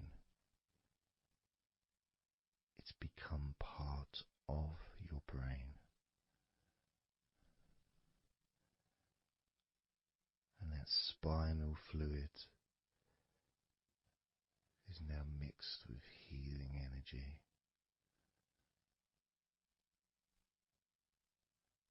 Not just allowing you to feel so much more relaxed and healthy in this moment, but also you start to realize that actually what's happening now with that healing, relaxing energy spreading through your body is actually changing your life. It's actually changing the way you're going to feel, not just now, but tomorrow and the next day, as your health improves. Not just your physical health, but your mental health. things that used to bother you in the past, for some reason, no longer have the effect that they used to, because something has changed deep within you. Maybe things that used to cause you to feel anger no longer have that power to control you the way they seemed to be able to before. As you realize that you're the one who decides what affects you. You're the one who decides to feel relaxed and calm when you choose to enjoy noticing these natural developments of healing continuing to grow and improve your life day by day.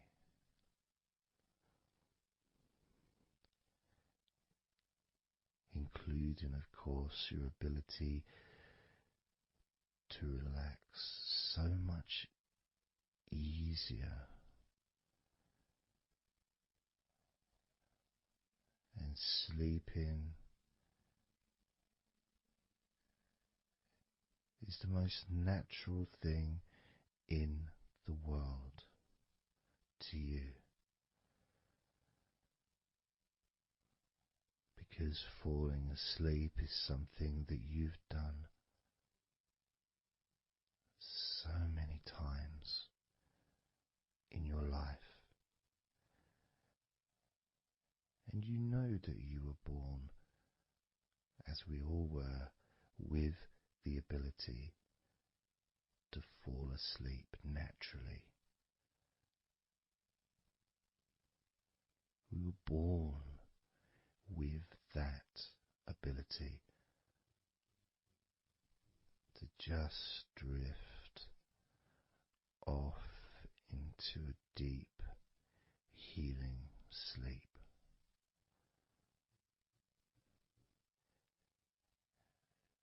Even when we're kids, sometimes we'll fall asleep when we don't even want to. We try to stay awake.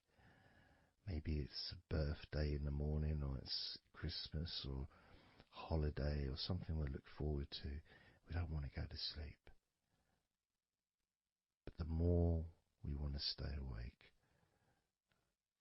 the more we just start to drift.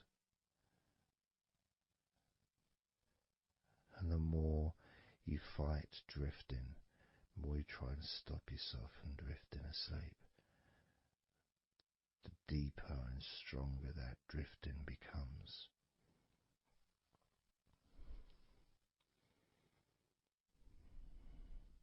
Because we're born not just with the need to relax deeply and to naturally fall asleep, but it's our birthright. It's part of our DNA.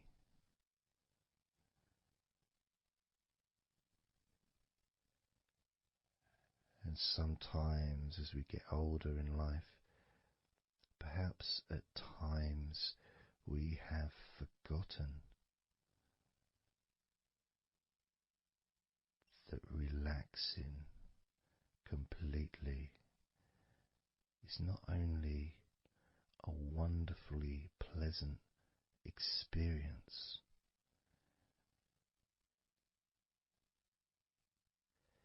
it's also really easy.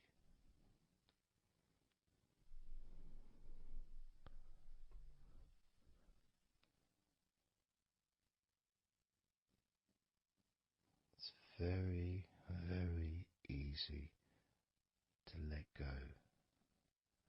because that's all it is. It's just deciding to let go.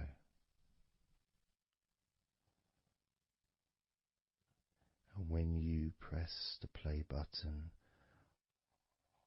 on my recordings, you have given permission for my voice to relax you.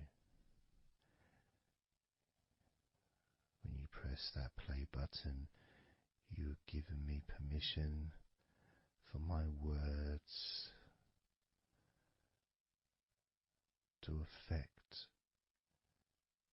you in a positive, only a positive way, opening up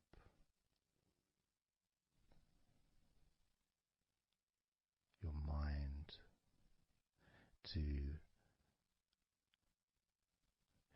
useful and healing suggestions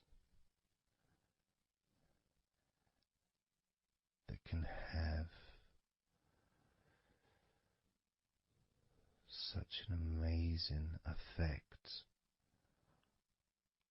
on how you feel right now, as well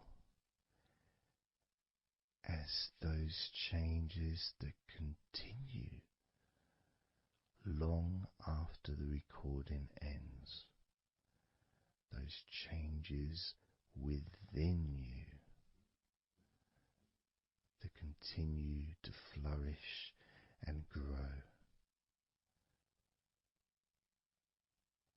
transforming your life in a positive, beautiful way,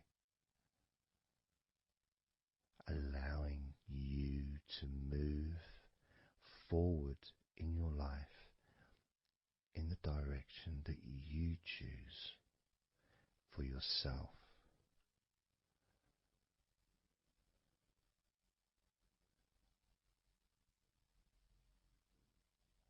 And this feeling that you can experience of safety, comfort, calmness,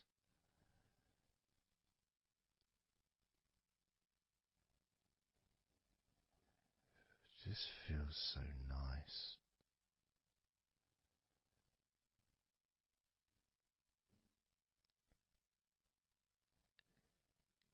It's such a healthy place to be.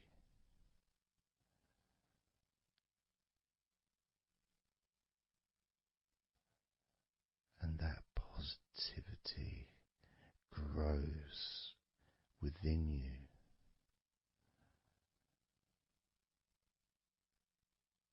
Each and every day, moving forward, you're going to find that you're more relaxed physically and in your mind is more relaxed. And it's not that you're thinking slower, it's just that your mind will be less clogged up with unnecessary negativity. Because from now on, your mind rejects negativity. From now on, you're going to start noticing when negativity arises, and you can just say stop. Stop. And that negativity turn around and leave you alone.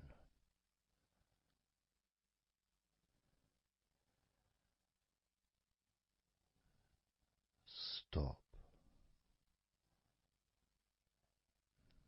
and that negativity would disappear.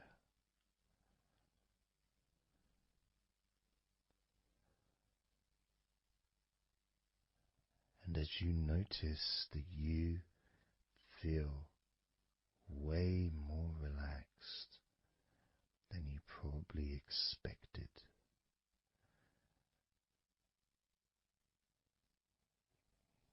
you can now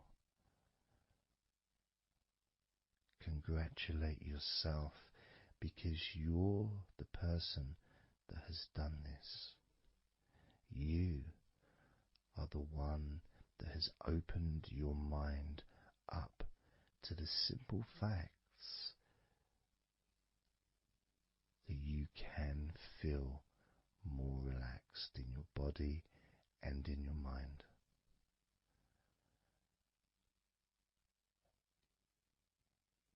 You've opened your mind up to the birthright of being able to just fall asleep easily when you choose.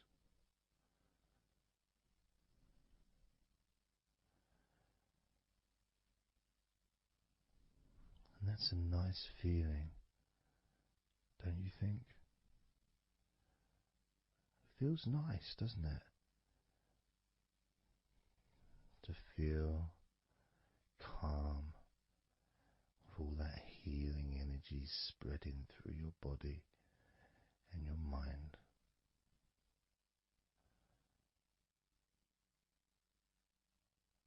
To spend time in that special place where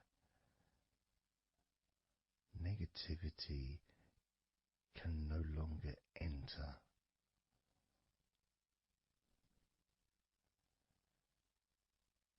Negativity is banned, it's barred, it's not allowed entry. It doesn't deserve to be here, doesn't belong here. Negativity has no place in your life.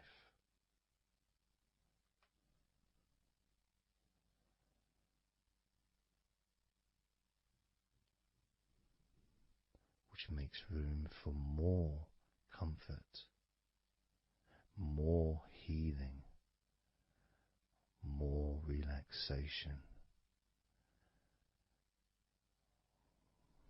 more peace.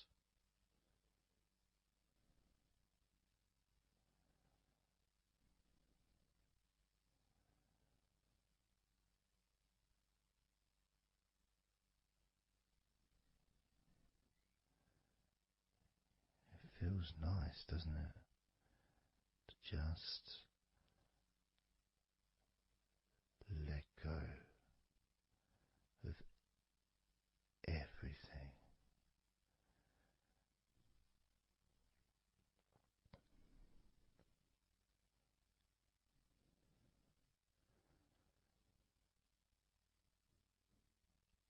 And I'm going to count down now from 20 down to 1.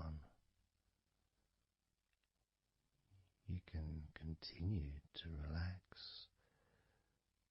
If you choose, you can drift to sleep.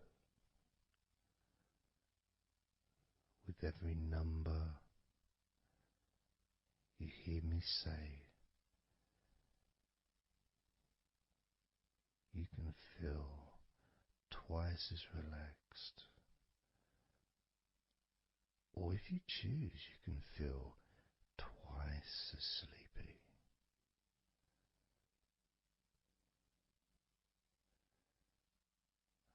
Now,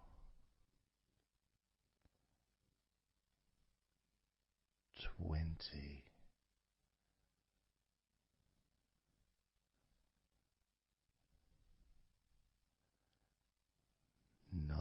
18,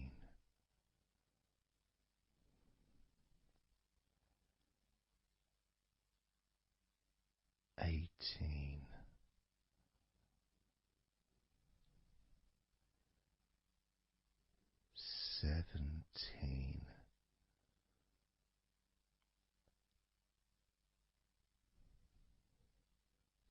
16,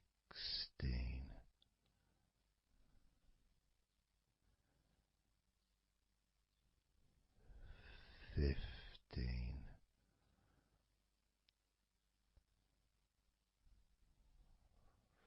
14,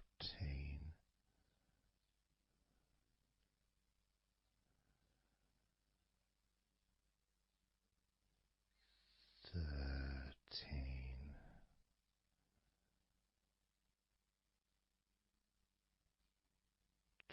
12,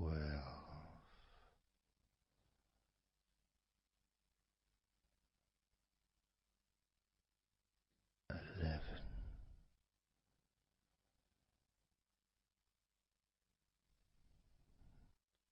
10,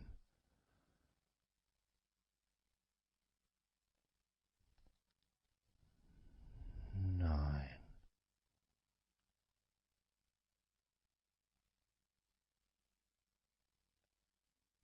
8,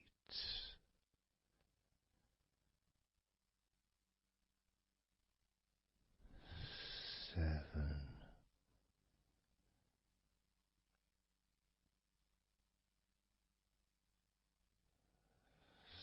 6,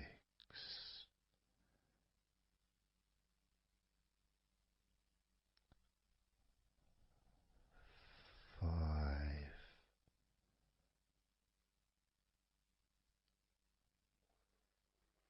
4,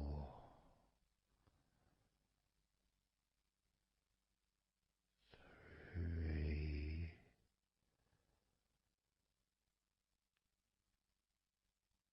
2,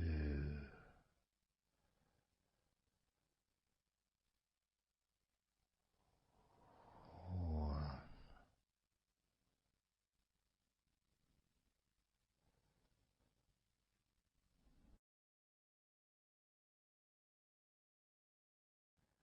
This is your time to just take a break. Your time to relax, to allow your mind to slow down.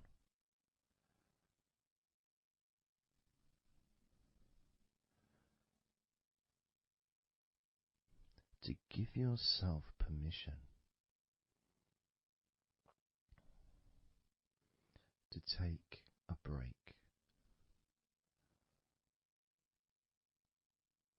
from everything. And you're the only person that can make that decision.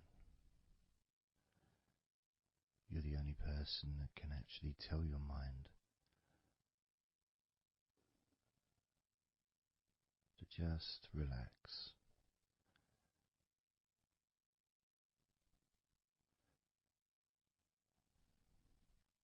To just take some time off.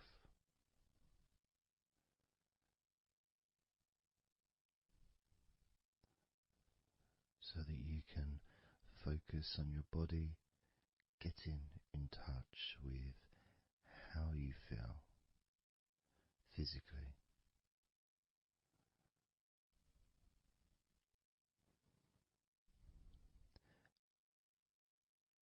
And in the process of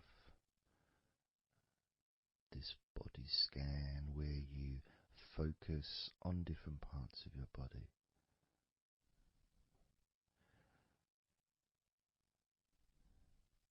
those parts that you focus on and observe, even though you're not purposely requesting for those parts of your body to relax, it's kind of expected. You expect, when you listen to my voice, to feel more relaxed naturally.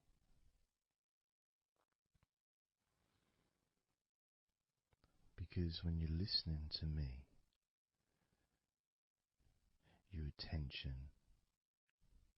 is focused on my words, and as my words guide you to focus on those parts of your body, your focus increases.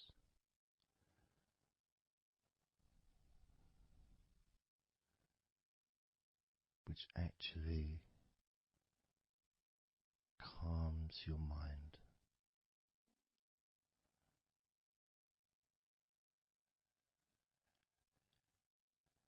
And when your mind calms down, your body relaxes.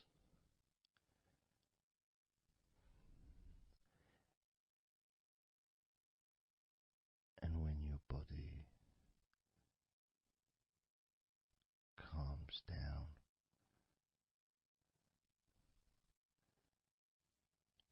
your mind relaxes.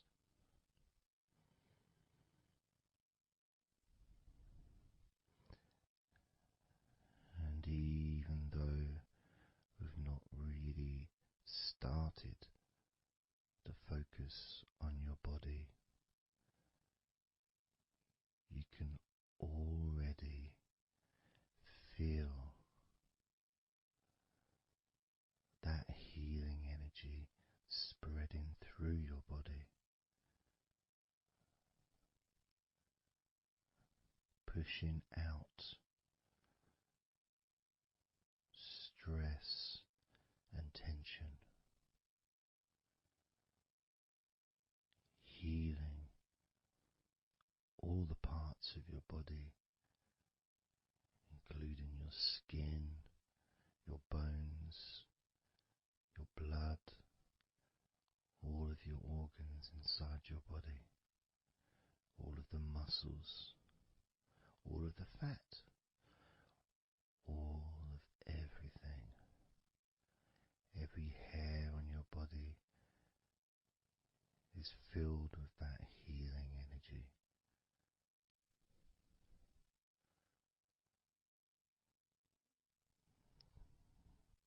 And when your brain fills with that healing energy,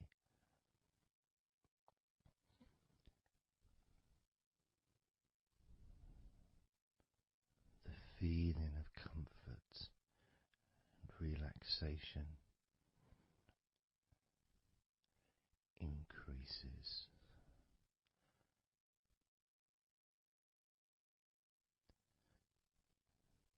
Deeply increases.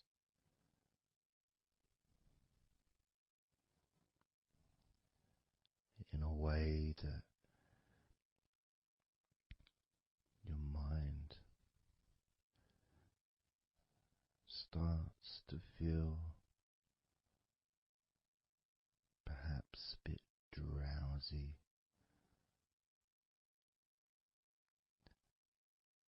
because it's not needed, and it may start to drift.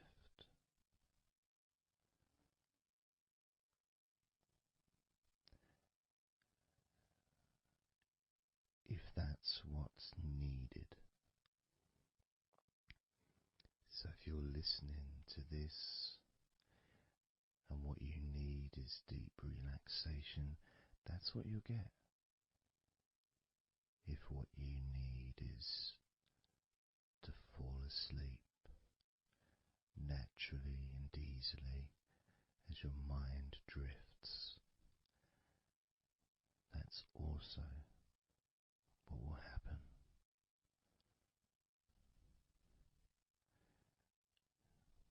because by pressing that play button on the podcast and listening to me, you give permission for your body and your mind. In fact, you give the command to your body and your mind to relax deeply and to drift off to sleep if that's what you want or need.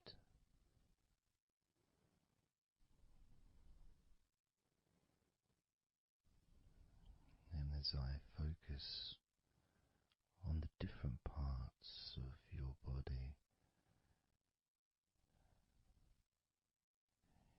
you may start to just drift, and then you come back again and you hear me talking, and I'm focusing on a different part of your body. And you may find yourself drifting, but you don't realize you're drifting until you stop drifting and you're alert again to my voice, focusing on a different part of your body starts to relax even deeper,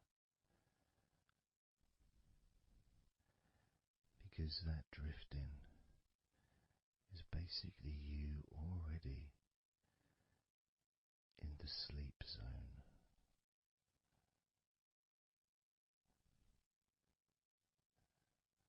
And the more you drift, the longer you drift, and the longer you drift,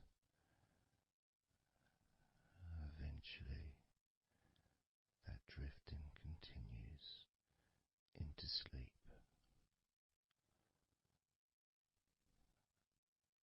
And that's the last you remember until you wake up in your own time, when you experience the right amount of sleep for you. Because when you do, and if you do fall asleep, it's extremely pleasant, so relaxing, so deep, healing sleep.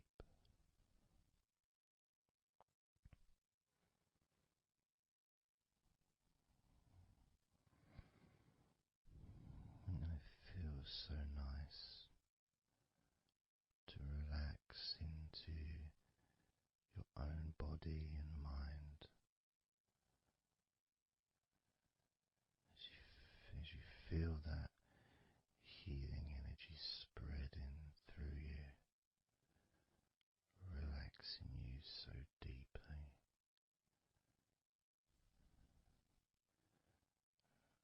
relaxing you so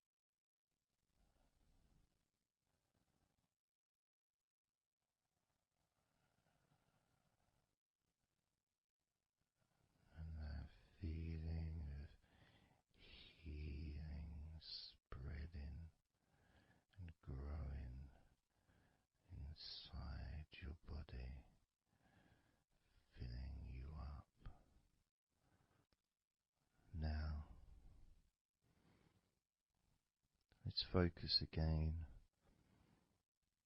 on parts of your body. Focusing this time on your forehead.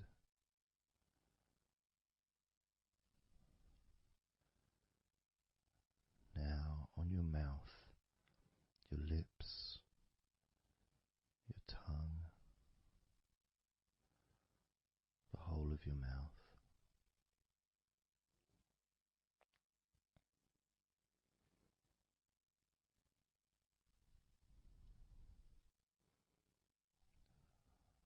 Focus in on your fingers.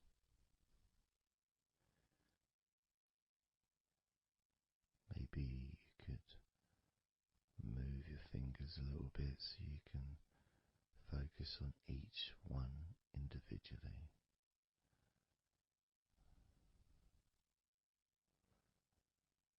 Both hands. And even though as you focus on both of your hands now, they almost seem to just melt into one.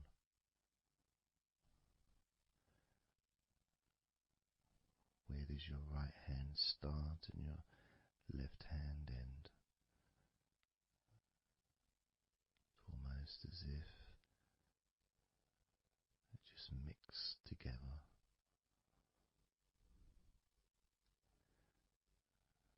Now focusing on your knees.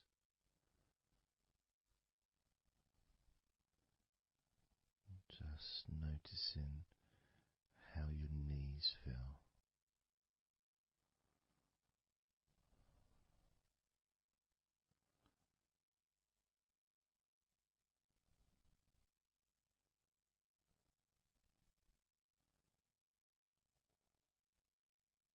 Now focusing on your elbows.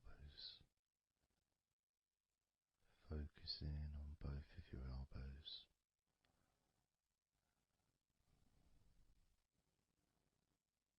Just observing the feeling of your elbows.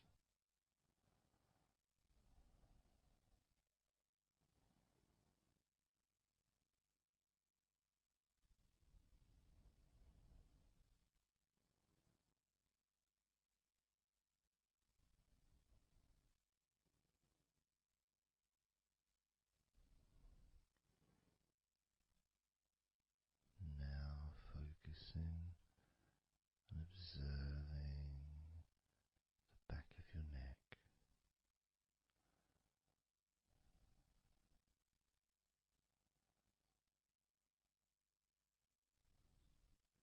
Feeling that energy in the back of your neck.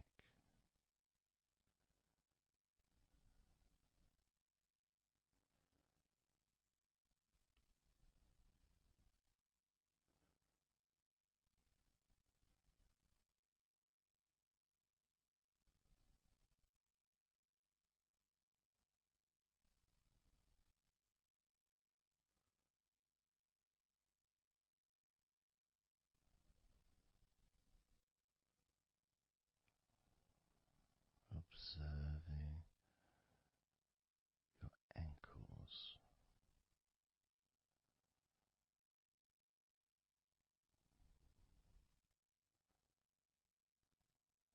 Being aware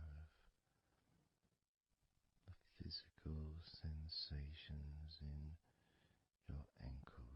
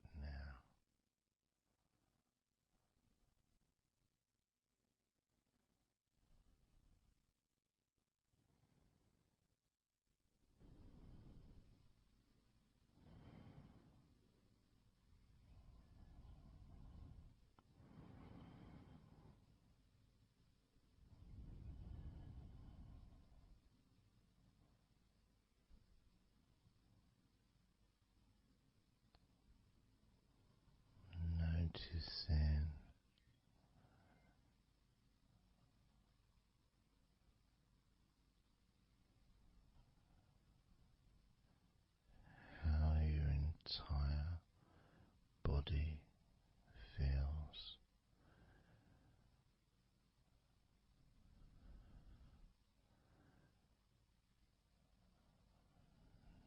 Noticing how your mind feels now.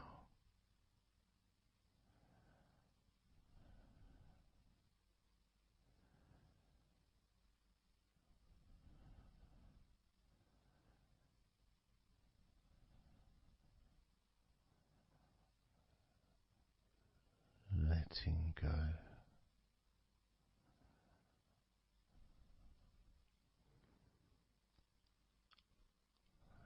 Letting go.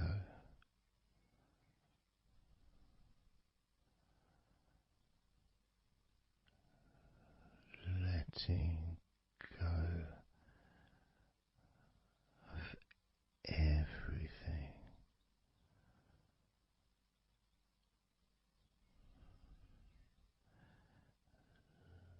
Letting go.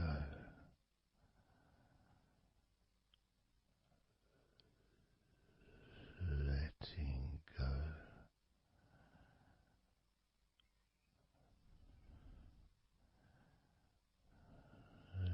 Letting go of everything.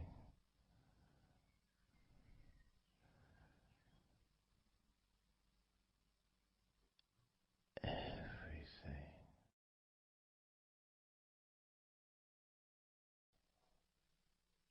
I'm going to start now, and I'd like you just first of all just to see yourself lying down on that massage table, lying on your front, your head is supported, your arms are supported, and you feel comfortable, and breathing is really easy, and you feel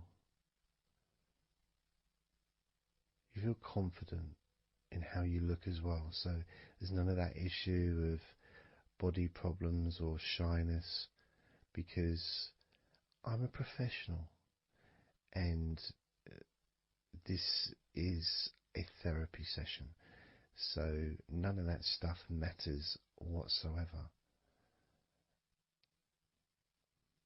This is about you. This is about how you feel and how you can enjoy that sense of comfort and relaxation that comes from letting go and allowing my hands and my fingers to relax you by massaging your body.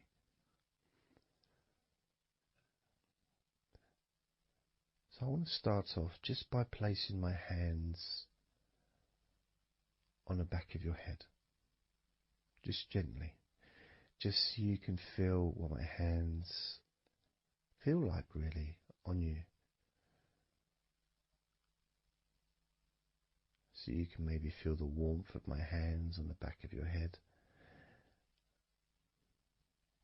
And I'll move my hands to the side of your head, not pressing, but just holding them there very gently. Maybe over your ears and a little bit on your face, just so you can feel my hands, so you can become accustomed to them.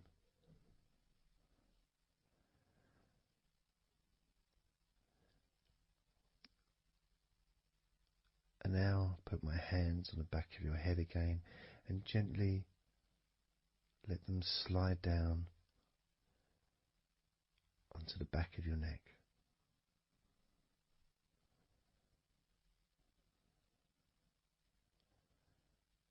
You can feel my hands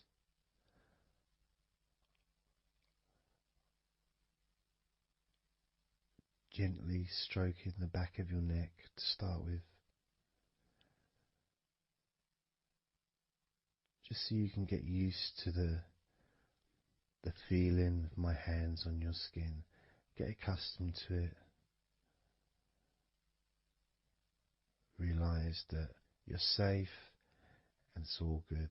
It's all fine.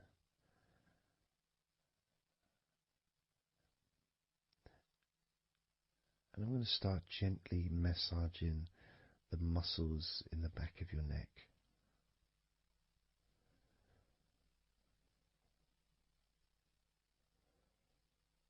With both hands.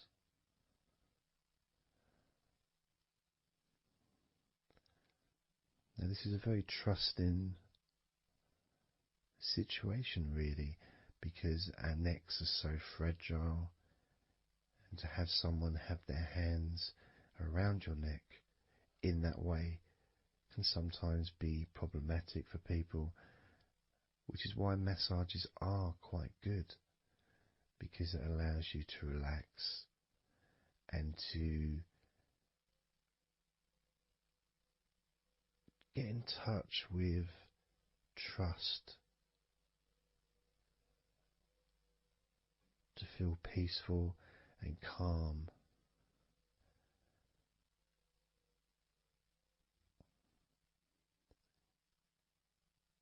There's a massage the sides of your neck gently,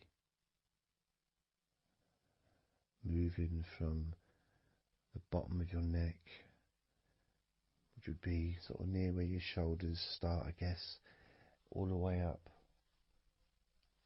to your jaw, your ears kind of area, that side of your neck. Of course, is a lot longer than the front of your neck.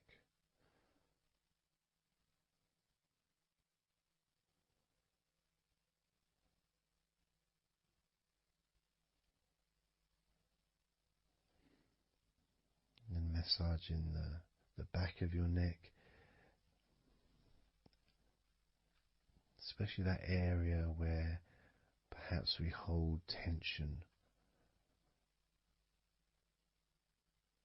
And as that area is massaged, you can actually feel a sense of release in the back of your neck.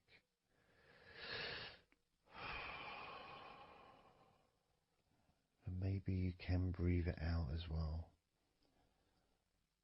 Notice how it feels. Notice how you feel.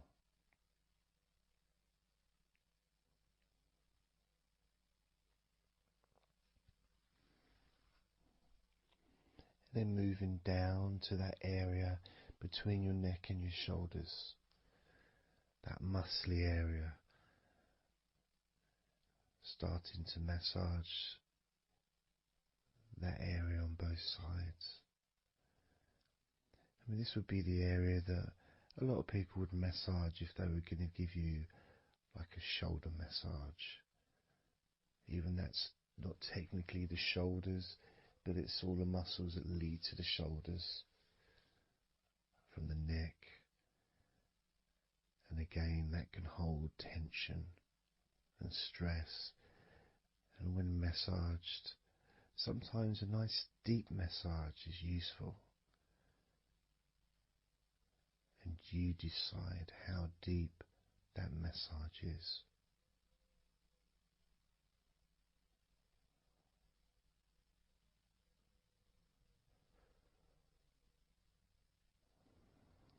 And just allow my knuckles just to dig in, to get to those muscles and to really relax them. All the time being firm yet gentle with you.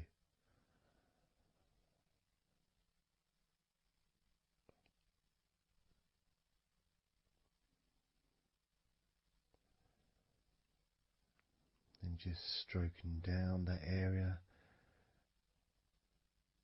to your actual shoulders, moving to the muscles of your shoulders.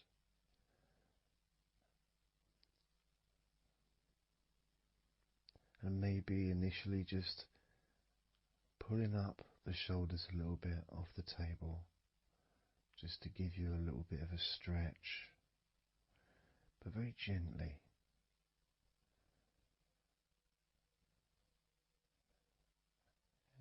And you've got the muscles at the front of your shoulders, the sides and the back.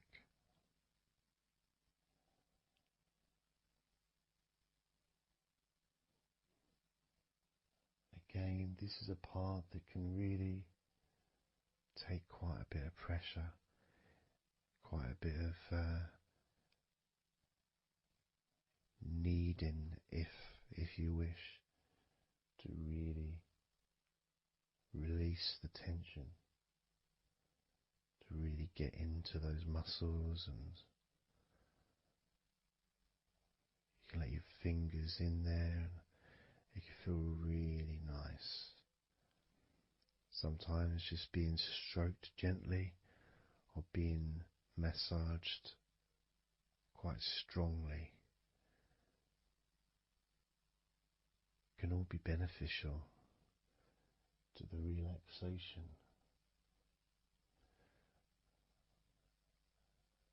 of the muscles in your shoulders.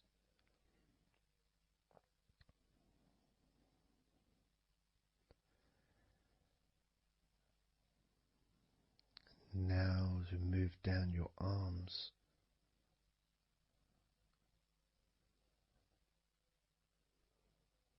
we'll do one arm at a time, starting with your right arm.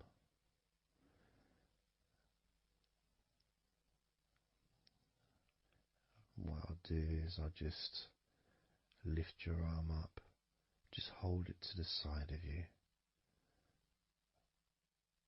Don't worry, it'll still be attached. And I just massage the tops of your arms.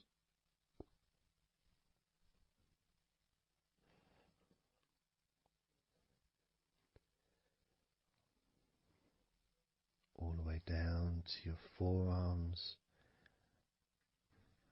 into your wrists.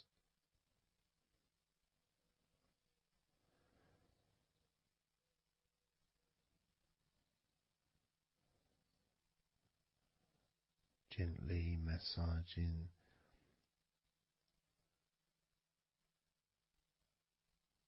that part, the softer part, which is the under part of the arm, which leads to the crease in your elbow, the inside. It's much more sensitive skin.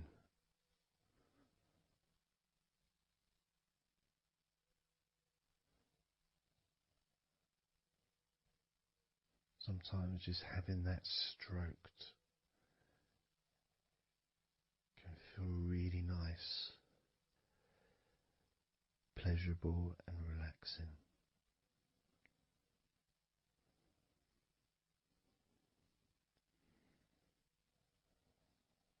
Now moving down to your right hand.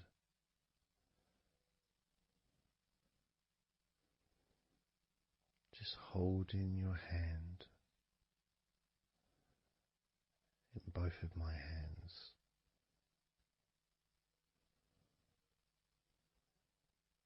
Just pressing gently on the back of your hand and stretching your fingers ever so lightly.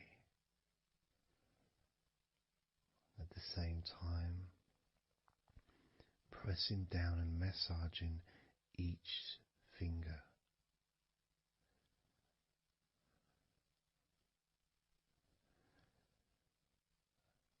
And then starting to massage the palms of your hand.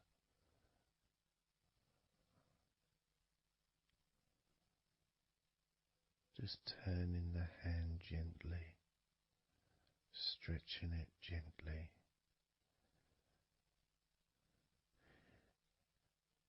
And actually having your hand held can really be an emotional experience sometimes, even if it is with a stranger, someone you don't know very well, like a massage person or a therapist maybe. because it's intimate.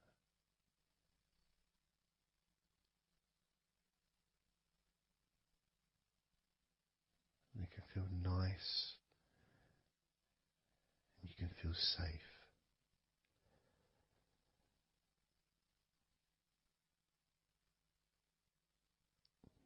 And as I put that right arm back down where it was,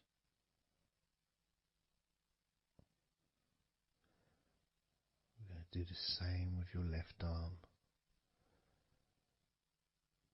Exactly the same. Massaging the muscles in your arm all the way down to your wrist. Stroking the inside of your arm.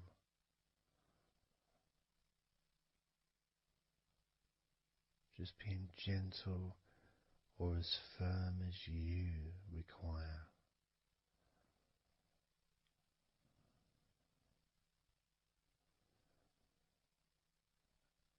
And then massaging your left hand.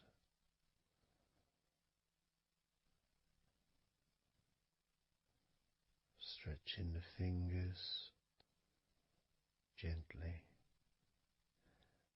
Massaging the palm of your left hand.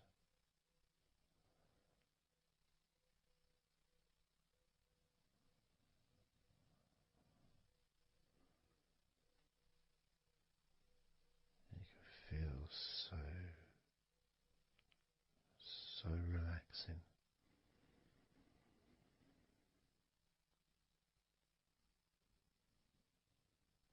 So comforting.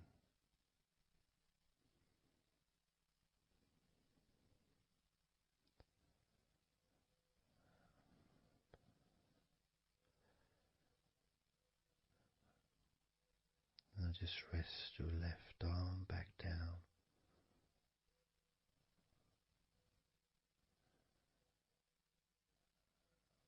Start to massage your back, the biggest part of your body.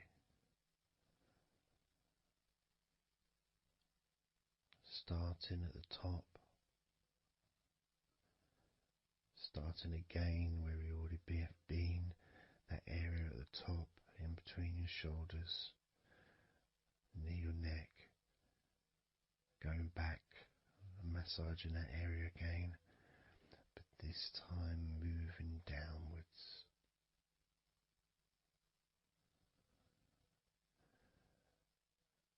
Making a downward stroke to the middle of your back, working from the outside inwards. So massaging your back, but the outsides of your back. The parts where your arms would maybe rest against.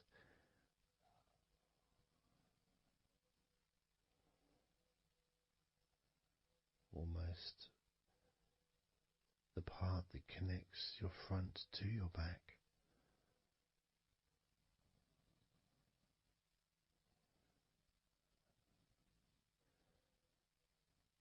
And just massaging down firmly but gently, as firm as you want. Moving down and then moving across a little bit and moving all the way down again. Being very gentle, yet firm as you choose.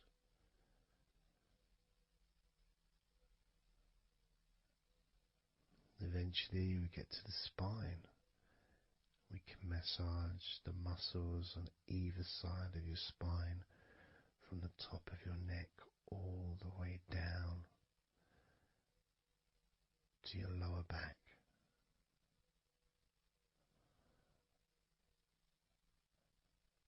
We can do that a few times. Sometimes people would use the knuckle or the 2 fingers and just go either side of the spine and almost just push down and go all the way down to the bottom of the spine. Each time releasing tension and opening up the body, stretching your body so that you feel more relaxed, but at the same time rejuvenated.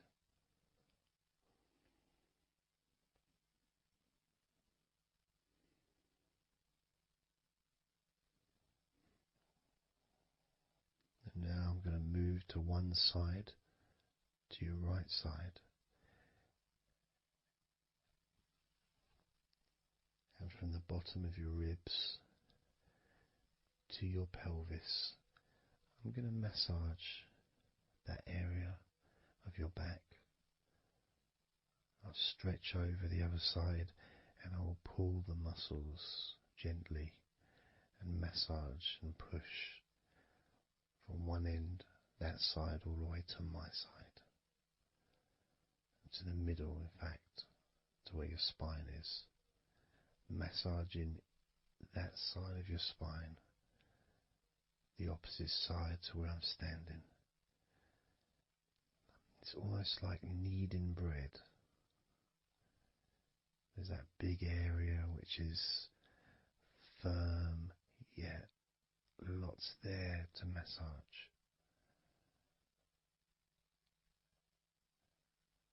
Potentially one of the most important places to actually have a massage, because you really feel it. You really feel the release and the pleasure of having your lower back massaged. It releases so much from your body that's not useful, starting a healing process which will continue long after this recording is over.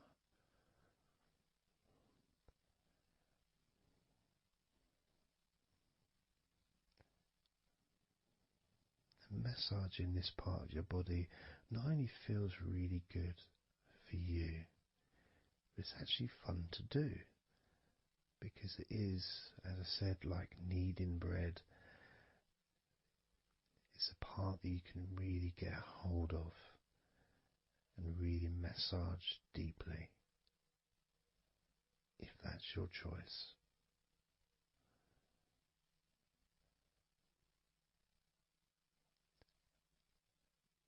Then I'm going to move over to the other side of your body and do the same with the opposite part of your lower back, kneading and massaging from your sides all the way to the middle of your back where your spine is. Pressing and kneading,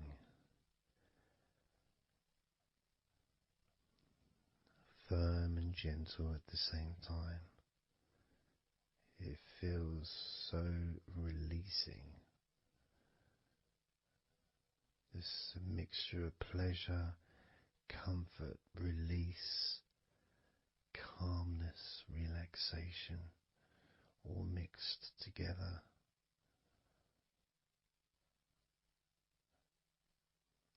Plus there's that feeling from your stomach as it's being stretched.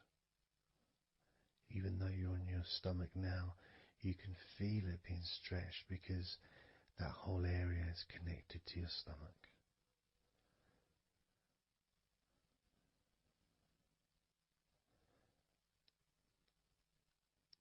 Now we're going to move further up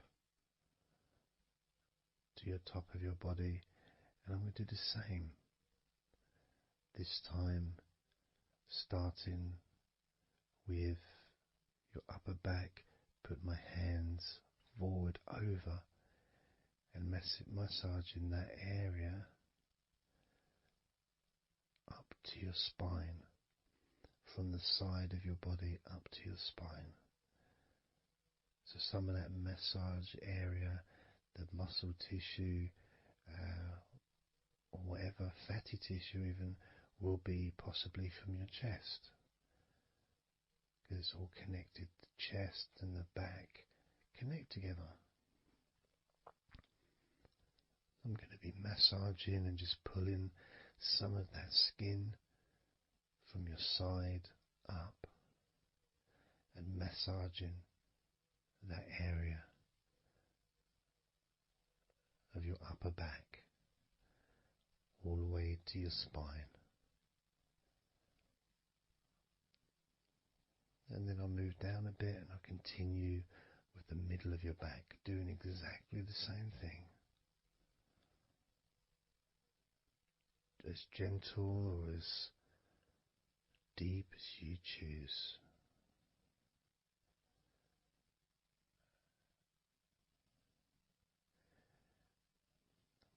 Now I'll move the other side again and do the exact same thing with the top of your back on the other side, from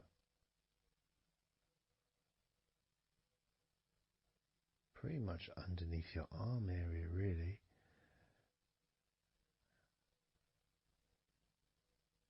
to your spine.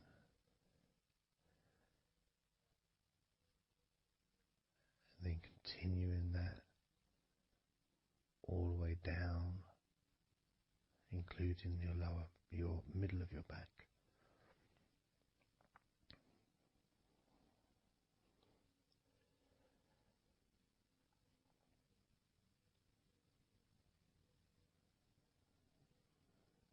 Now I'm going to go to your thighs, the backs of your thighs, and the sides of your thighs. Starting with your right leg, massaging the back and the sides of your thighs, gently and firmly. There's a lot of muscles there. It's an area that can be very tense at times and maybe needs a little bit more pressure than the rest of the body. That's up to you. You can gently stroke the back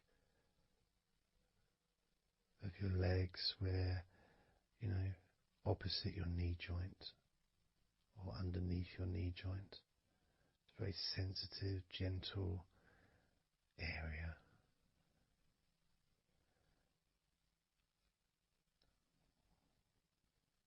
And working down to your calf muscles,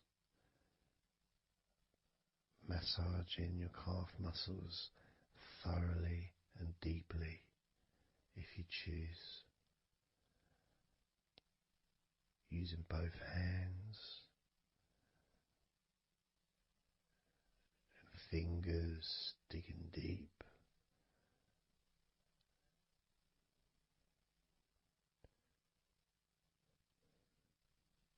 To your ankles and the back of your ankles, just gently massaging that area.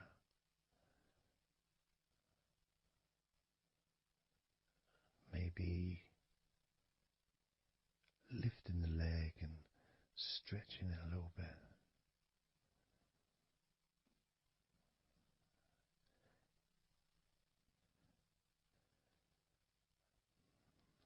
Moving to the right foot.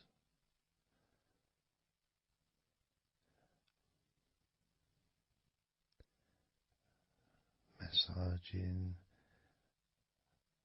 the bottom of your feet and the sides of your feet.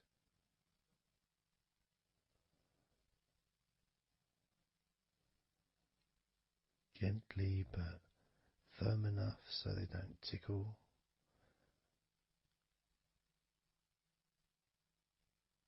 And just allow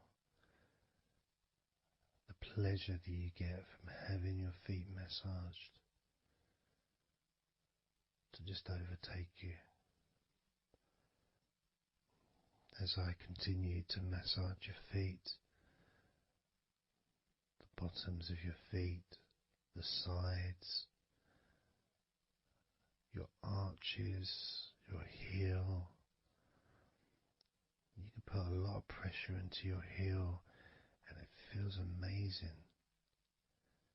Yet the arches need to be a bit more gentle. Stretching your toes gently and massaging the bottoms of your toes with my fingers, each one individually.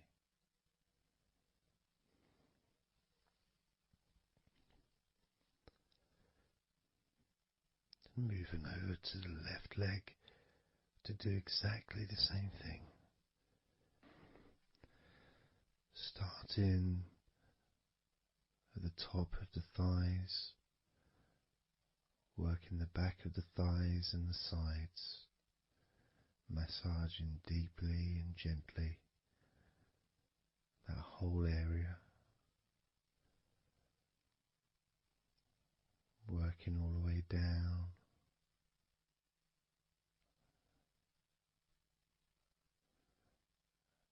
And this is an area that maybe you could like to spend more time relaxing and massaging. So perhaps if you wanted, I could make a future recording where I spend more time on one particular area.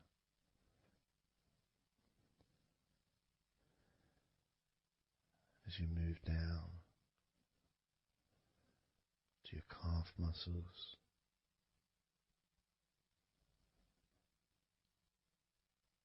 massaging your calf muscles firmly and gently.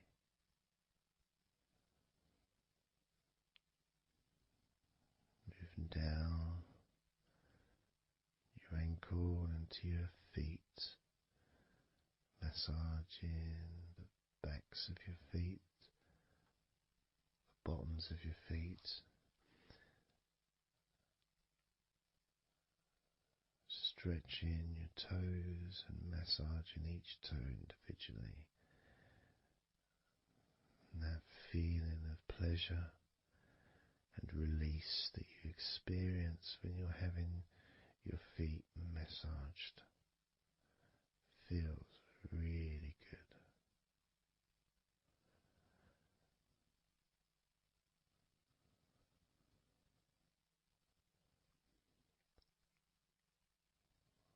Now,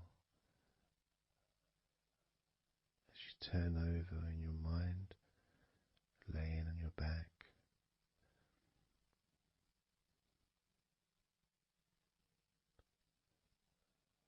I'm just going to start again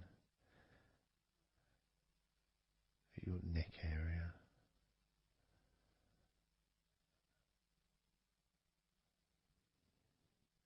In your shoulders,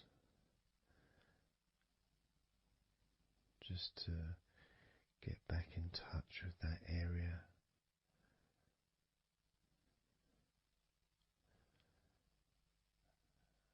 And as we move up,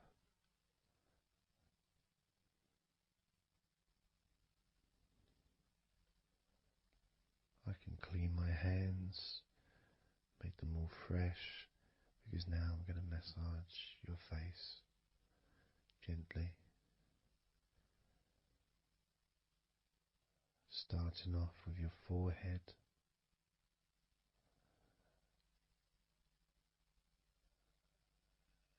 your eyes are closed and I can just stretch your eyes a little bit, pushing up on your eyebrows.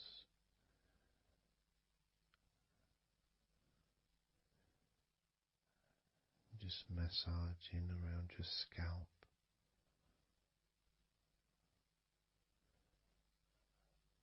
Massaging down your cheeks, around your ears, into your jaw gently, the sides of your neck,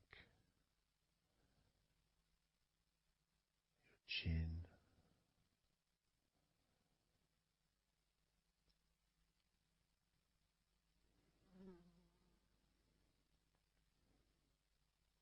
then just moving down from your neck down to your chest, starting by massaging the very top of your chest, where the collarbone is, either side of the collarbone.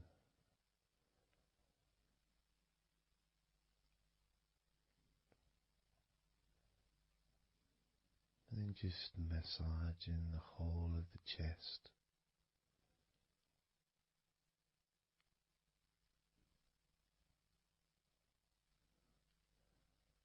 Moving the chest around.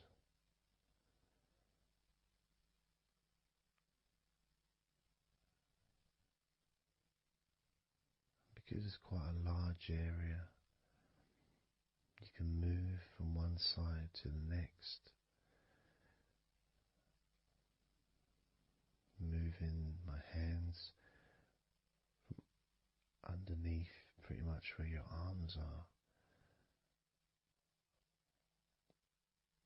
stretching up, stretching some of the muscles of your back in the process.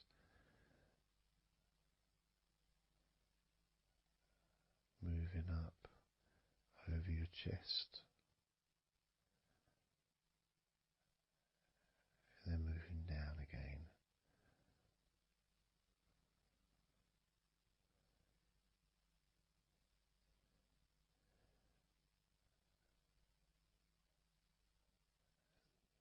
Then allowing my hands to just massage gently and slide down towards your stomach, starting in the middle of your chest. And then gradually my hands moving apart and massaging and sliding at the same time, moving down to just below your rib cage.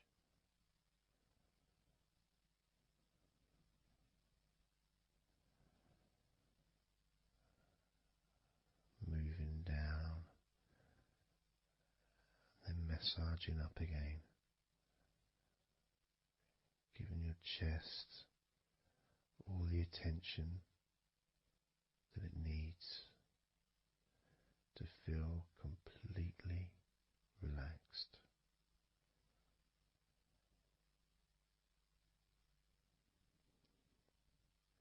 Remembering that I'm also going to be focusing on your sides as well, an area that really doesn't get much attention, but feels really good when it's massaged. Just stroking my hands down the sides of your body, and just below your arms, all the way down to your hips.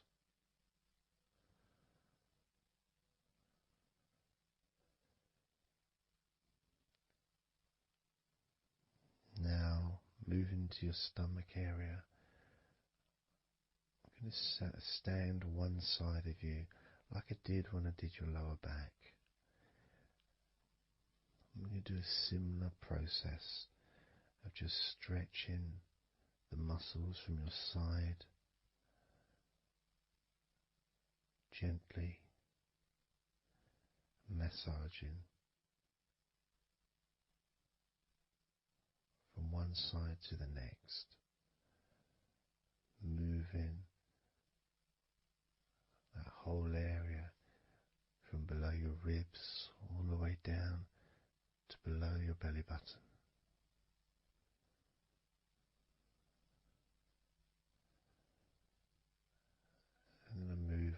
to the other side of you and repeat that.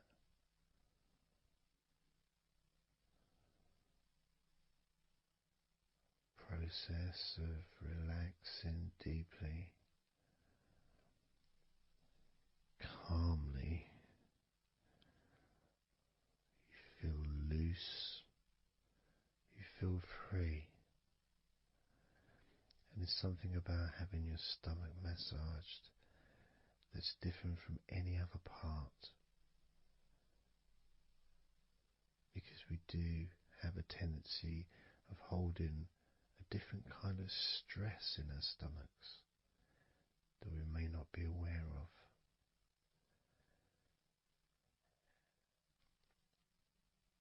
As I now massage your stomach, the front of your stomach, making circles around your belly button,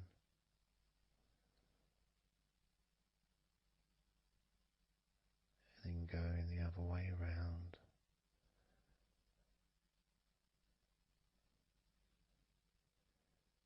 There's a gentleness and a freedom that comes from feeling how you're feeling.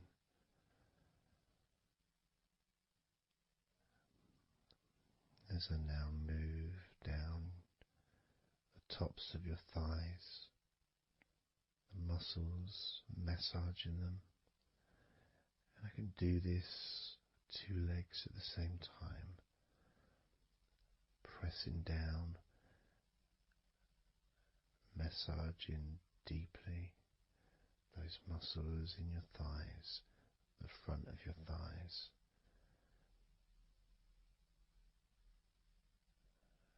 And moving down to your knees, gently massaging your knees. Sliding down your shins, putting pressure on either side of your shin, gently, softly but firmly. Moving down to your ankles, stroking the tops of your feet.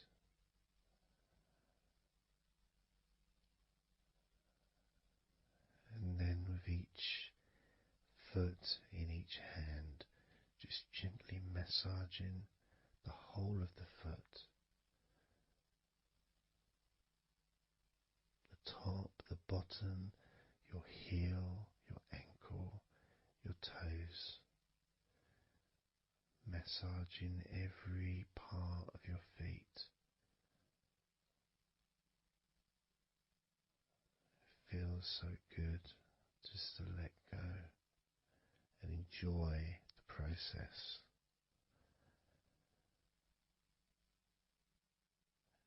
Enjoy feeling so deeply relaxed.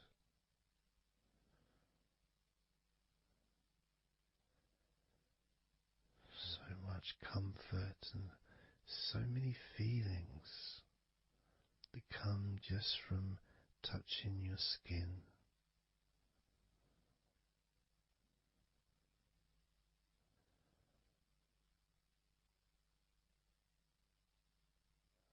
And you can just lie there for as long as you choose, enjoying the feeling of deep comfort from being massaged by me.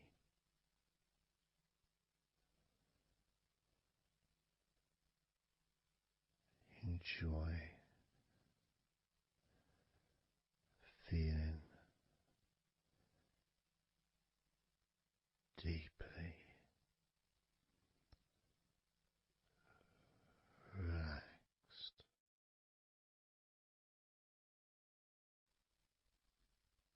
And all we're going to do is blow out some candles. in your mind.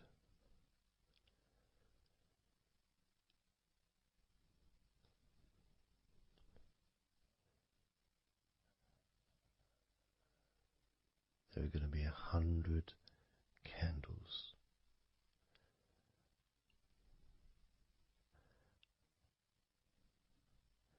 And you're going to blow each one out individually, one by one, starting at 100 as I count down,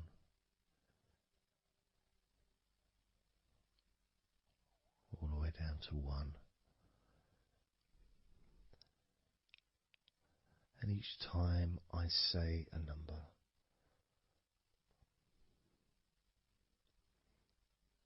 you can imagine that candle in front of you, and I'd like you to actually physically gently blow that candle out.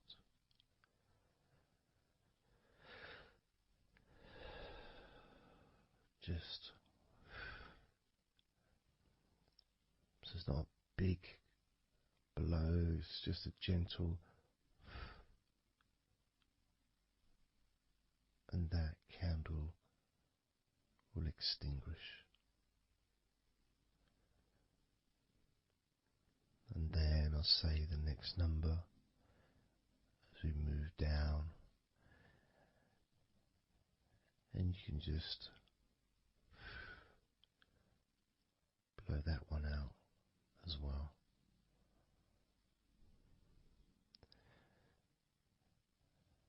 And as we move down the numbers, you'll find yourself feeling more and more relaxed. And if you need to sleep, you'll also find yourself becoming incredibly tired and sleepy. In fact, you may struggle to blow out all 100 of these candles.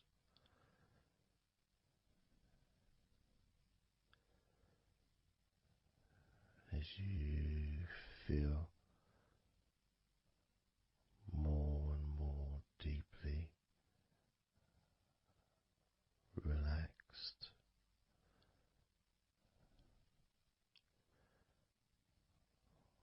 more and more deeply tired, and the further you go down,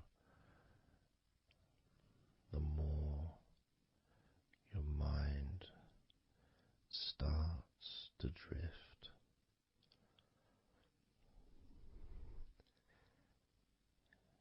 And you may find that you stop listening to me after a while.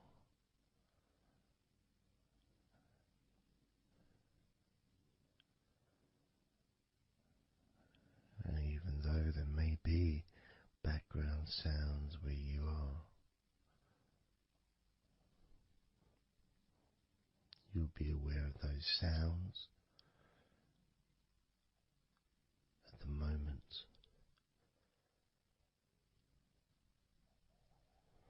You may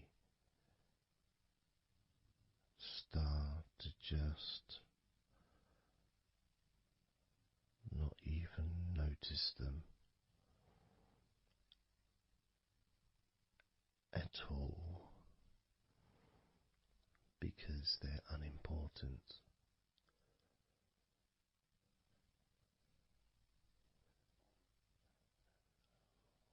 Where I am, I've got the sounds of the birds.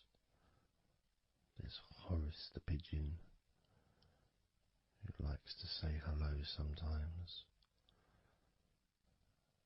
And there's the odd plane that goes by, maybe traffic and trains in the distance.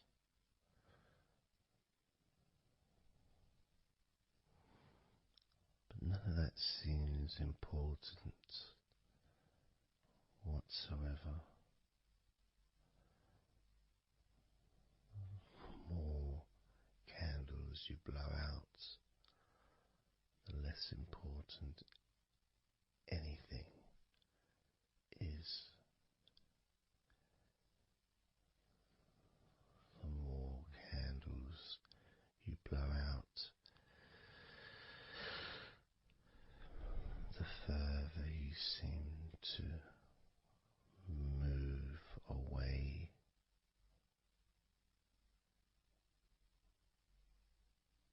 from sounds and from general day-to-day stuff.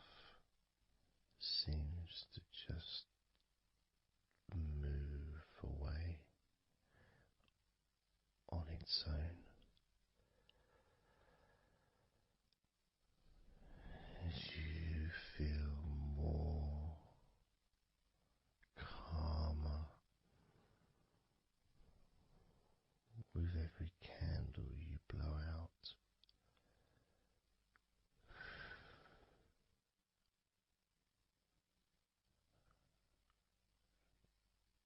Guiding you to the next number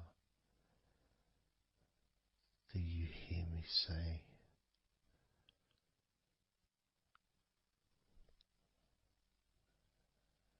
and then you blow that candle out too.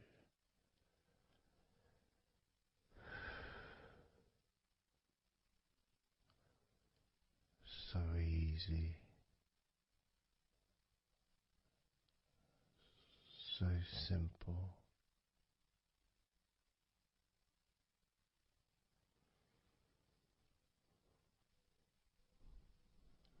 I'm going to start by introducing the first candle, which is 100. The first candle, which is 100. When you blow that candle out,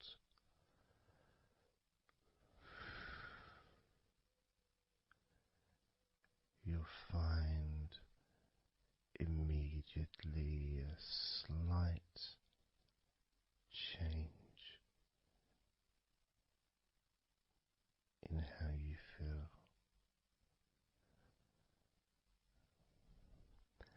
as well as a real sense of positivity growing within you.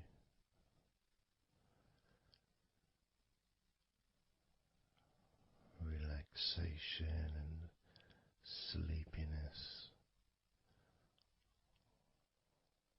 expanding,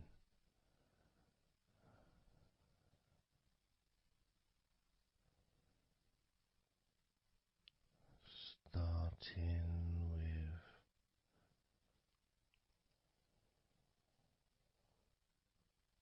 100. Blow out that candle now.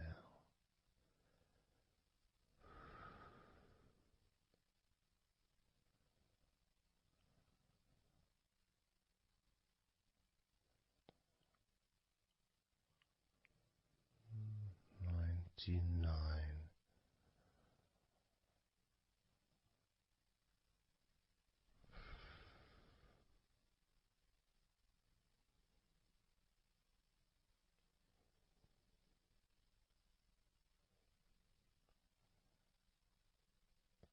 Candle 98.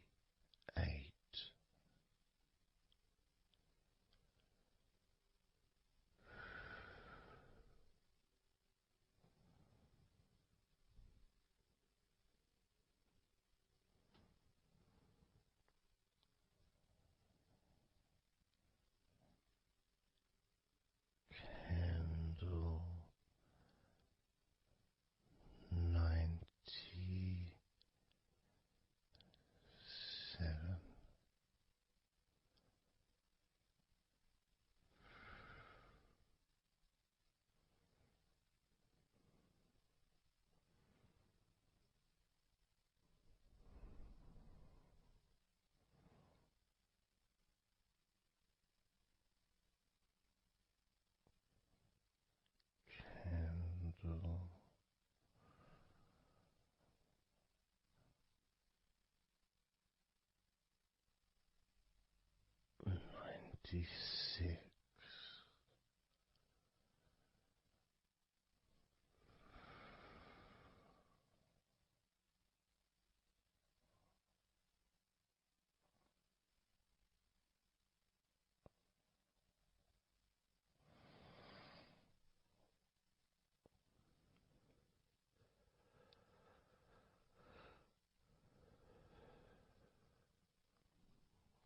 Candle 95.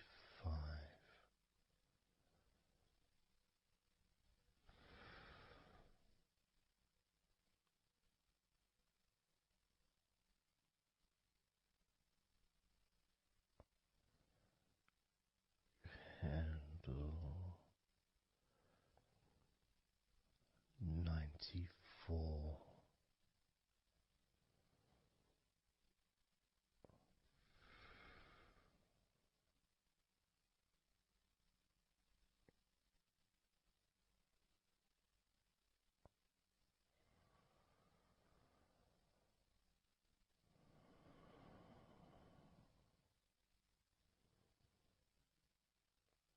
Candle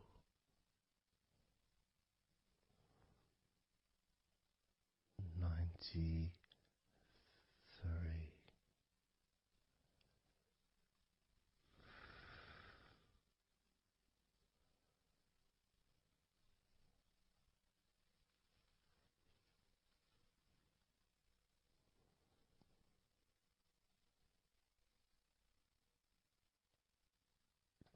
Candle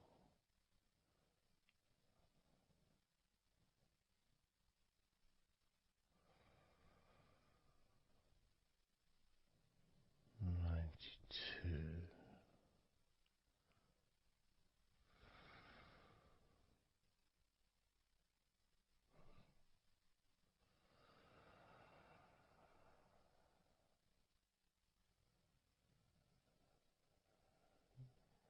Candle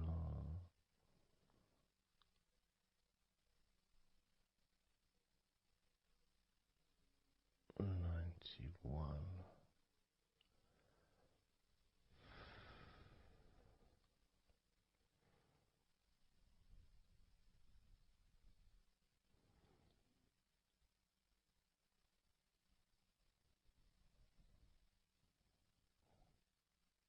Candle 90.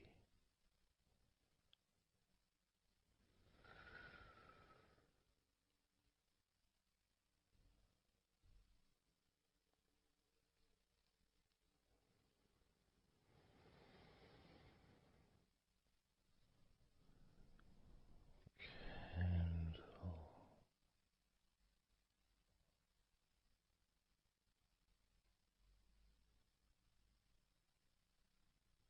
89.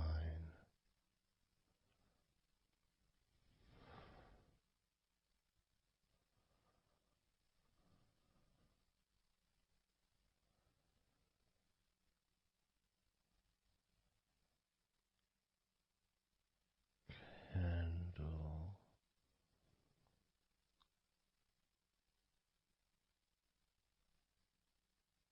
88.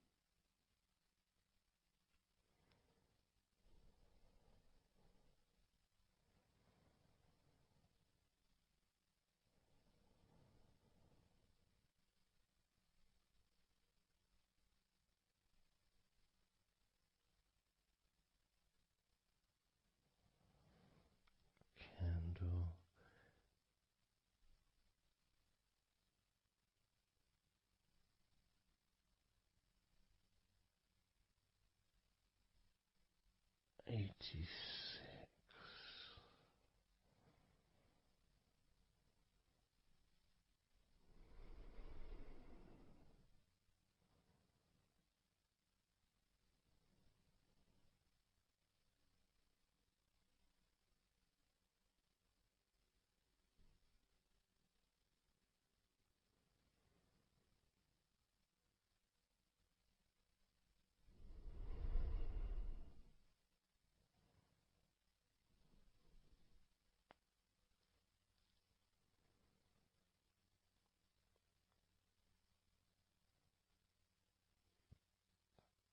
candle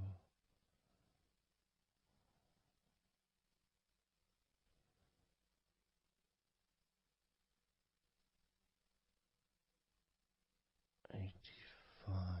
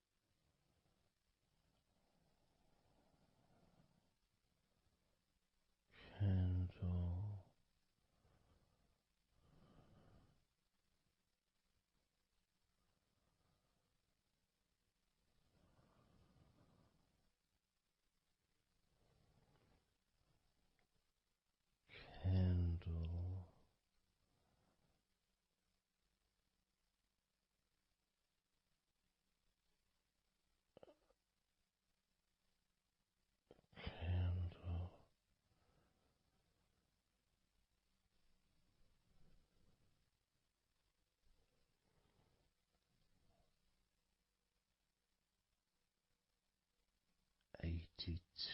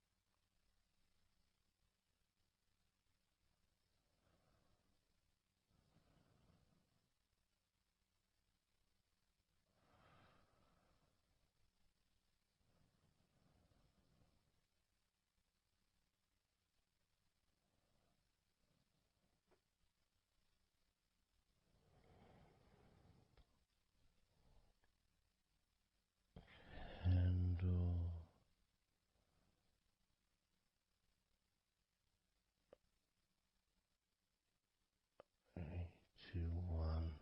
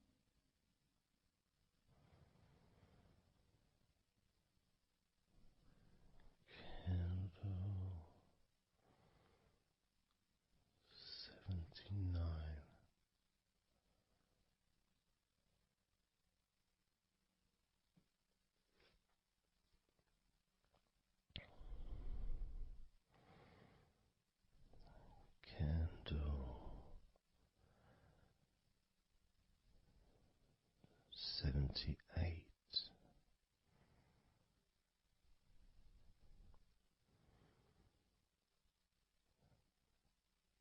Candle 77.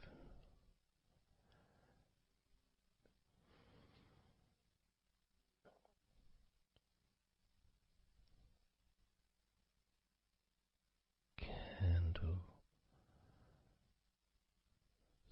76.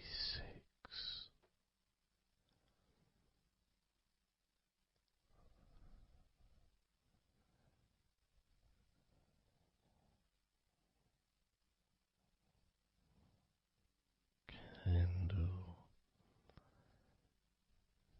75.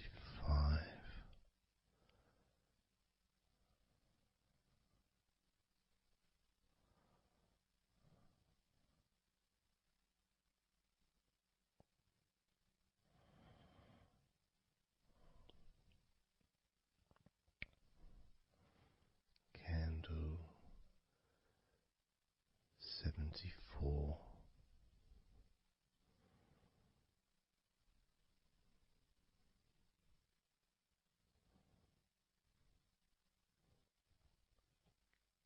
Candle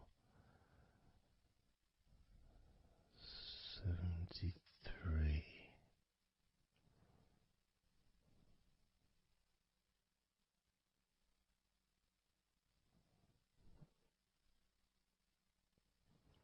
Candle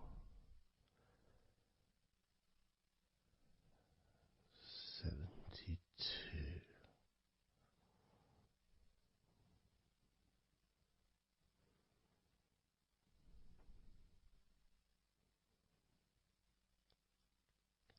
Candle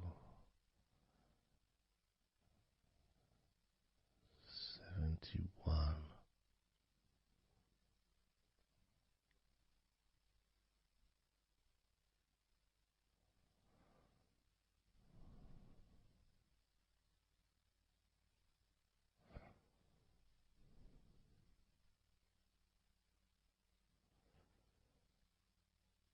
Candle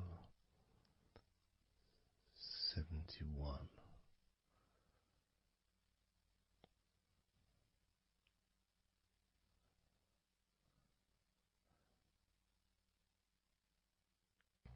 Candle 70.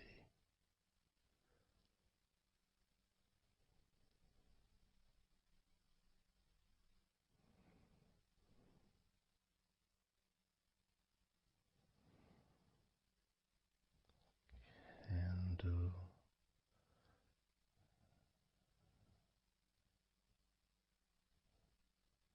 69.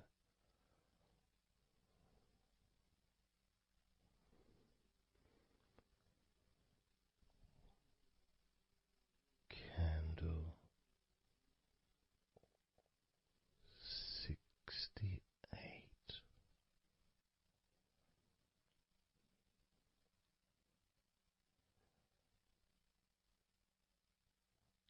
Candle 67.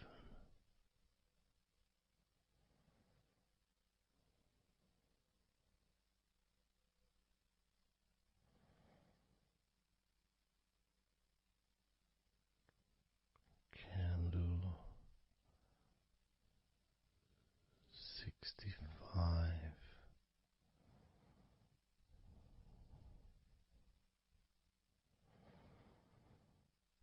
Candle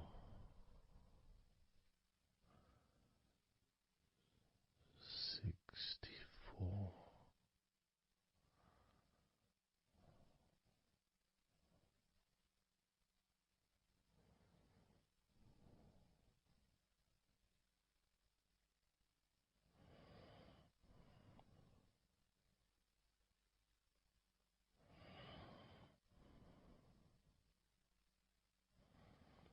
Candle 64.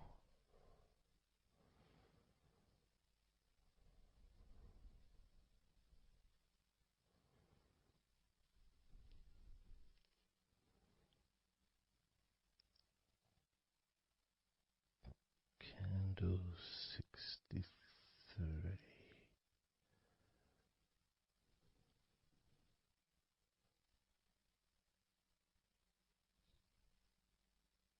Candle 62.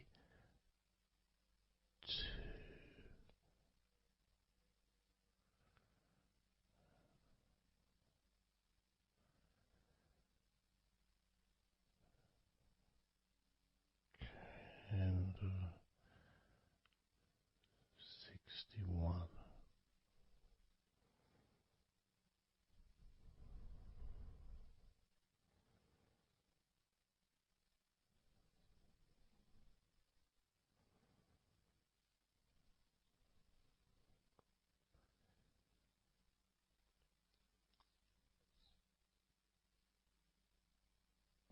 Candle 60.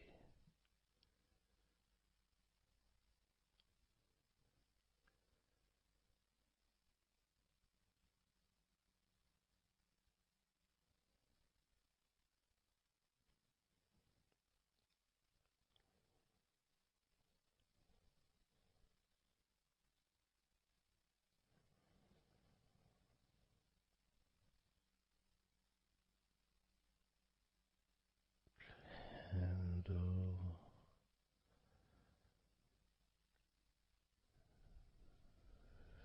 59.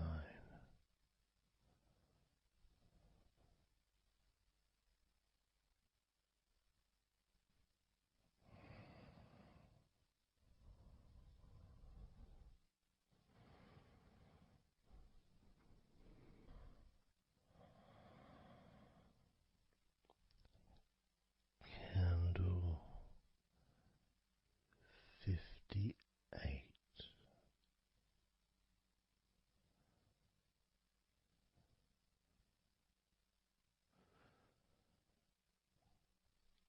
Candle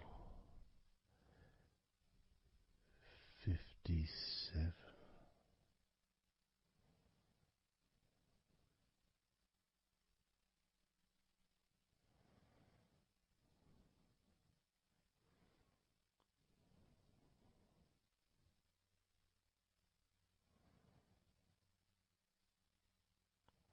Candle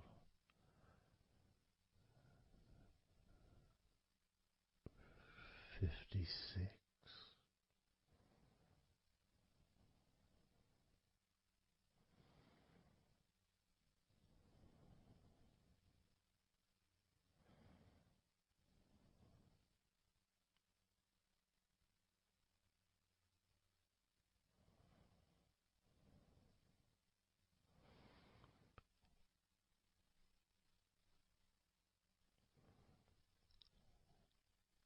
Candle 55.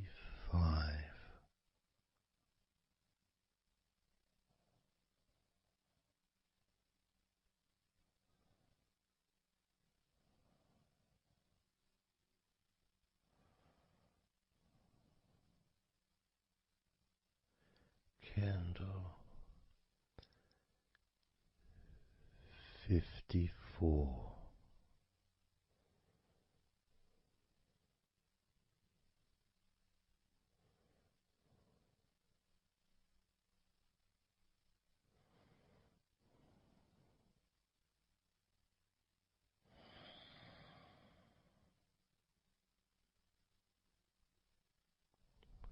Candle 53.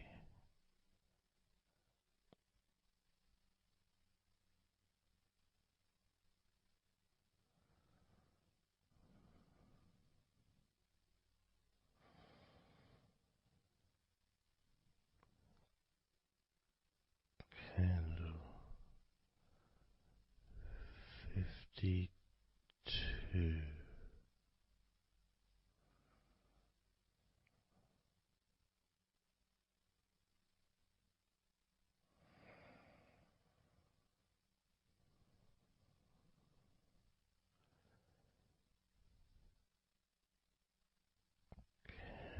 Candle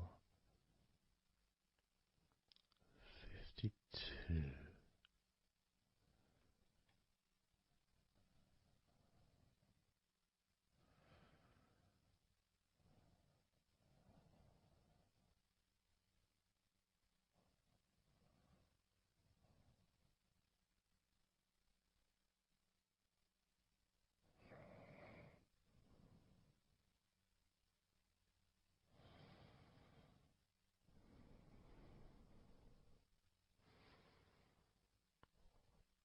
Candle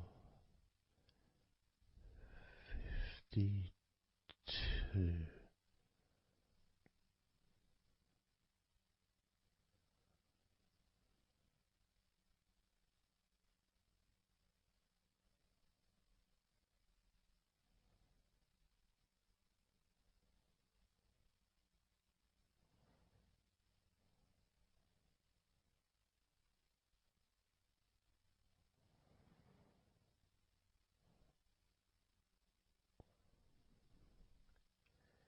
Candle 51.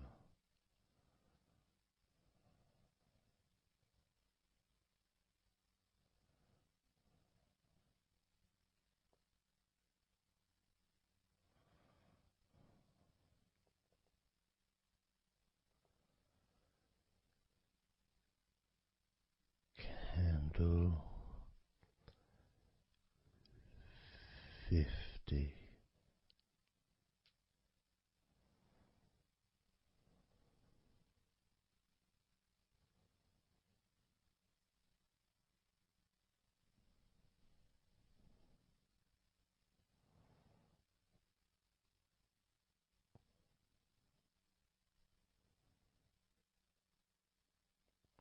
Candle 49.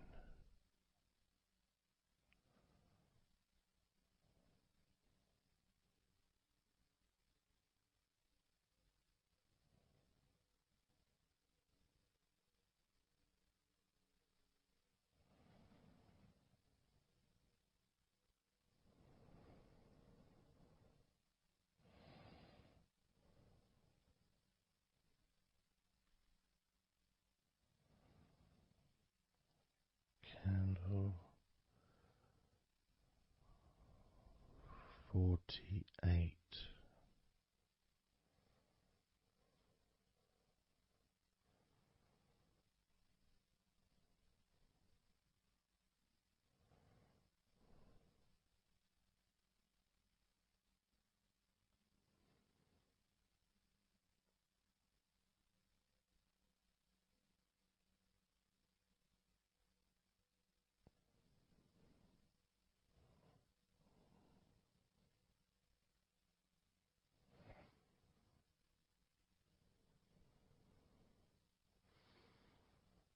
Candle 47.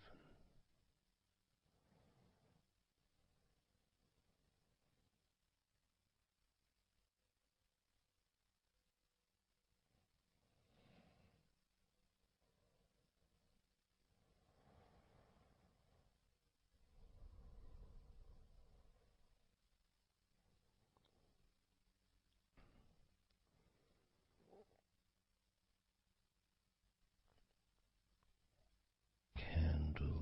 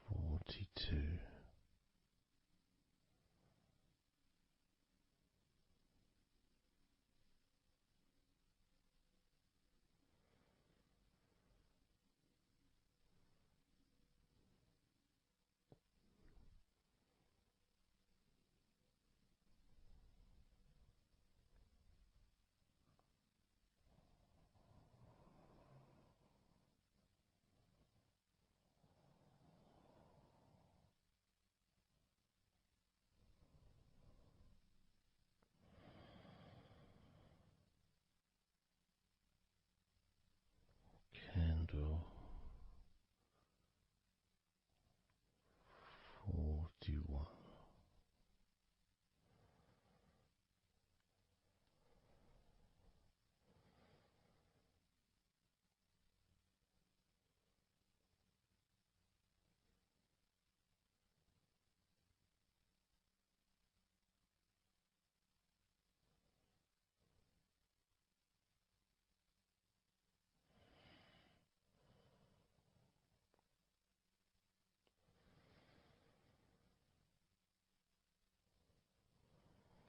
Candle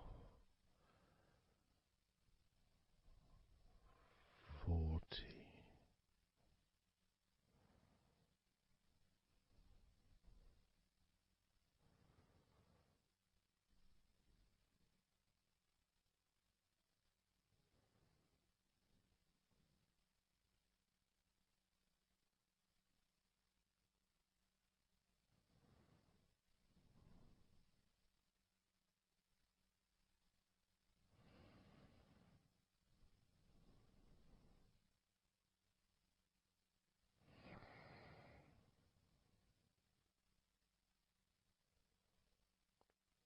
Candle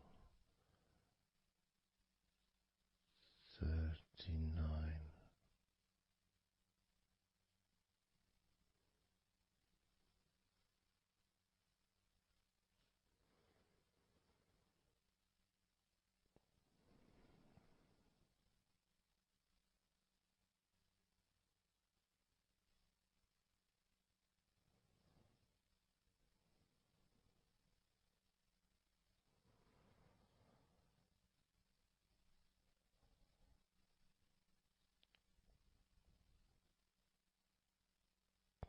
Candle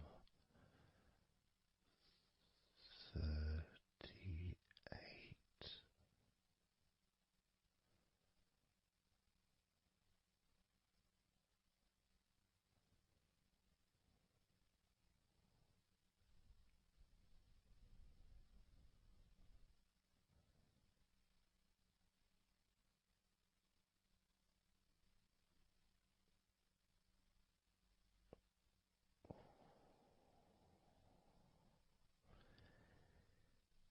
Candle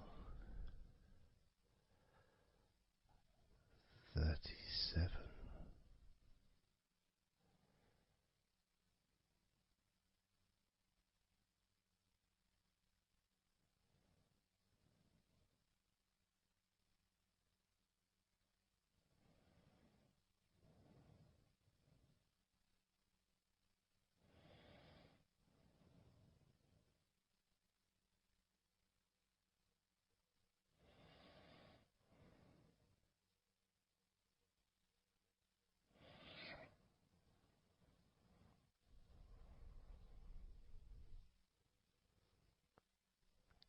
Candle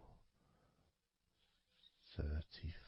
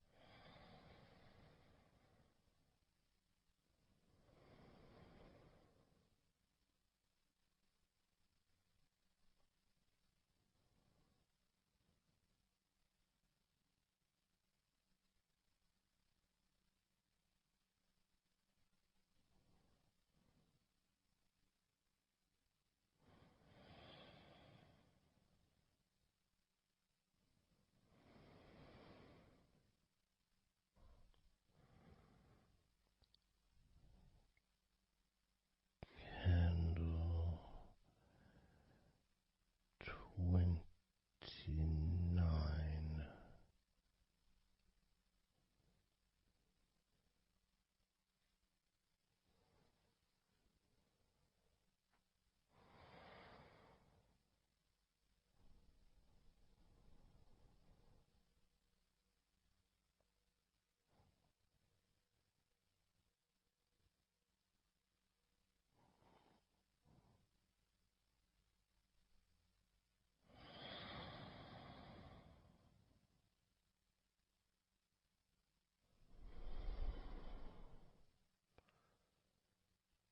Candle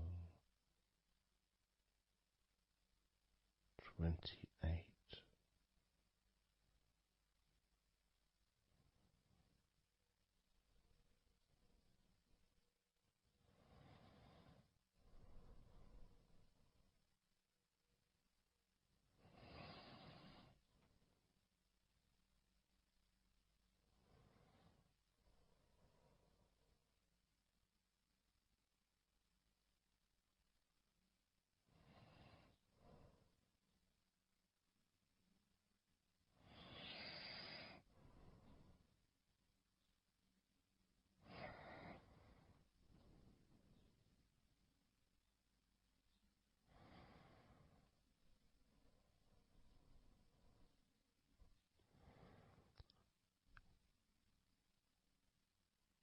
Candle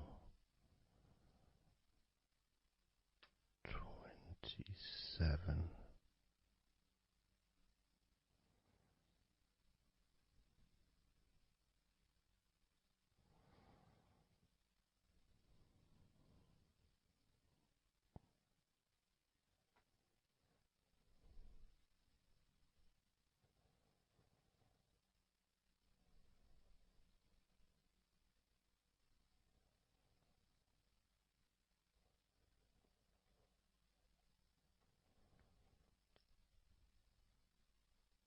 Candle 26.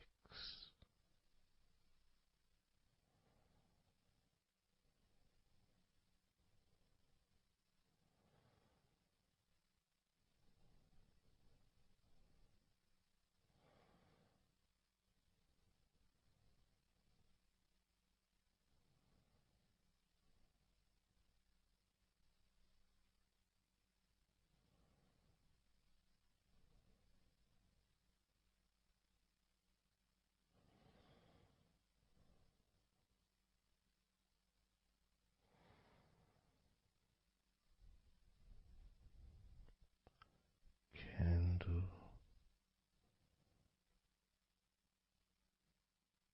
25.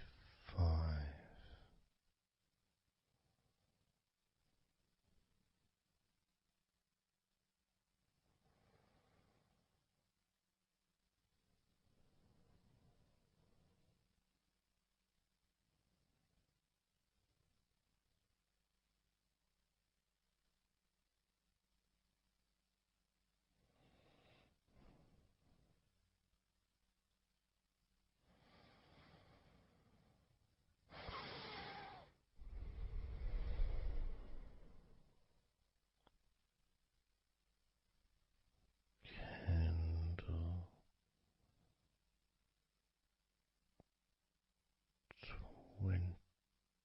24.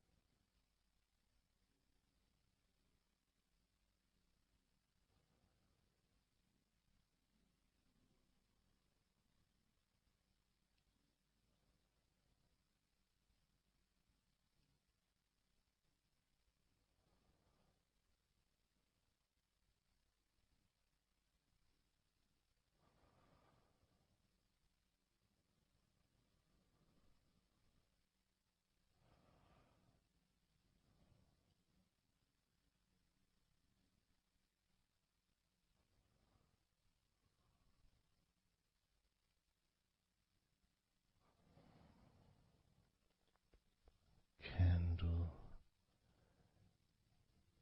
17.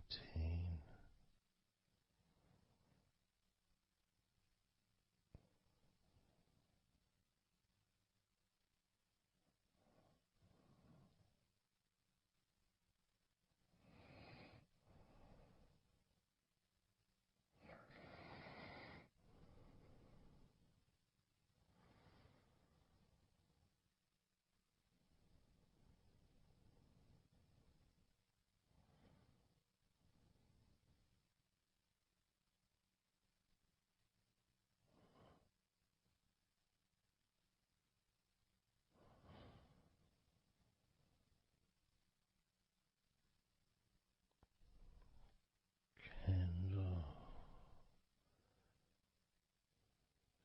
16.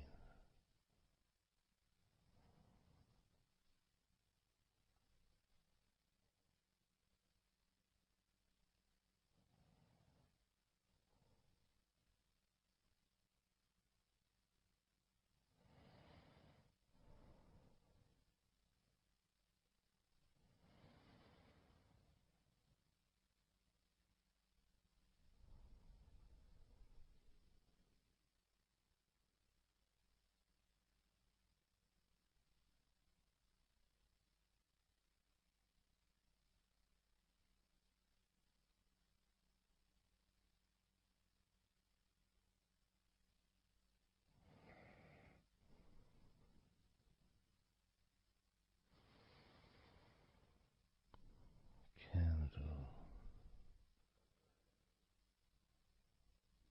14.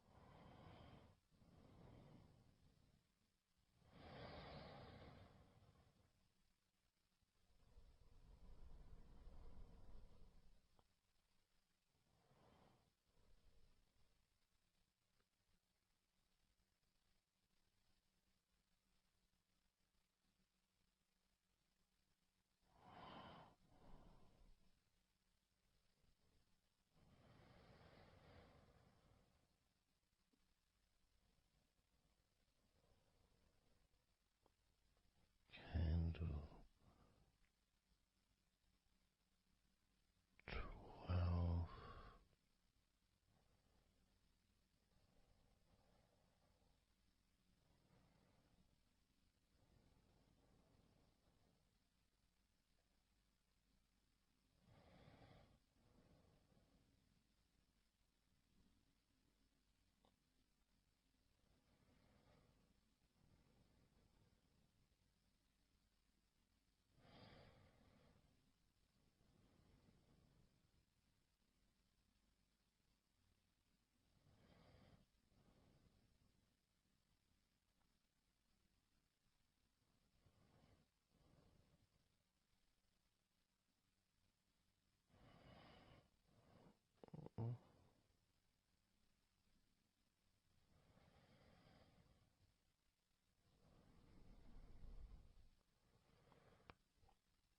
Candle 11.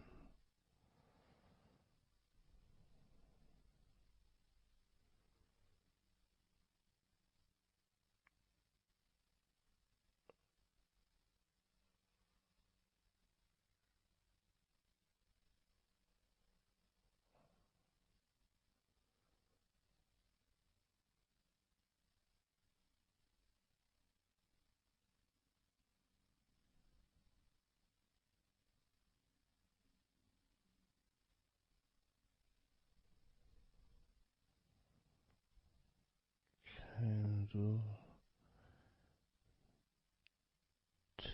10.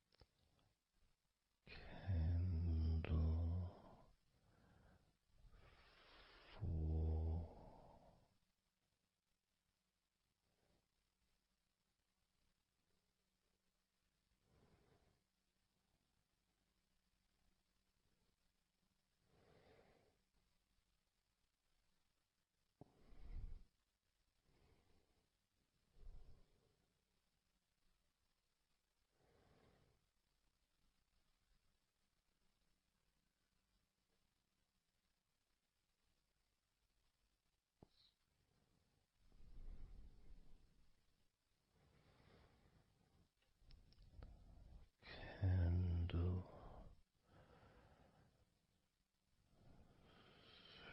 3.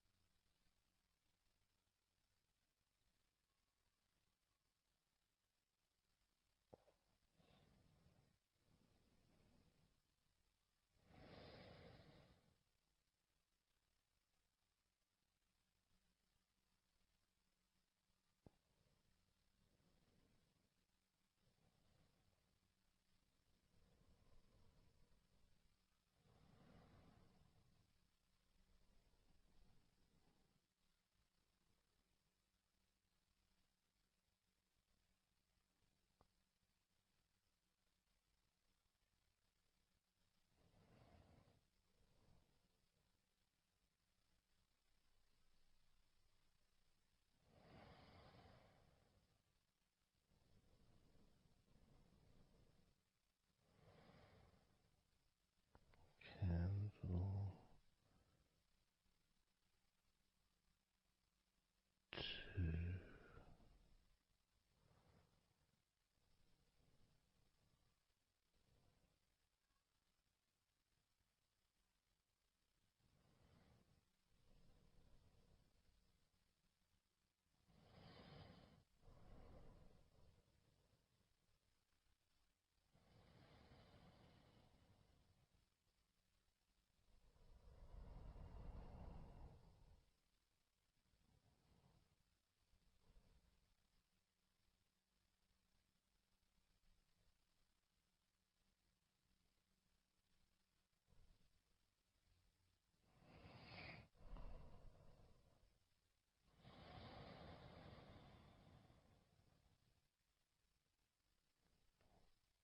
Candle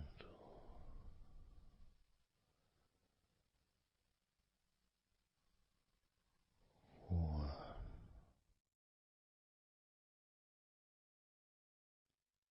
Let go of all of those thoughts, worries, concerns about the past, thoughts about the future, and even things you've been thinking about today.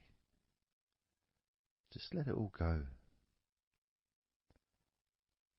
because none of it is useful in this moment. This is your opportunity to just focus on feeling relaxed, allowing yourself to get in touch with that natural sense of peace that we all have within us. It's available for everyone. It just sometimes takes a little bit of effort to set up the right time and place in order for you to just let go. Because when you do decide to let go and relax, that's what your body starts to do. Because you've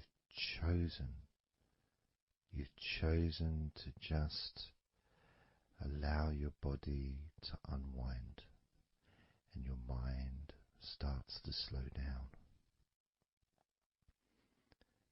And it's a nice feeling. It's a nice feeling at the beginning just to know that you have chosen to decide to relax deeply. And because you've made that decision, your body will just follow suit.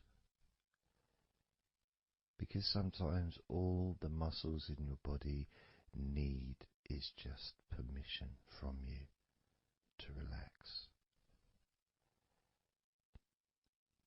Because so often we're busy, we're going from here to there, we're walking around and we're doing stuff, and the body doesn't have any time or space to really relax deeply. So it kind of waits for you to lead the way, waits for your permission. And when you do give your permission, when you give the say-so, when you say, okay, it's time for your body to let go completely and relax totally, your body just follows. It's almost like a breath of relief. Ah, good, I can now relax.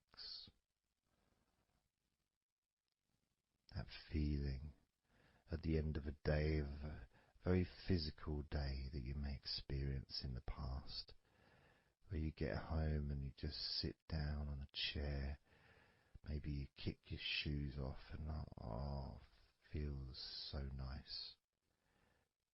Knowing that you don't have to get up again for a little while at least. And if you choose, you can just sit there for maybe an hour or two. And it feels blissful.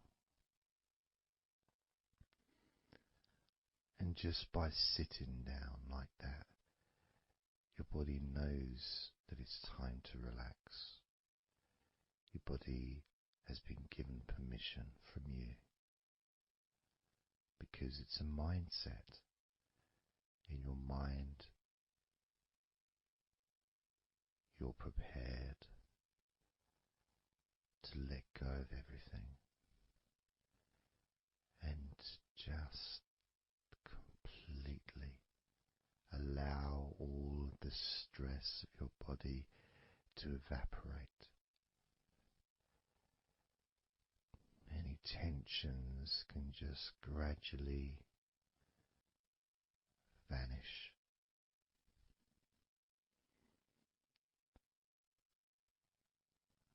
It's almost like magic, really.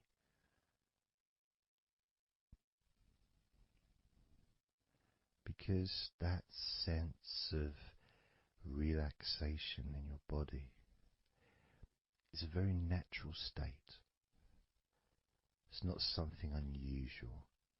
It may feel unusual when you first start to relax if you haven't really spent a lot of time focusing and giving yourself this space to let go completely and relax. It may seem almost alien, but it isn't. It's actually the most natural thing in the world to let go completely, to relax totally. The most natural thing in the world to allow yourself to feel really calm in your mind. And it is almost like a literal unwinding. It's like you press a button and all the tension just releases. And it's like a wheel, like a cog, like the inside of a clock just unwinding. And it's almost like you could see the little wind up knob that's used just going the opposite way that you would use to wind it up. And the energy, that frenetic, stressful energy, gradually winding down, losing its power, losing its strength, as the sense of relaxation becomes stronger and deeper. And you may find that the more relaxed you feel, that your mind starts to wander. Maybe you seem to stop listening to me for a while and your mind goes somewhere else, and then you realize you're listening to me again. And that was just your mind drifting to sleep, which is quite natural, because sometimes when we're stressed and tense, we may not actually be aware of what we need, what we physically or emotionally need in this moment. But when you allow your body and mind to relax completely, and you let go of all thoughts, concerns, worries, ideas, all letting them go, allowing them to drop onto the floor,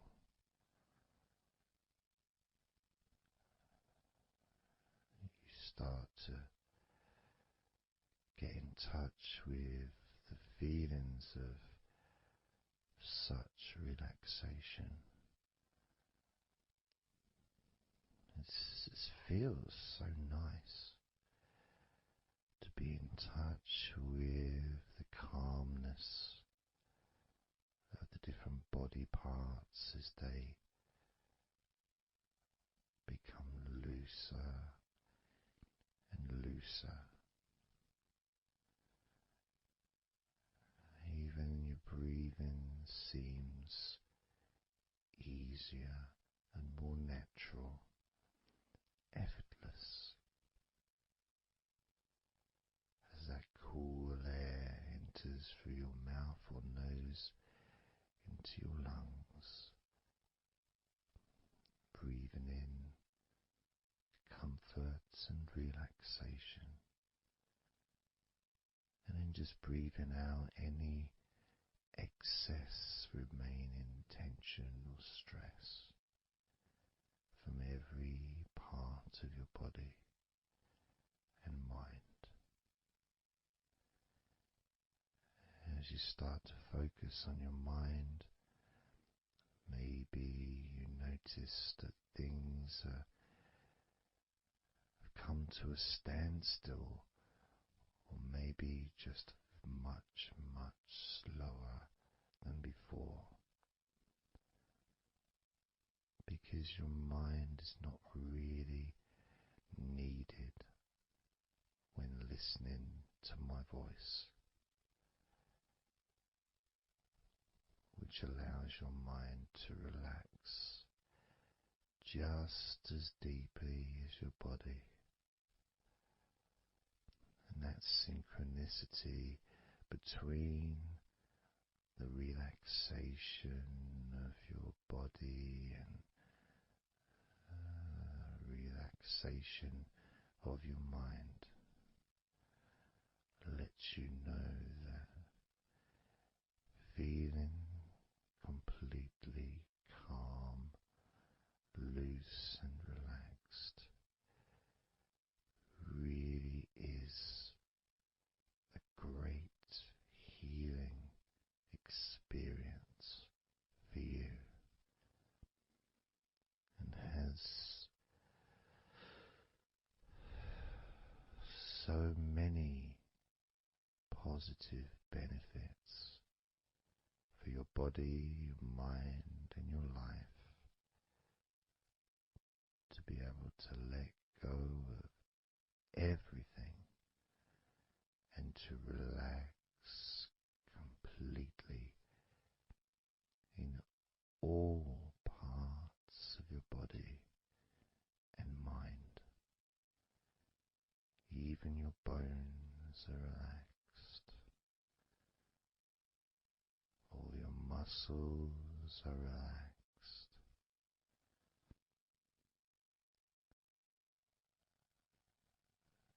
Even the skin that covers your body is relaxed. Every hair that you have is also deeply relaxed.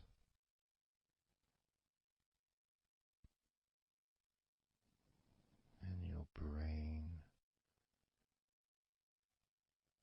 really starts to feel the benefit of this healing relaxation.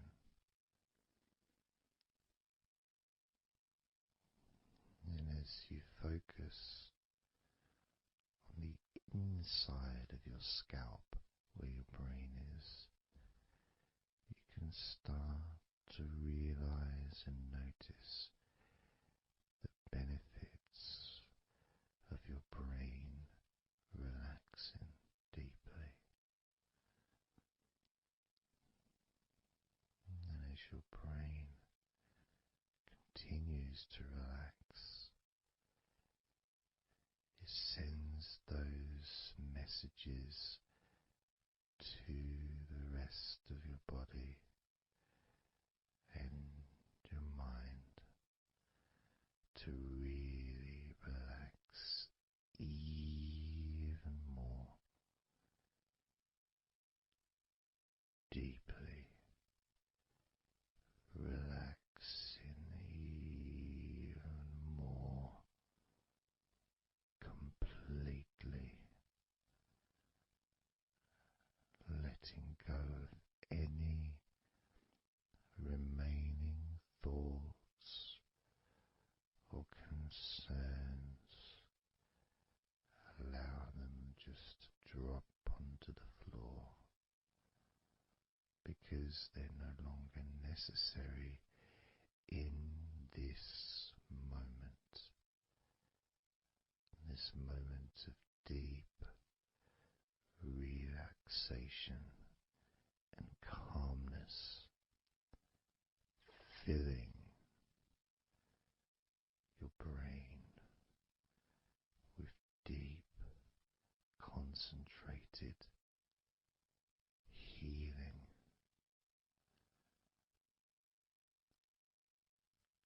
calming,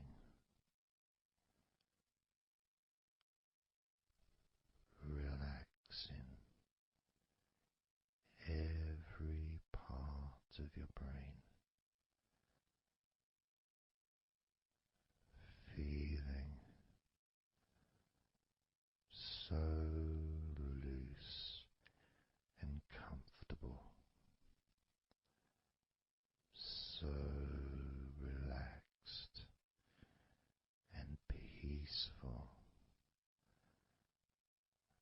Your brain feels so light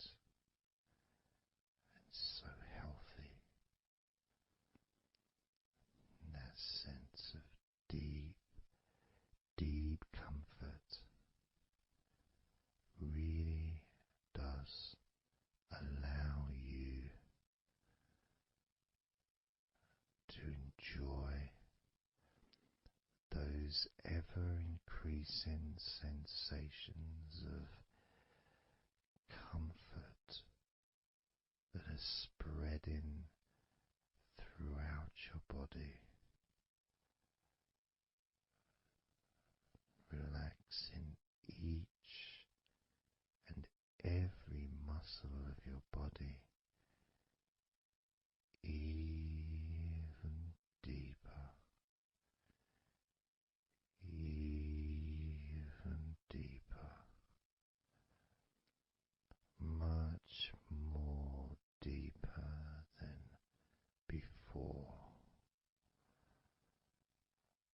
much more comfort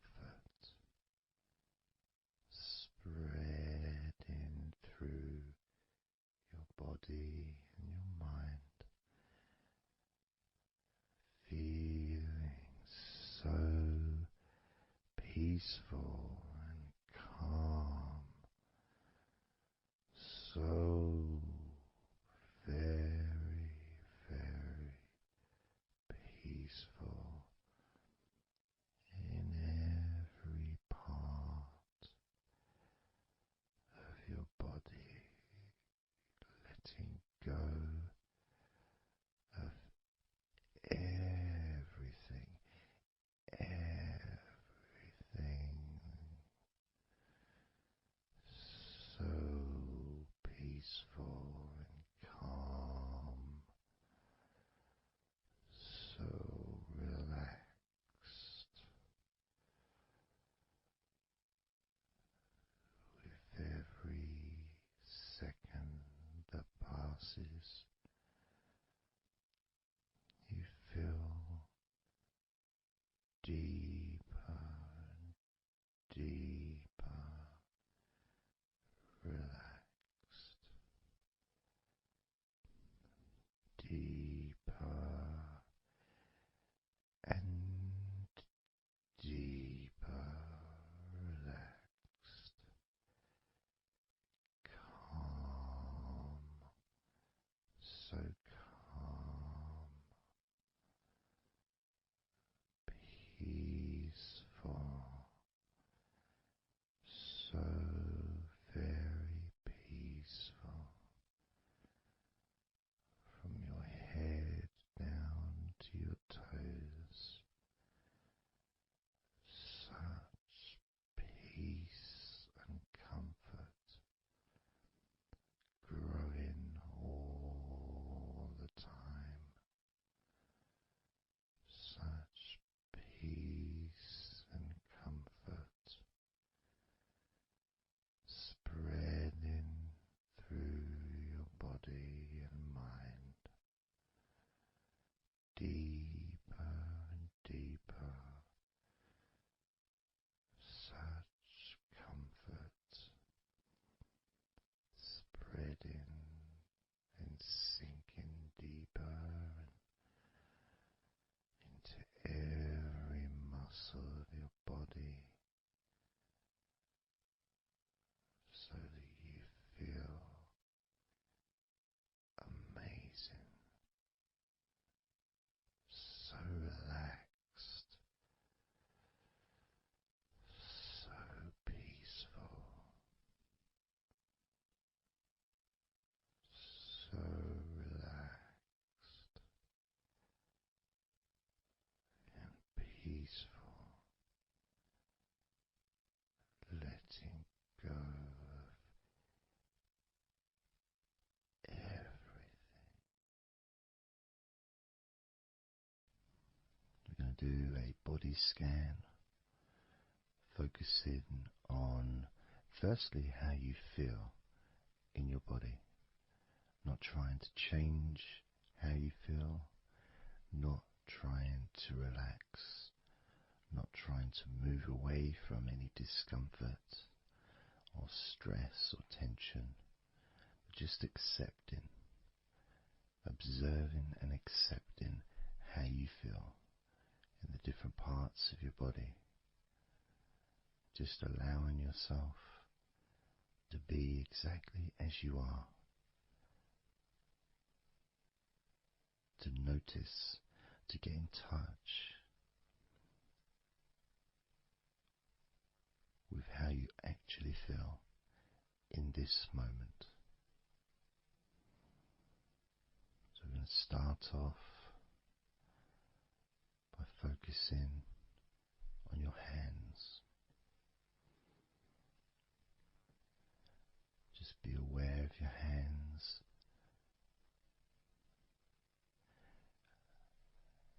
I'd like you to move your hands around.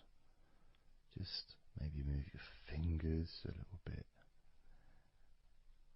Open and closing your hands very gently.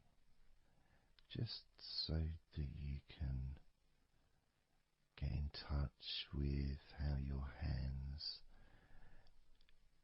and your fingers feel. With very, very slow movements.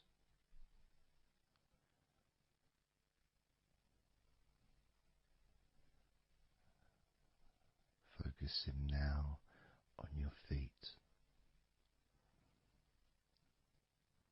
And if you can, just do kind of an equivalent with your feet as you've just done with your hands. Maybe turning your ankles, moving your feet around, moving your toes gently, but only very gently and very slowly. Noticing how your feet feel in this moment.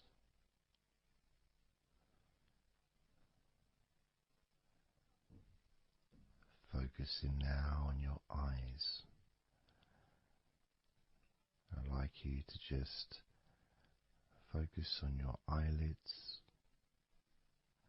Maybe you can open and close your eyes a couple of times to really get in touch with how you feel when you do close your eyes. The muscle changes in your eyes when you do close them. Maybe raising your eyebrows, which stretches the tops of your eyes. Perhaps squinting your eyes, scrunching up your eyes, just so you can really get in touch with all aspects of how your eyes feel right now.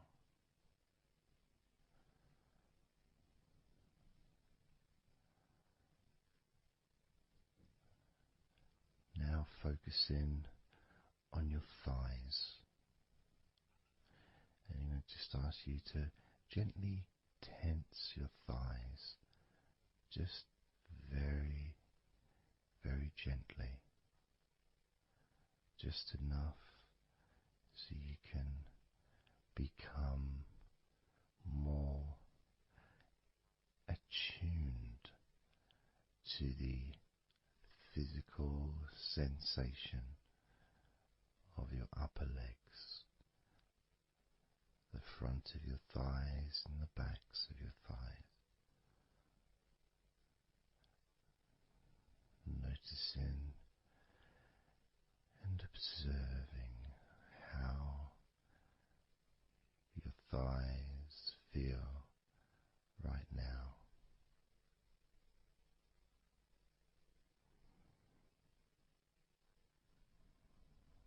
Moving your focus to the back of your neck. Just noticing the back of your neck, the muscles, and of course they lead to the side of your neck. They also lead to the top of your back, which lead to your shoulders. So as you focus on the back of your neck,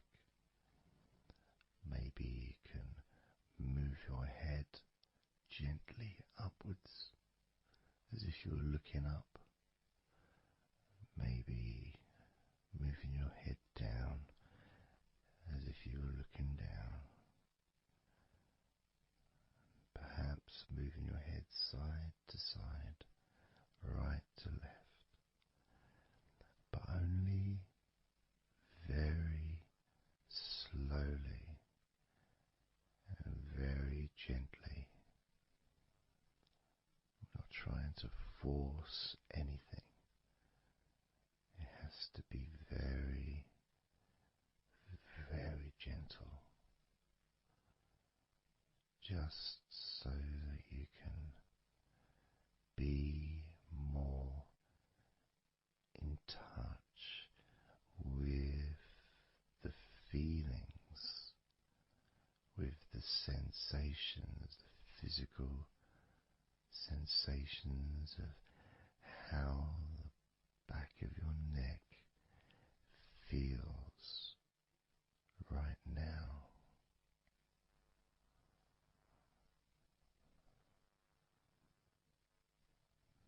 As we now focus on the tops of your arms, the parts where your biceps and your triceps are, between your elbow and your shoulders. As you focus on those parts, the tops of your arms, you may like to just tense them, but very, very gently and slowly, so you're not straining or putting any pressure whatsoever on your arms. It's just so that you can gain more of a sense of how your upper arms are feeling in this moment,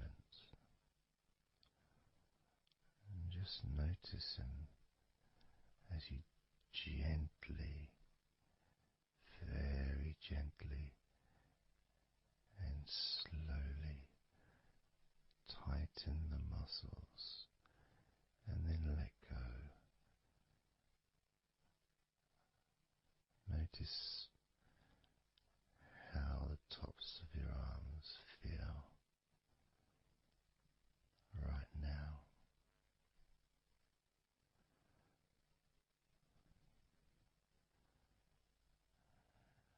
As we now focus on your stomach, the area, the lower abdomen area below your belly button, moving all the way down to your hips, just above your groin.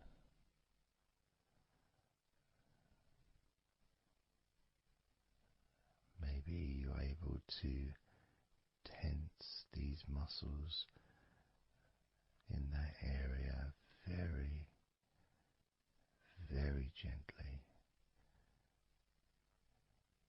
and slowly.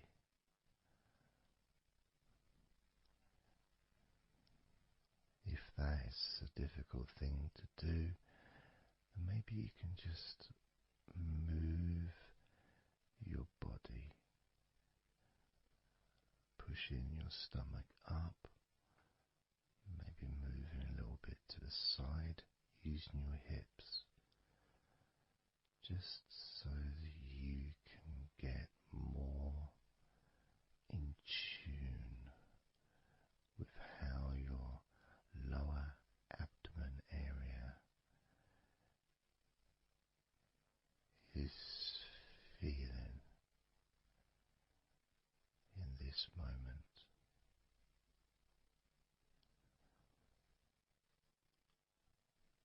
Just noticing the physical sensations of your lower abdomen.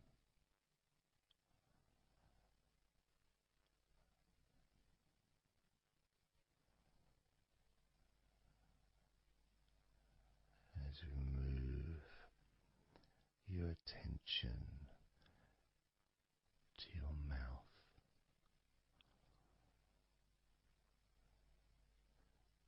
noticing your lips and inside your mouth, your teeth, your gums, your tongue.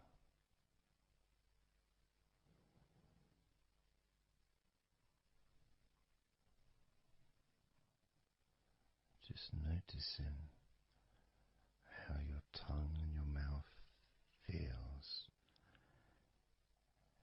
and it may help by moving your tongue around your mouth, moving it to your left, maybe pressing it gently against the side of your mouth, and then to the right, gently to the side of your mouth, perhaps pressing up against the top of your mouth, and then down gently against the bottom of your mouth. Always very slowly and very, very gentle, so that you can be aware of how you feel in your mouth area.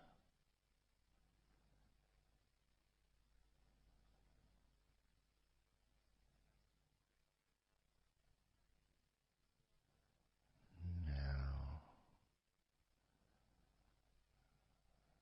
we're going to focus on your wrists.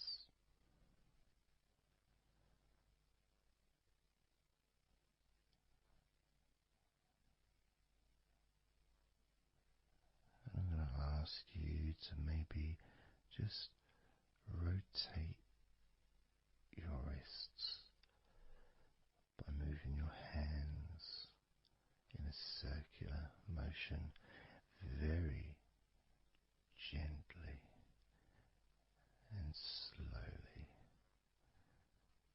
just so that you can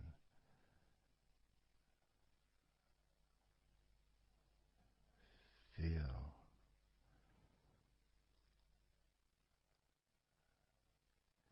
the sensations that you are currently experiencing in your wrists. Perhaps moving your hands up and down, again very, very gently and slowly.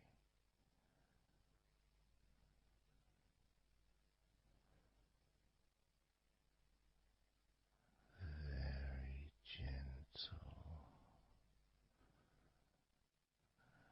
and slow.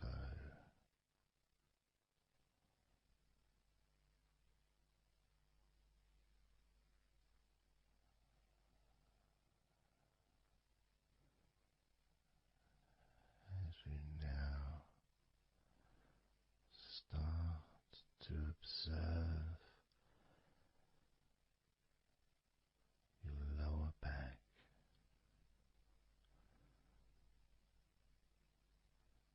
that back part is just above your hips, where your coccyx are.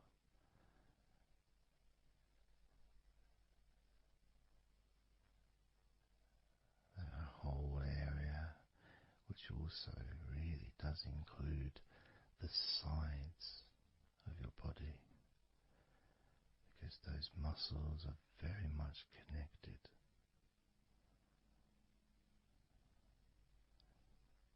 As those muscles also move into your hip area, connect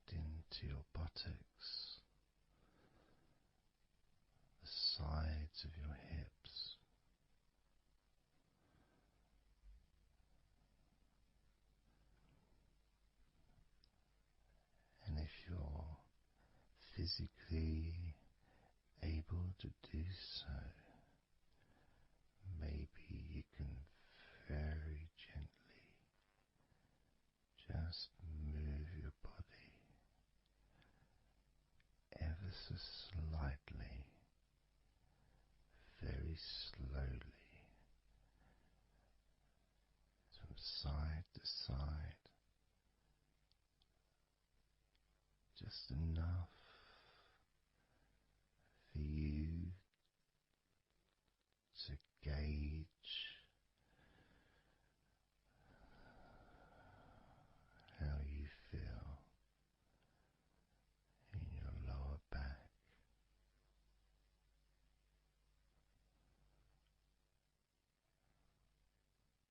Perhaps you could even move your hips gently up and down, gently and slowly, in order to really be in touch with the physical sensations of your lower back.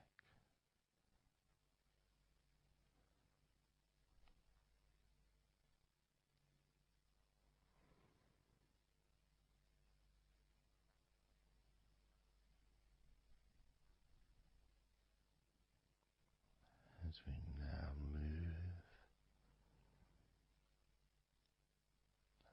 your attention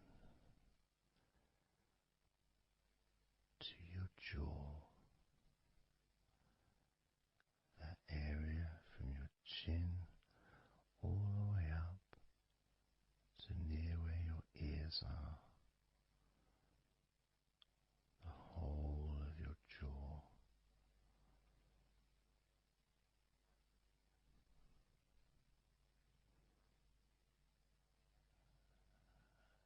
And you can just, if it's okay to do so, gently open your mouth, not wide, no stretching, just very gently and slowly opening your mouth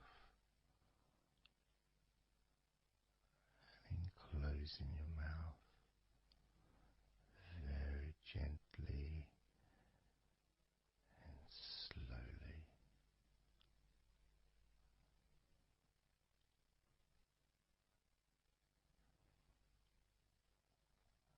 So you can be in touch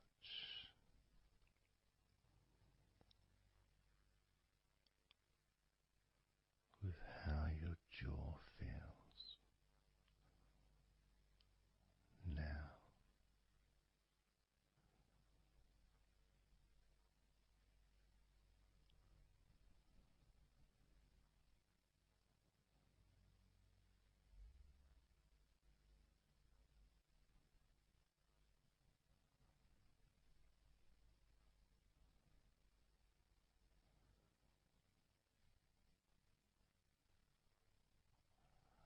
Noticing now your chest area.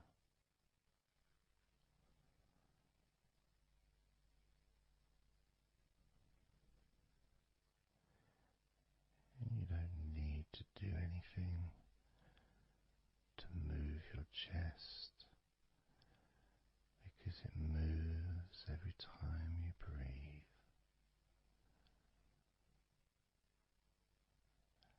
And it moves very gently and slowly, automatically, with each breath you take.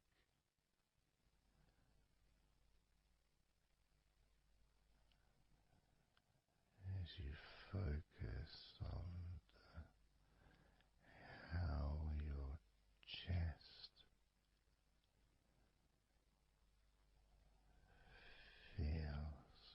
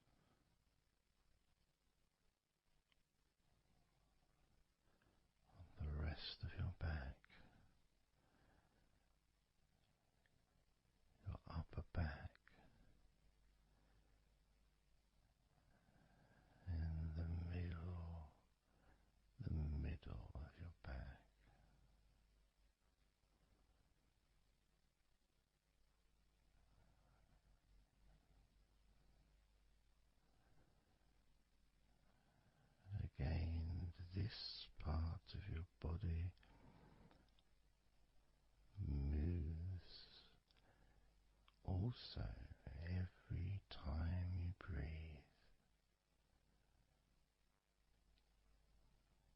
you may not notice that. Usually,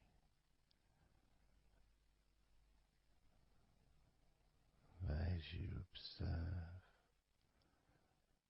your upper back and the middle of your back, you can really feel that gentle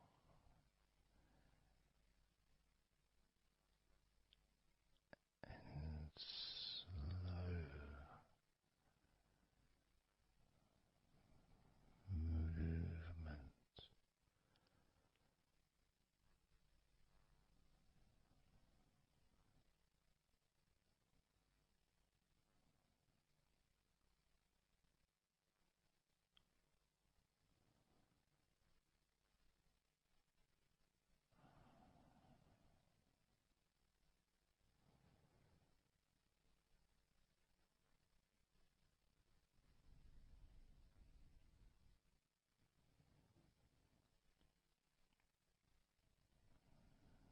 moving your focus into your hip area, your buttocks, your groin, those muscles and those bones in your midsection.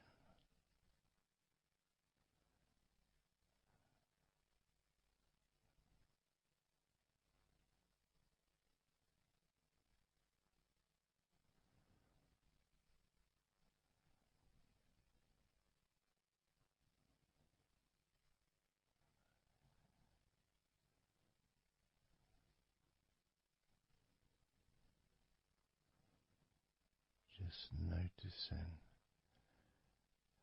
how your hips feel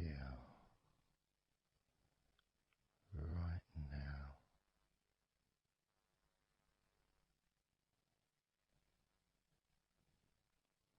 You can very, very gently move your hips,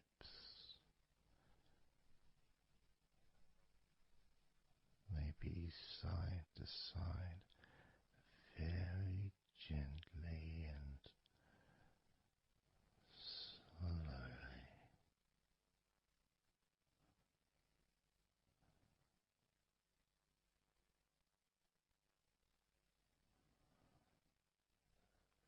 Very, very gently,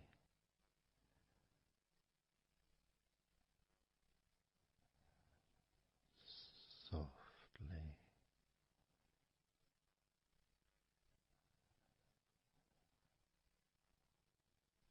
and slowly.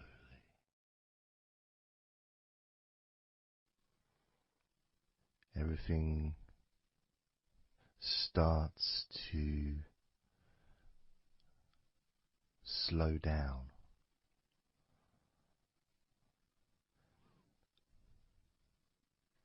including the thoughts in your mind and your mind itself just starts to gradually, it doesn't have to be instant, but just gradually starting to, it's almost like time is stretching.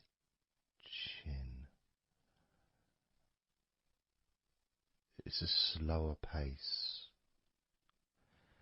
to maybe what you're used to in your day-to-day life. It's a slower movement of energy.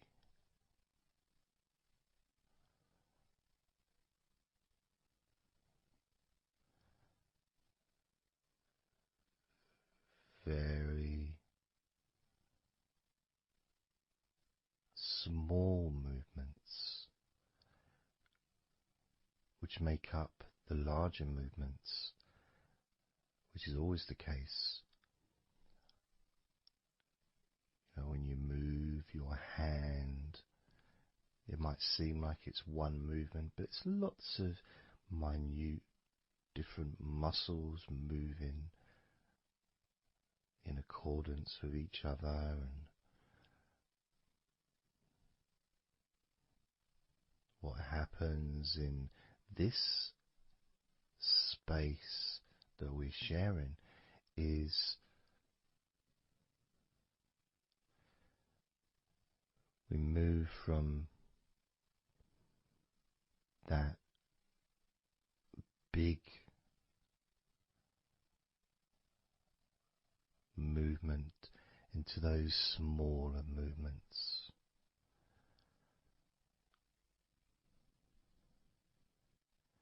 Starting to focus on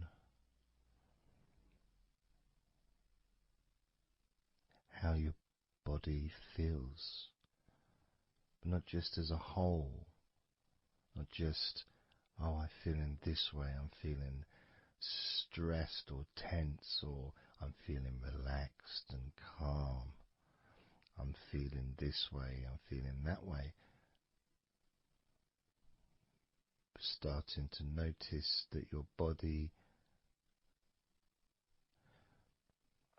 begins to present to you small feelings around your body.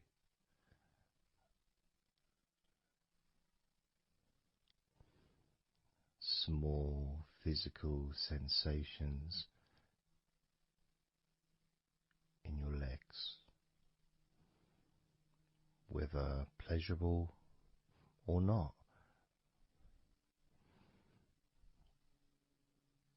Maybe resisting the temptation to label them or to judge them, those feelings, just thinking about them as just being neutral,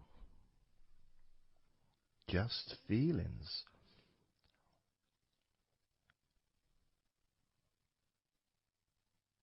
Not being particularly concerned, but just noticing what your body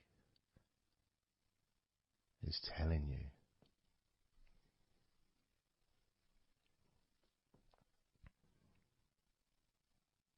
The feelings in your arms.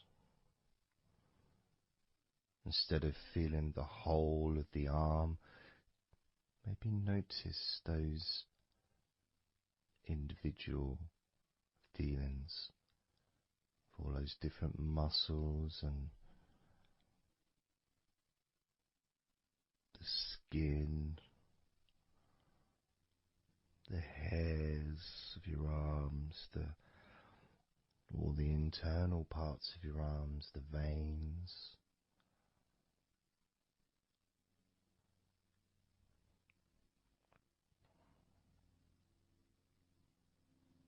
the bones. Just being aware of maybe your elbow on your right arm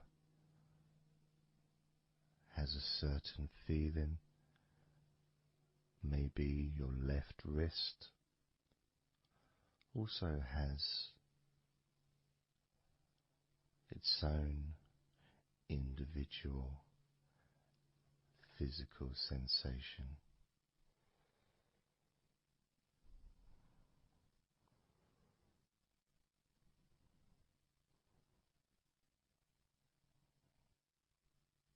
What about your forearm on your right arm? Your right forearm.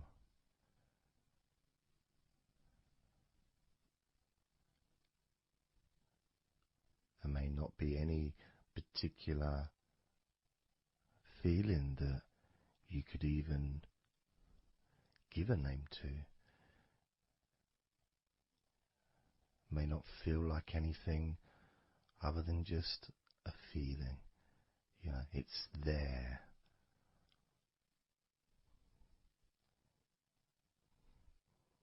The feelings in your shoulders. Perhaps your shoulders, when you think about them, kind of almost like they're the same, the same feeling. Almost like both of your shoulders are just one thing. But of course they're not.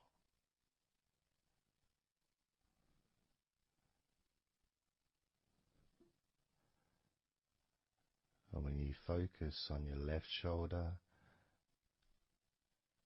and then on your right shoulder, maybe you find that you move the muscles a little bit. Maybe tense the muscles gently.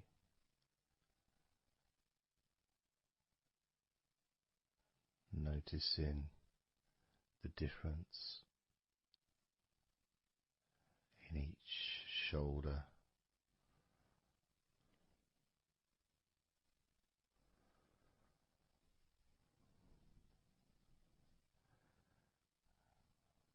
Your lower back.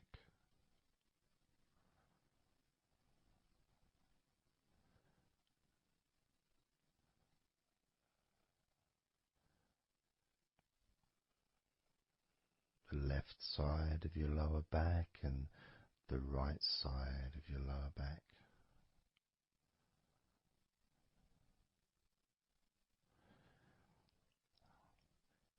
Of course, that connection to your buttocks and to your hips.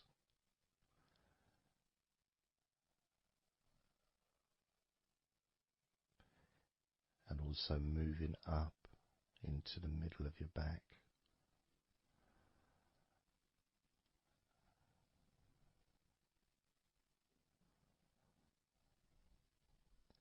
And sometimes, like right now actually, when I focus on that part, when I focused on my buttocks, and then I focused on the middle of my back, it almost felt like the muscles in my lower back were being stretched very gently,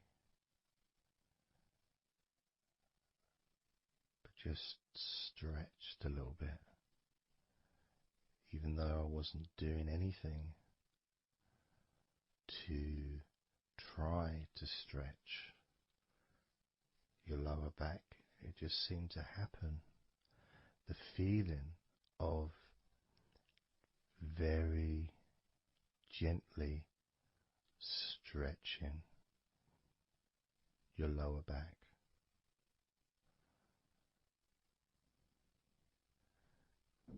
Comes along, that feeling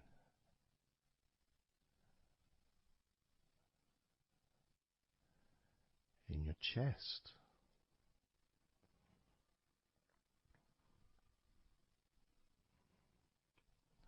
Just noticing what sensations you are experiencing in your chest right now.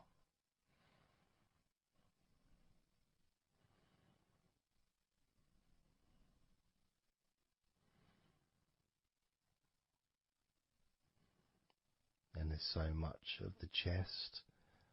Obviously there's the collarbone leading to the chest.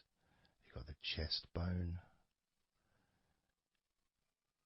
You've got the muscles in your chest. And of course, if you're female, there's possibly the breasts. If you're male, you've got the different, well, mine aren't that different these days, but there may be more muscles at the top of the chest, but at the side, underneath, it's pretty much the same. Whether you're a man or a woman, there's muscles there, muscles that stretch out to your back, as well as breast tissue which stretches and moves into your back. So just being aware of your chest,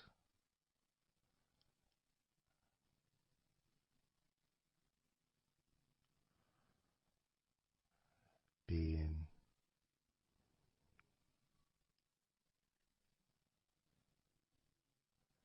with whatever feeling there is in your chest.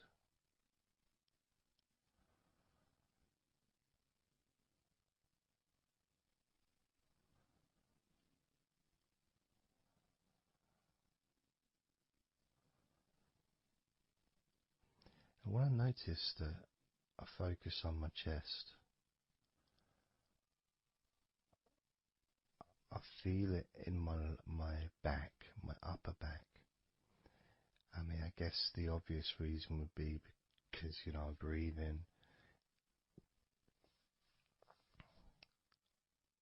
in and it stretches my chest and my back at the same time.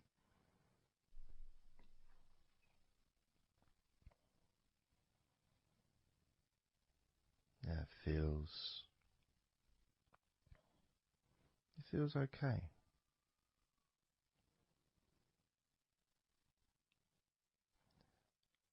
Doesn't feel. I got a little bit of pain in my right chest. A little bit, not pain, but little discomfort, maybe stiffness, possibly. I don't know.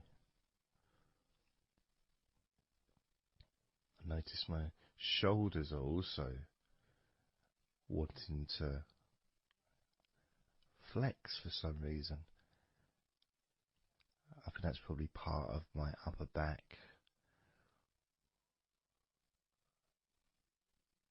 That connection between my shoulders and my upper back. Because I can move my shoulders and stretch the muscles in my back. Moving the shoulders backwards or up, which then moves I think it's the scapulars in your back.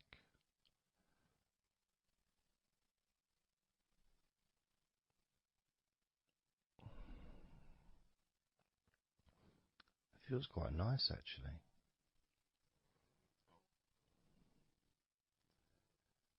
The good thing about this is you can, if you want to, you can just flex or stimulate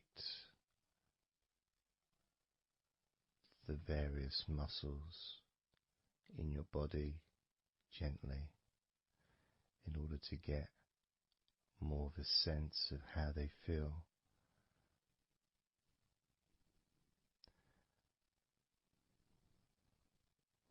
And when you're relaxing,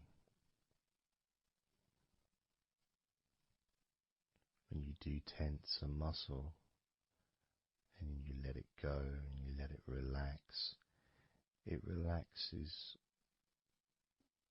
way more than it would normally. But you have to feel that you're able to do that. There's no point doing it if there's an issue with a part of your body. You need to be gentle with yourself at all times when relaxing deeply. It's important to be kind to yourself.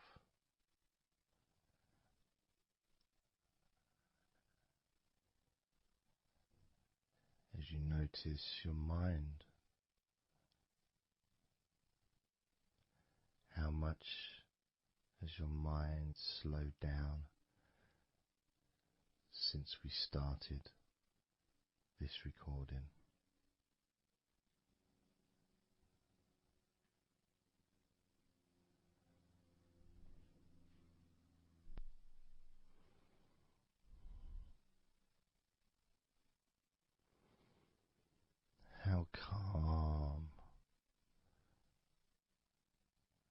peaceful is your mind right now?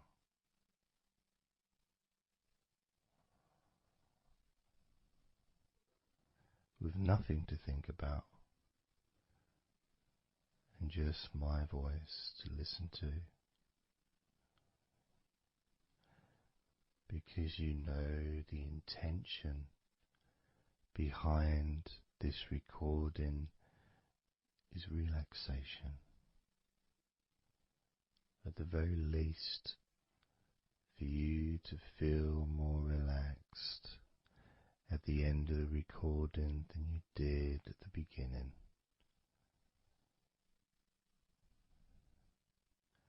At the very least,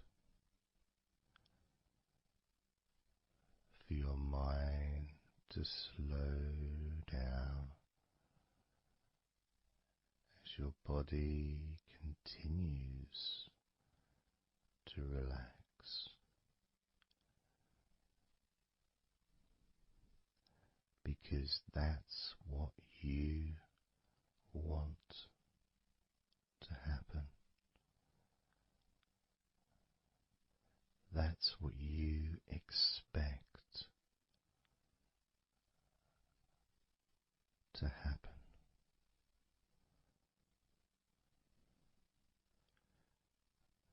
For relaxation to fill your body,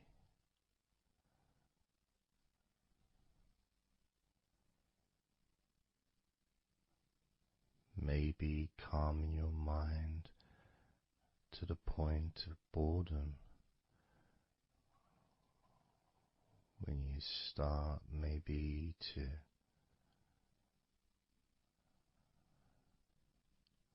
drift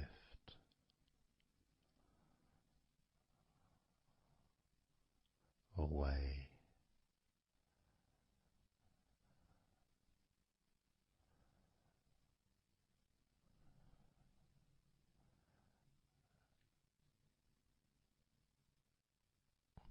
Drifting.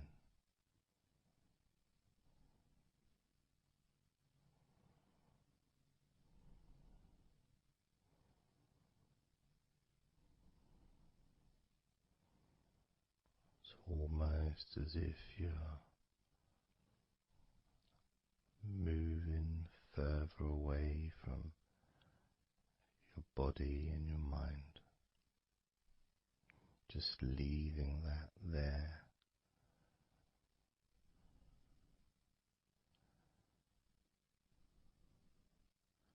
Kind of like in an escape pod in a spaceship and movie, a space movie, you know, when they get into that little pod and it sends them far away from the spaceship.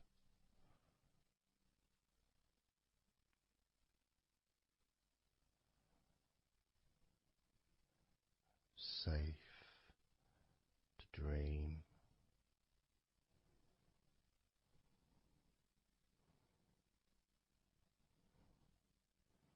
And continue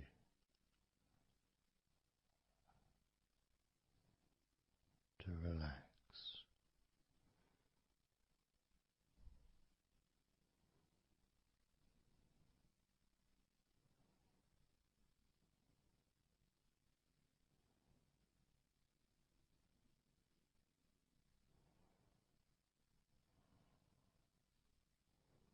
Drifting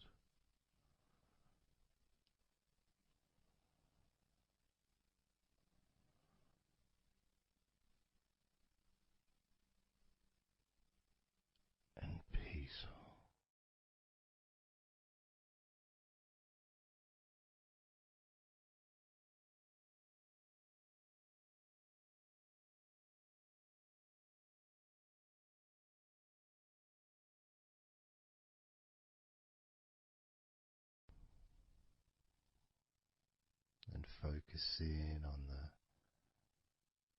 feeling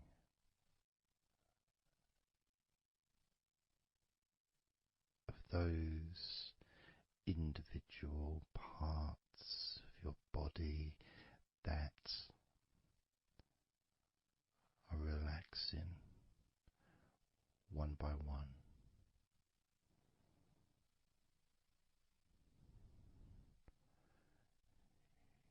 You may find that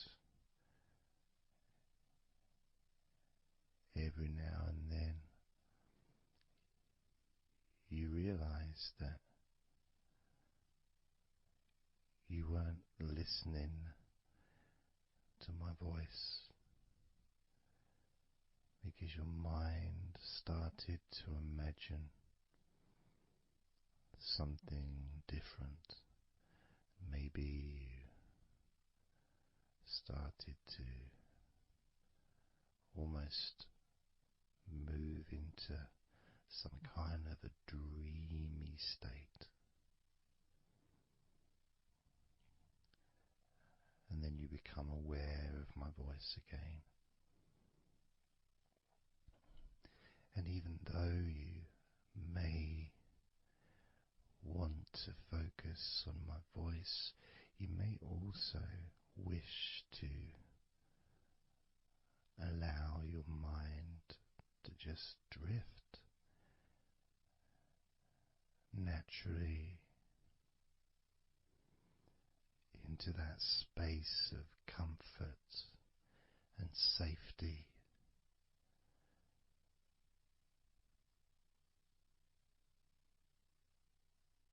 As you feel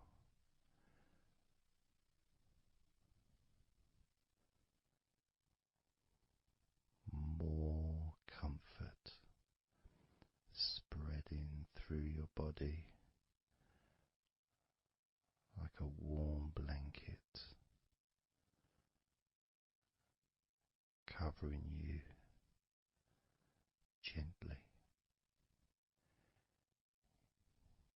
keeping your body at just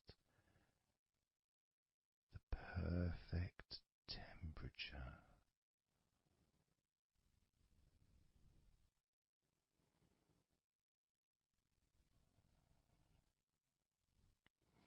And even if you can hear background sounds,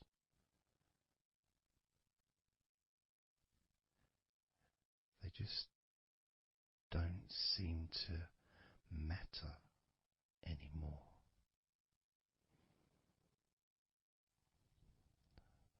As that sense of peace spreads through your mind,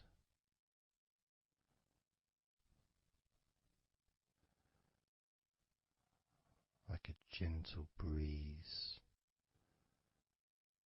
yet strong enough to blow away all negativity, strong enough to remove from your mind any anxiety or stress that was there before.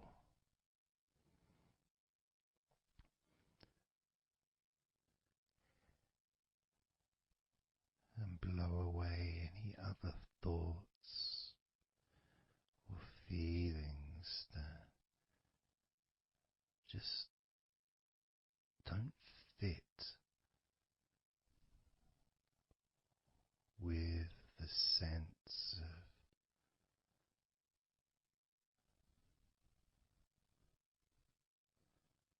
relaxation that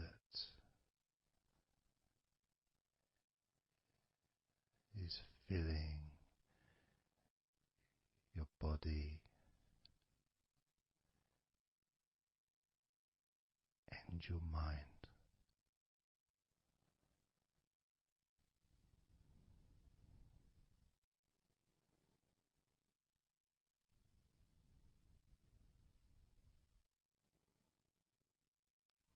as you focus on your mind, I'm going to count down from 10 down to 1, and with each number you hear, your mind will become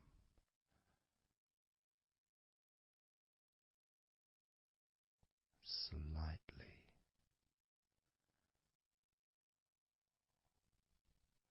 more relaxed, just slightly. So from 10 down to 9, just a slight movement. From 9 down to 8, just another small change in how you feel.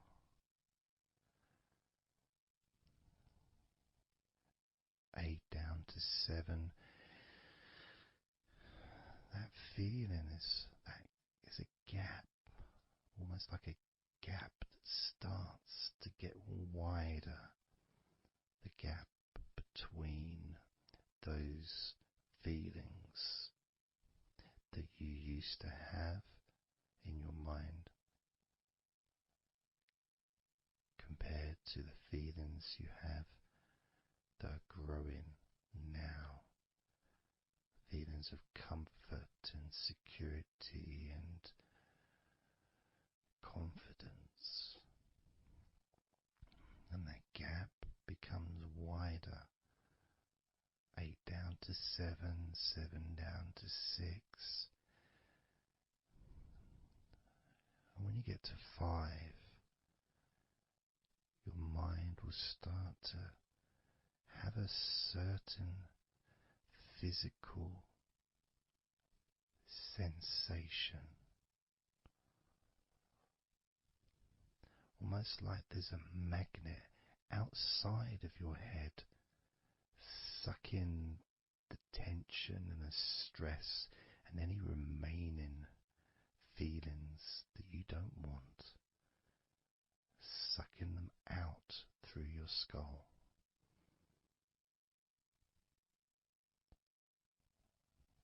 And then down to 4, you can start to really experience that sense of not just emptiness but space. A place full of fresh air. A place where you can stretch. It's almost as if as you go down to 4 and 3, your mind is expanding with this sense of peace and tranquility growing as it moves down to 2. When you get to 1, your mind just feels exactly how you want to feel. It's almost a perfect feeling.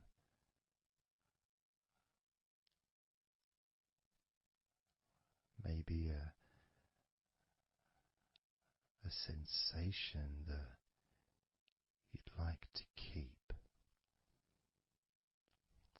A place that's safe where nothing can affect you at all.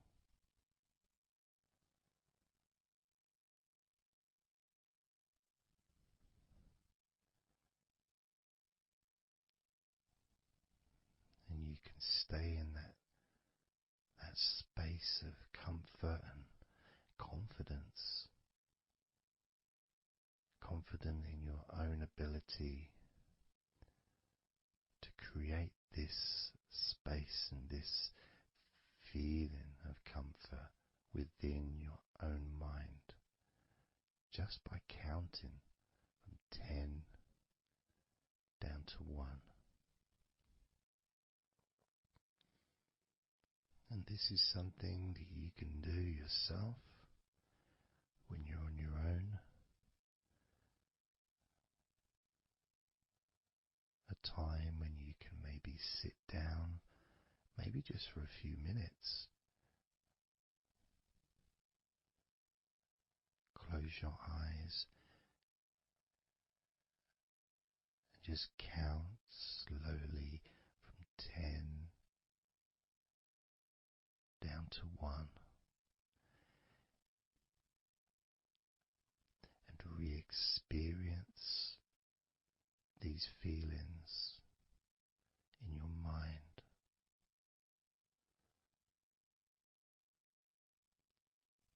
And when you feel that way in your mind, your body copies your mind.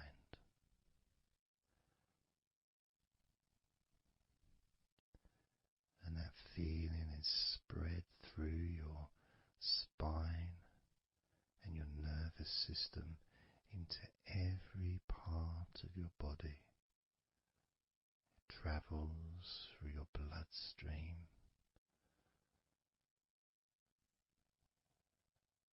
healing and relaxing every particle of your existence.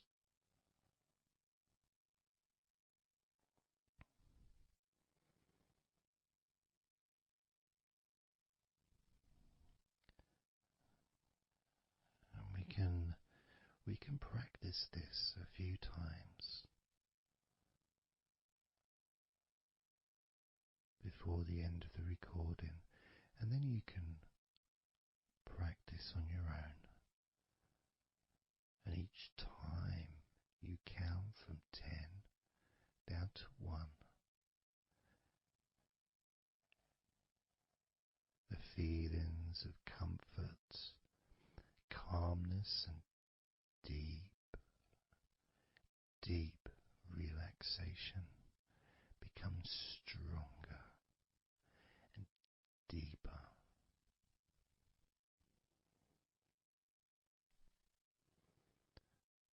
Filling your mind and your brain with these positive chemicals that spread throughout your body, relaxing you so quickly, relaxing your whole body and mind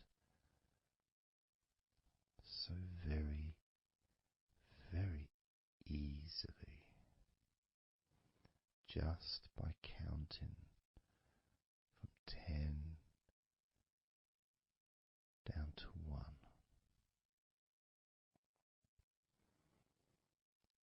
So we're going to do it now.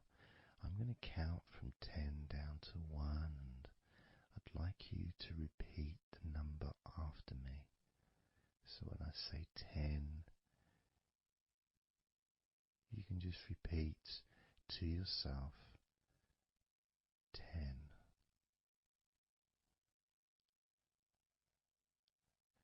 Just notice, be aware of how you feel in your mind and your body. Then when I say 9, you can repeat to yourself 9. Again, noticing the increase in comfort and calmness in your mind and in your body.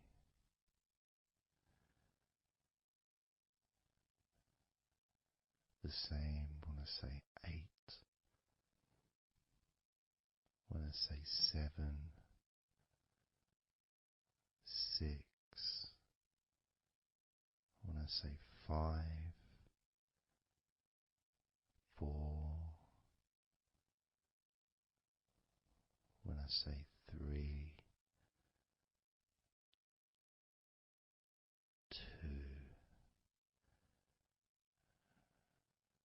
and lastly, when I say 1, you can repeat that number.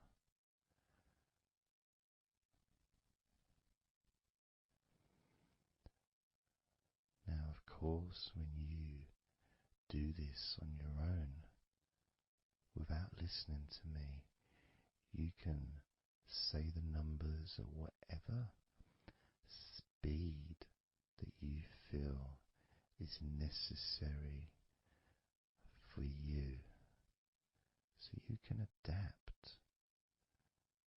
So if you feel you want to say the numbers 10 down to 1 faster than I do, then go ahead and do that. Or if you feel when you do it yourself that you'd like to have more space between the numbers, maybe take a lot longer to get from 10 all the way down to 1.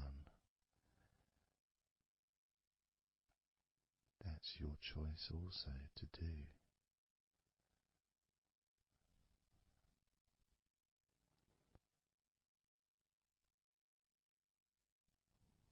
So I'm going to count from 10 down to 1.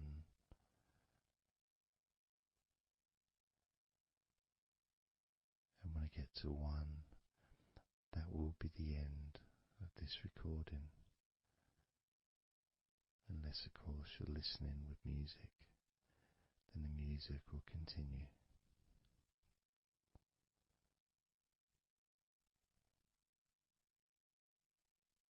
10.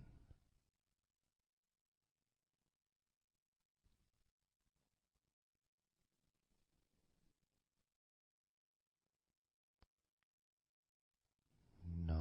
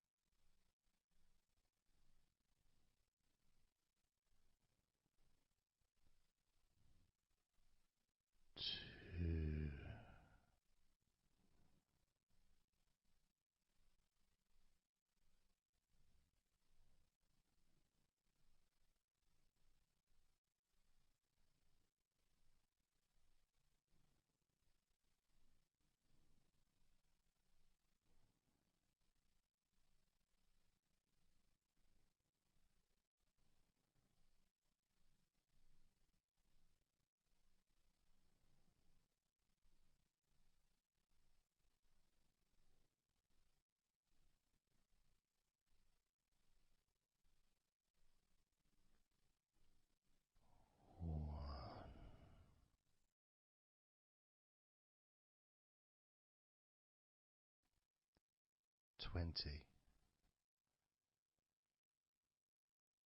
19,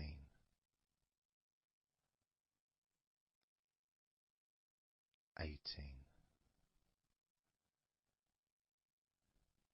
17, 16, 15, 14, 13, 12, 11, 10, 9, 8, 7, 6,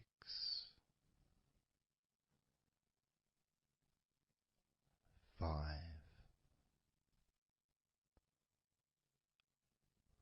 4, 3, 2,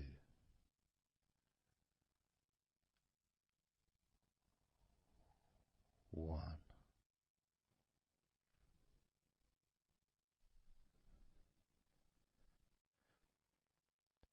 Now open your eyes,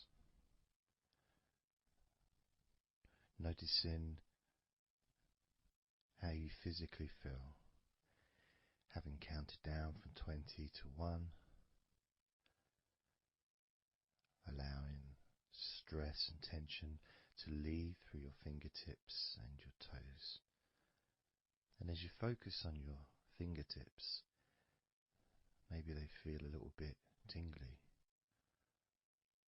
which is, I suppose, quite understanding considering the tension has been exiting your body through your fingertips.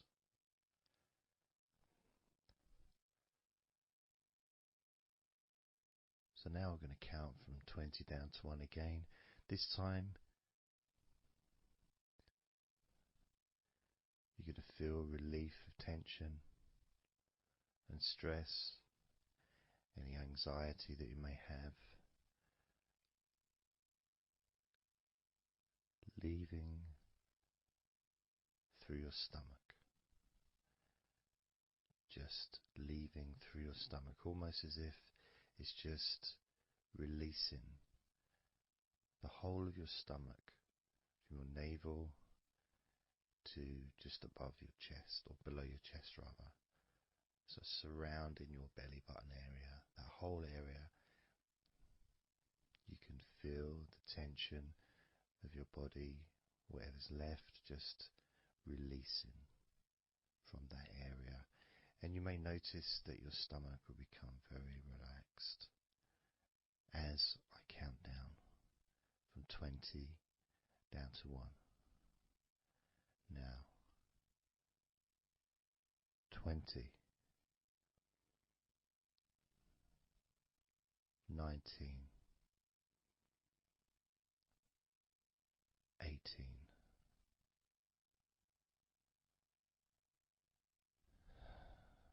17,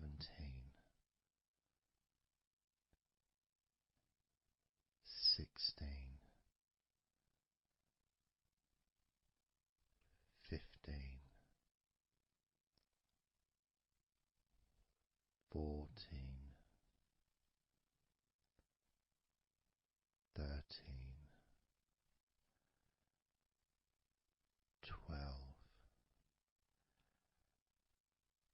11,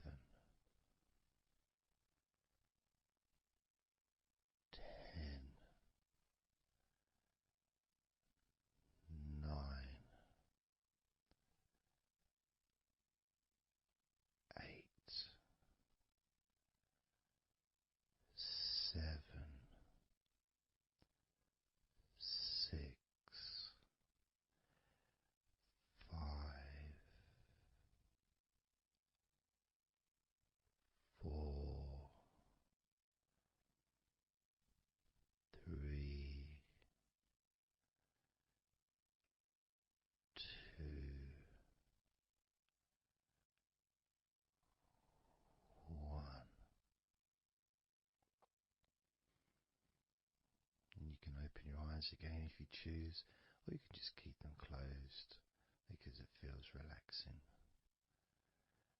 Just notice how your stomach feels. And notice as you focus, just do a little scan of your body. Just notice how your body feels. Focus in on your upper body, your back, chest, stomach, legs, arms, hands, feet. Just noticing. And you may start to feel more of a sense of tiredness, which may be the reason you're listening to this recording, because you would like to let go completely of everything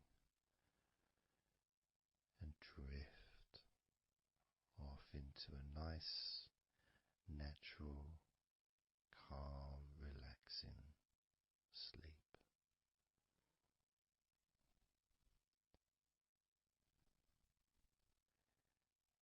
So now we're going to focus on your forehead. And if you choose, you can incorporate your eyes in this focus as well. So your forehead and your eyes. Just that whole area, basically. Almost as if you were wearing a mask, like a Batman mask or something. Or I'm trying to Zorro or something. The kind of mask that covers your eyes but also covers quite a lot of the forehead. And focusing on that area, because that's the area that we're now going to release tension and stress from your mind, from your brain and from your mind, and any tension that you may have remaining in your face, in your neck, in your jaw, in your eyes, your forehead, or your scalp. So basically any tension within your head area, including your mind and your brain. And that's going to be released through your forehead and your eyes. As I count down again from 20 down to 1. Now, 20, 19, 18, 17, 16, 15, 14, 13,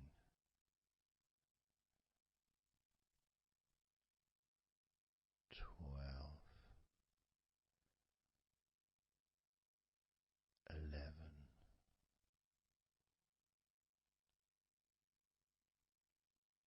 10, 9,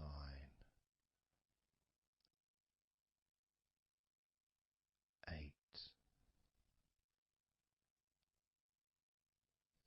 7,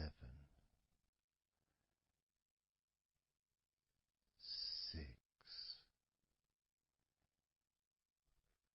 5,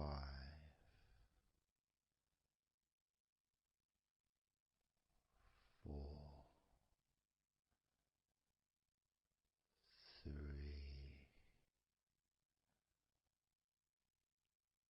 2,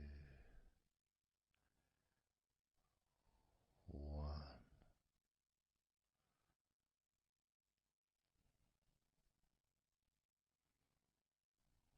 Noticing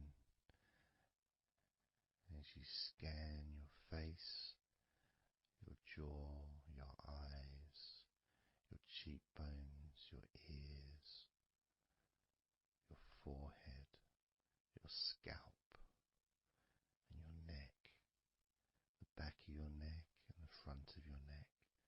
the sides of your neck and your throat.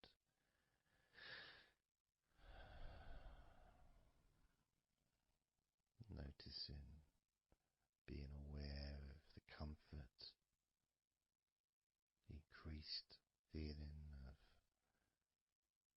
relaxation, not just in your head and neck and mind, also the rest of your body.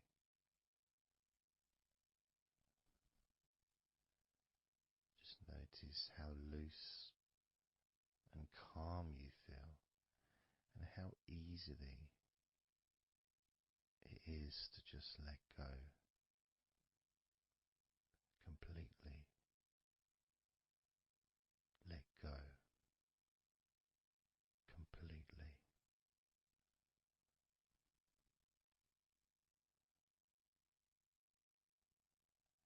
How easily.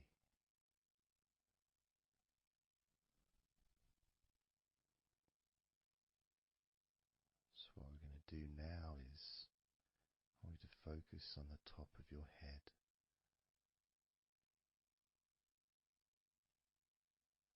And we're going to allow every last piece of tension or stress that might be lingering or hiding in your body or mind or head to just be sucked out at the top of your head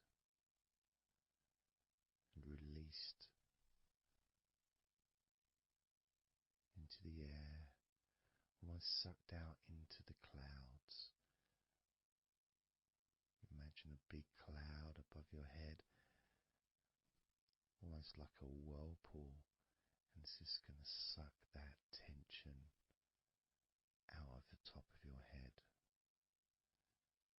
and just take it away for good. As you focus, imagine an opening in the top of your head where that tension and stress and any remaining issues, maybe worries or concerns that are of no use to you now, can all be sucked out of the top of your head and taken away. As I count down again from 20 down to 1. Now, 20, 19,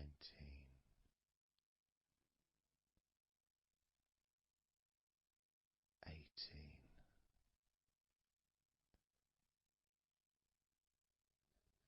17,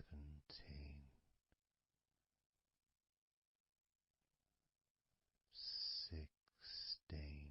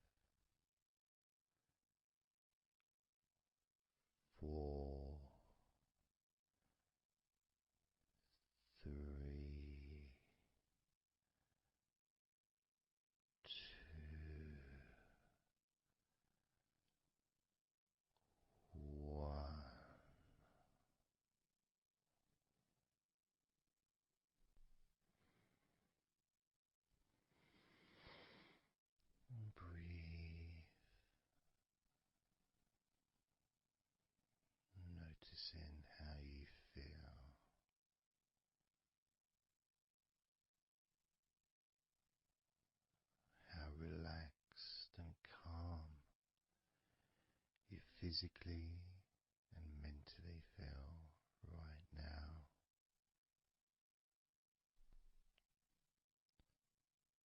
How peaceful your mind feels. It feels so nice to just let go, to give yourself some space to breathe easily, to think calmly,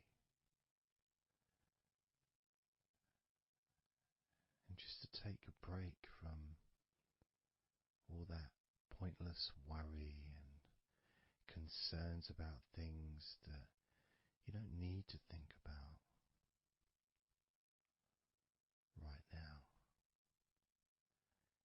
because this is your time to let go. This is your space to enjoy feeling deeply relaxed, peaceful in your mind, relaxed in your body. It can feel so good, so nice to just not have to do anything, to be able to really enjoy that serenity that comes with letting go completely, that peacefulness that comes with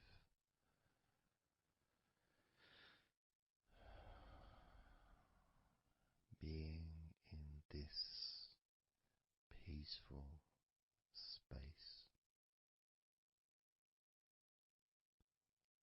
And you can keep this sense of calmness for as long as you choose.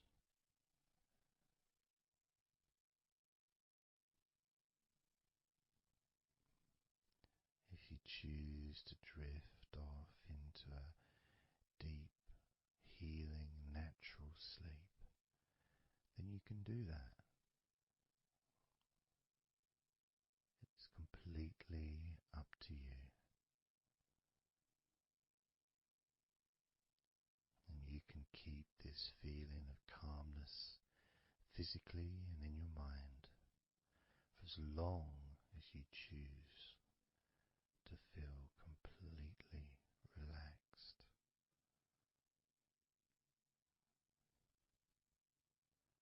Completely relaxed. And I'd like you to make up your mind that you're going to relax.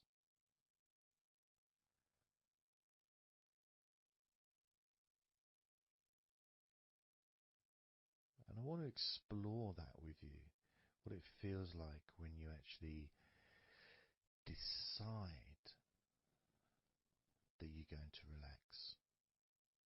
Not forcing yourself, but giving yourself that. I guess it is a command, really, isn't it? When you're telling yourself, relax. In a gentle but firm way that only you can really tell yourself in that way. You can't really have someone else saying to you, now relax, relax, you know. It needs to be gentle, but someone else can't really have the same kind of influence or power that you have over your own physicality, over how you feel.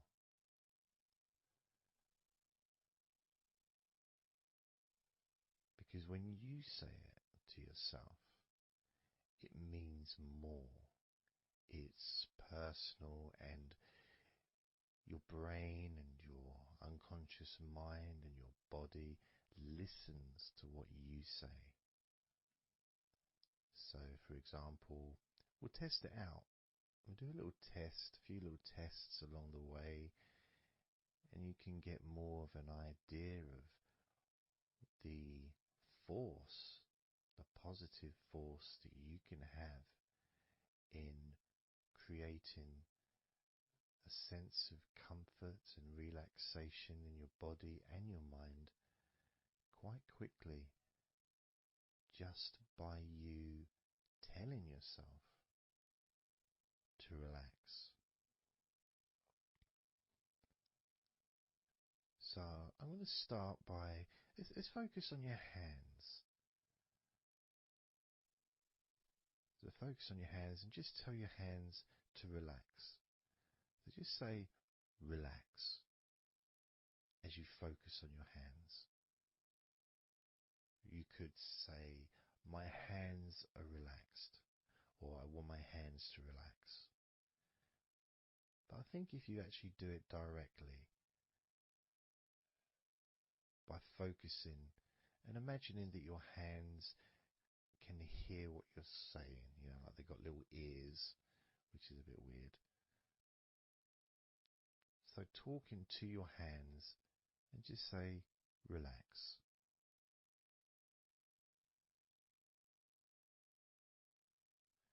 Noticing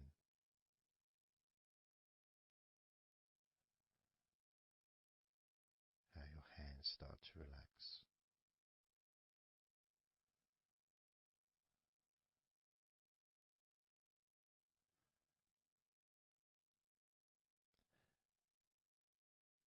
Now focus on your eyes and tell your eyes to relax.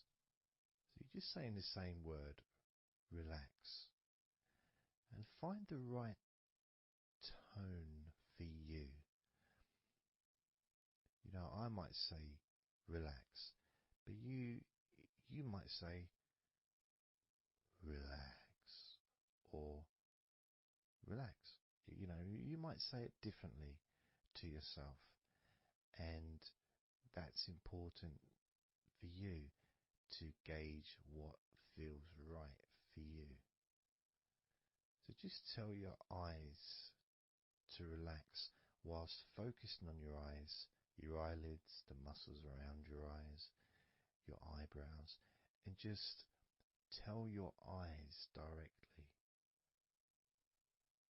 relax now.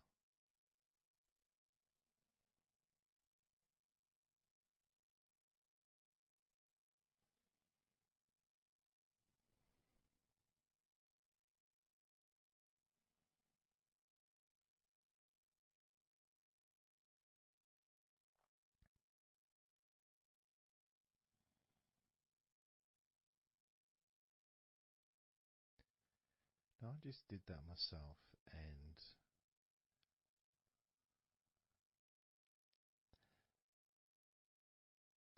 sometimes you may feel that you need a bit more time for the different parts to relax, because I start talking again and maybe that part hasn't relaxed fully. But what will happen is it will just continue to relax even though I'm talking. And that's happening with my eyes. Something else I noticed is when I started focusing on my eyes, they actually almost they got worse before they got better in a way. Sort of I felt a degree of tension growing in my eyes and then disappearing. So I think what that was really was just me becoming more aware of the tension that was already there, that I wasn't focusing on it before. So I wasn't really acknowledging it or really conscious to those feelings.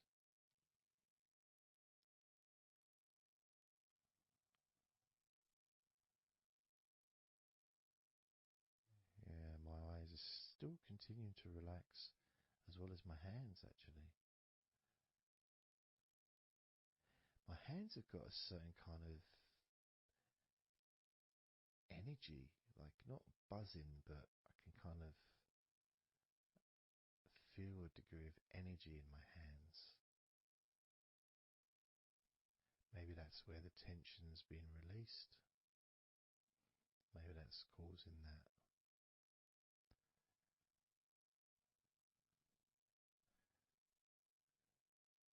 next part, I think we should focus on the back of the neck.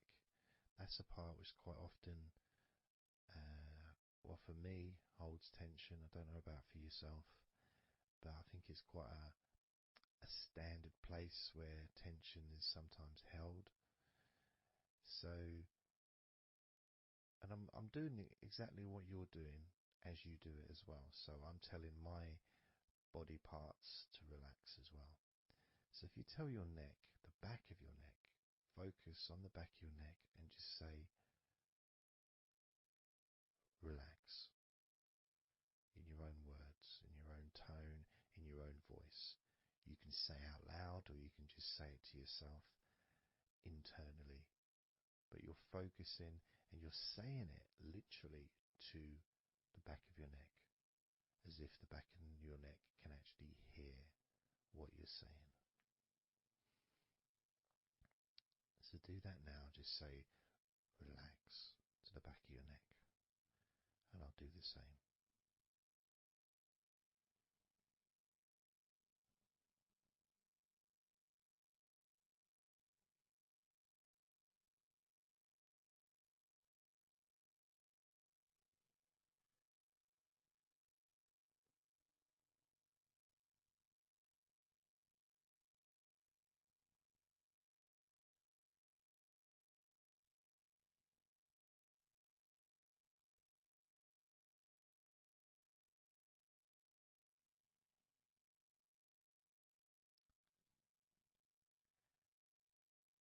Now what I noticed, and you may have had a similar thing, is even though I was focusing on the back of my neck, other parts started to,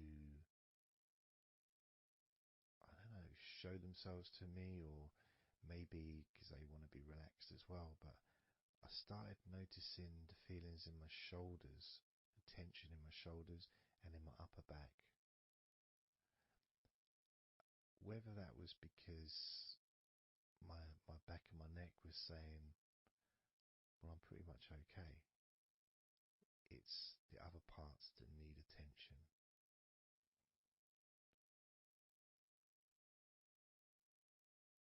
But my back of my neck is still relaxing. But I just became more aware of other parts that needed attention. Now this might happen, and it's not, it doesn't mean that it's going wrong. It just means you're being notified of more places that also want to feel relaxed. So I'm going to focus on my upper back. So you can do the same. Even if you don't have any feelings of tension that are obvious in your upper back, if you just focus on your back and the whole area from your shoulder blades down to the middle of your back, down your spine.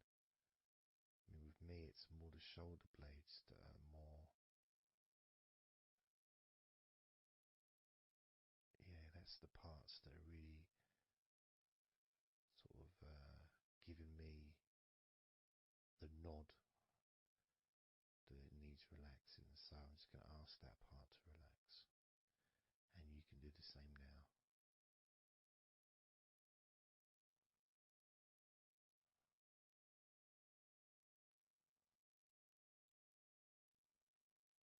Relax your upper back.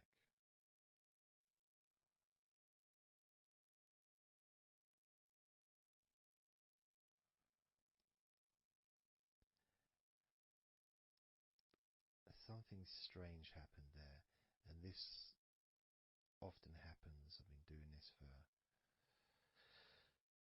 16 years or something, and often, I don't know why I'm surprised, but amazed really that there can be a feeling.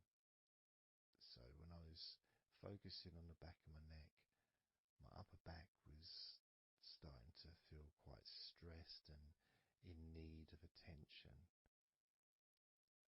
As soon as I started talking to you about my upper back and talking about, getting ready to ask the upper back to relax, my upper back already started to relax.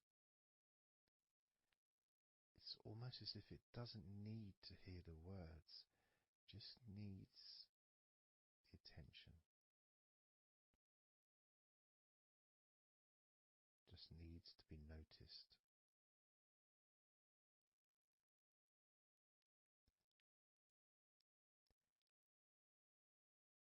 That is something that often happens in this type of situation, is when you start to relax a couple of parts of your body, as we've done with our hands, our eyes and our eyelids, and now back of the neck, top of the back, upper back. The rest of the body seems to just take notice and decide in its own way to start relaxing. Other parts of your body start to just become looser. I suppose it's kind of like a bit of an avalanche, The little ball starts rolling, and before you know it, the whole of your body is completely relaxed and calm.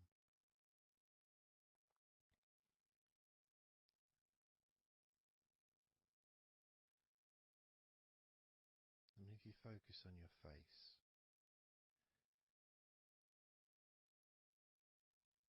you focus on your eyes, your eyelids, your eyebrows, and the muscles around your eyes. Maybe you start to notice that your forehead is more relaxed than it was. Maybe your face is more relaxed. I would say my entire face is a lot more relaxed than it was.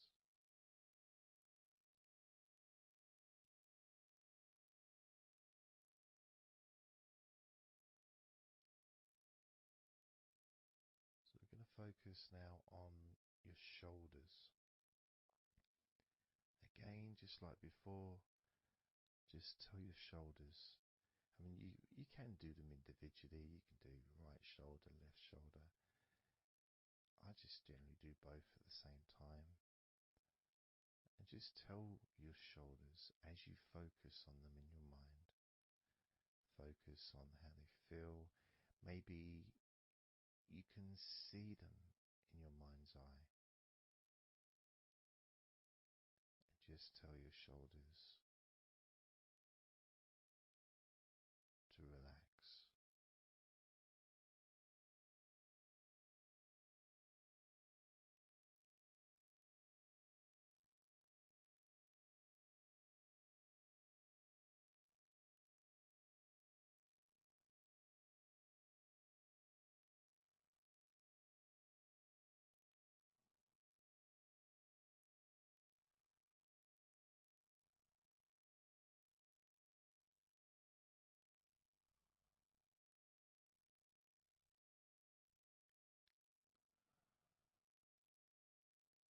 It feels nice as they relax.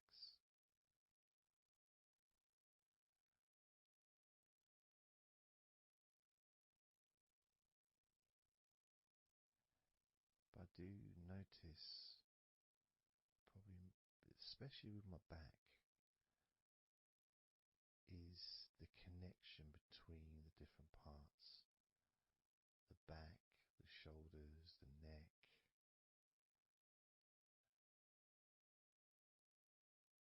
Being all connected and being such a large part of your body. It's almost hard to separate them from each other.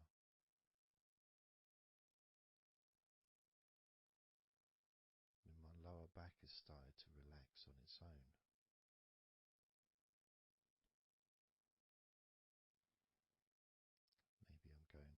slow. And that could be an issue because we all go at different speeds. And the idea at the beginning of this recording was for you to be able to just say to yourself, relax.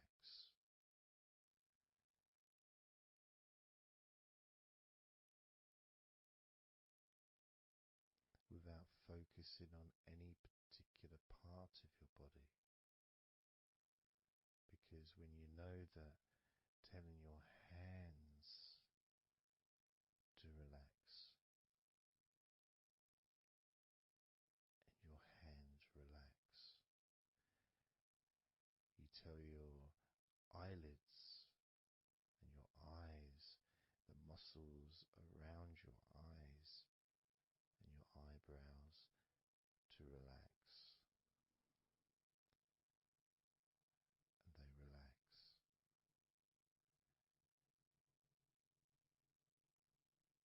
You tell the back of your neck to relax, and it relaxes.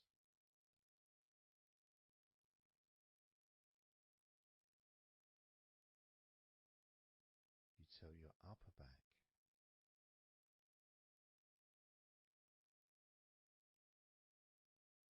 to relax,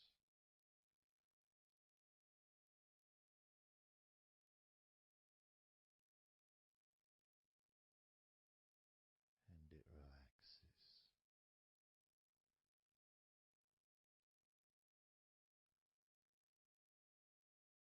You tell your shoulders to relax,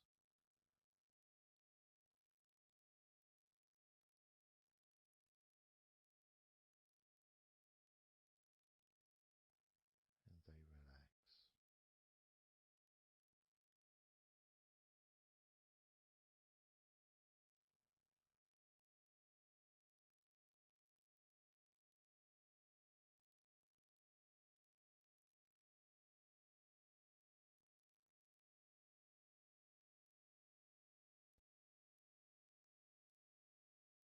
And when you told your hands to relax, they relaxed, and they continued to relax.